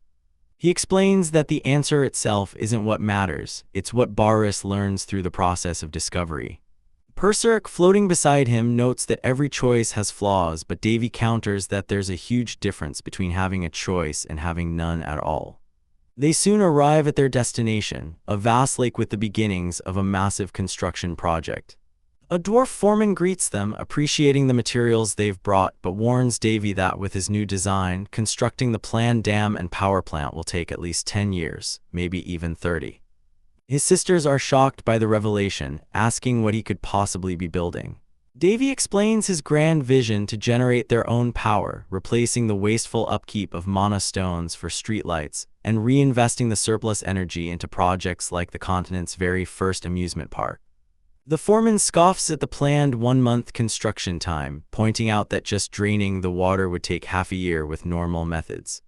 Davy just grins devilishly, asking if he's ever done anything the normal way before summoning a legion of undead S-rank skeletons he seized during the war with the Palin Empire. He explains that these tireless, enhanced skeletons are the ideal laborers, and with the addition of captured thugs forced to do the most dangerous jobs, their workforce numbers in the thousands. Still skeptical about the 1-month timeline, the dwarf watches as Davy announces he has another trick up his sleeve for his sisters. He reveals a handful of shimmering blue stones he pushed Noah's for, before tossing them into the lake as an offering. To everyone's astonishment, he declares he's going to form a contract with a spirit king. Tanya wonders if there's anything her brother can't do, but Davy just asks if they ever think he might fail. He begins the summoning chant only to falter, completely forgetting the words. As Berserk panics, Davy decides to screw it and do things the shortcut way, loudly and disrespectfully calling for the spirit king by the name Wholesome, and announcing that he's ready with some top-tier bait. A furious, formless mass of water erupts from the lake, raging at the person who dared to call it by the vulgar name Wholesome, a demeaning mix of its true name, Elame, and slime. With a wicked grin, Davy simply welcomes his new slave number 2. The water coalesces into the beautiful humanoid form of the water spirit king, Elame. She angrily demands to know who summoned her with such a ridiculous name, and Davy casually confirms it was him. Enraged that a mere human who hasn't fulfilled the proper conditions would dare summon her, she unleashes a torrent of ice. But the earth rises to block the attack, revealing Davy's other contracted spirit, Noah's. Elame questions whose side the earth spirit is on, but Noah's explains that he helped with the summoning because Davy is the only remaining trace of his former contractor. He then tells her to look down, and she realizes she's already trapped in a massive, glowing magic circle. Davy smirks, revealing his whole plan worked perfectly. She took the bait and walked right into his trap. Sitting upon a throne of rock created by Noah's, he coolly demands a contract. As a threat, he summons the small angel Rin, who brandishes a glowing scythe, explaining it's the rod of love entrusted to her by the late spirit Empress Juliana. Elame is stunned, claiming the Empress died years ago, but Noah's confirms Davy speaks the truth. After laying down his threats, Davy's entire demeanor shifts and he bows respectfully, pleading that he desperately needs her power and knows it would take years to summon her formally. Cornered by logic, threats, and a surprisingly heartfelt plea, Elame finally relents. She places a hand on his cheek and accepts his summoning, forming a contract that will bind her as his spirit and his alone. Once the contract is complete, the proud Spirit King asks what urgent, world-shaking business required her presence. Davy simply points to the construction site and asks if she can drain all the water from the lake for a while. Elame is left utterly speechless, her divine form frozen in disbelief as she realizes she's been summoned for manual labor. Davy ignores her fury, tells Noah's to get ready, and warns Elame that if she doesn't work, he'll spread rumors about her throughout the spirit realm. 3 days later, the massive project is already taking shape under the tireless labor of the Spirit King, the undead skeletons, and captured criminals. Tanya expresses pity for the prisoners, but Davy remains cold, stating they are people who deserve death and that he denied their pleas for mercy just as he did for the traitors who betrayed his people. Tanya gives him a comforting shoulder massage and he tells her she can stay with him as long as she wants, rather than being forced into her arranged marriage. Back in his office, Davy learns that 3 trafficking victims, including an elf, have already been smuggled out of the territory. The news is dire. The capture of an elf in his land could reignite the ancient animosity between humans and elves. Deciding to take drastic action, he summons the leaders of the continent's 3 great intelligence guilds. He lays out the mission to find his missing citizens, tossing a bag of platinum coins on the table as an advance payment and demanding this take top priority. When they counteroffer with a price of 3,000 gold per person, Davy accepts instantly, caring only for their swift return. He then gives them an impossible deadline, 3 days. The Echo Guild's leader furiously rejects the absurd request, but Davy dares him to walk away. With a smirk, he raises the stakes, offering them exclusive access to all criminal intelligence in his territory and revealing a glowing artifact that leaves all 3 guild leaders completely stunned. Before the leaders of the underworld, Davy unveils a treasure that makes them gasp in disbelief. A mythical relic of the Latcha Kingdom, a gem thought lost forever with the assassin king Hermatia. One of them questions if it's genuine, and with a confident smirk, Davy confirms it is, inviting them to check. He explains its power, a mana gem that grants a protective barrier and emits a mysterious light. He then puts the pressure on, turning to the Alcade and Gorgon guilds after the Echo Guild initially refused the job. This sparks immediate chaos as the Echo representative, seeing the legendary reward, frantically reverses his decision and declares his guild will take the job. The others erupt in fury, with Gorgon boasting they could find their targets in 3 days, only for Alcade to counter with a promise of 2 days. The guilds clash in a shouting match, a spectacle Davy watches with detached amusement. Pushed into a corner, the man from Echo rashly promises to find them in a single day, drawing scorn from his rivals for his lack of ethics. Davy, ever in control, cuts through the noise. He coolly states that since no one is backing down, he'll give the reward to the first to succeed, sweetening the deal with a hefty advance payment. He dismisses them with a wave, telling them to get out and prove their worth.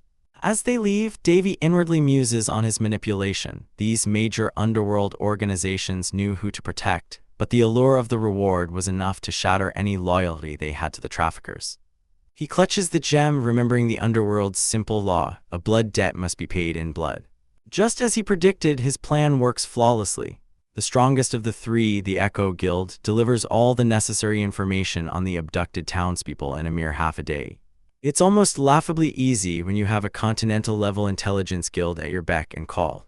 His small companion Aina suddenly calls him a conman, pointing out that the priceless gem is a complete fake. Unfazed, Davy admits it, casually stating that since the real one is hidden, a perfect replica works just as well. He reveals the genuine artifact is likely still with Hermatia, and he fully intends to just steal it later, living by the assassin's creed he learned from her: if no one sees it, it's not a crime. His angelic familiar Rin questions his methods, but Davy explains it was a strategic move to spread rumors of his dedication to his people throughout the underworld. But beyond the cold calculation, he quietly admits it's because he made a promise to protect them. The report he received pinpoints the traffickers' location, the Wholesome Kingdom, a neighboring nation now drowning in debt after their prince went on a vampiric rampage. To raise funds, the kingdom has turned to the profitable and illegal business of slave auctions. Aina suggests simply paying them off, but Davy has a better idea. He decides to squeeze them first, beginning with a strongly worded letter, knowing that if words fail, a personal visit will be necessary. Elsewhere, his forces are already in motion. Renee, her face hidden behind a mask, is told their next stop before the Empire is the auction house.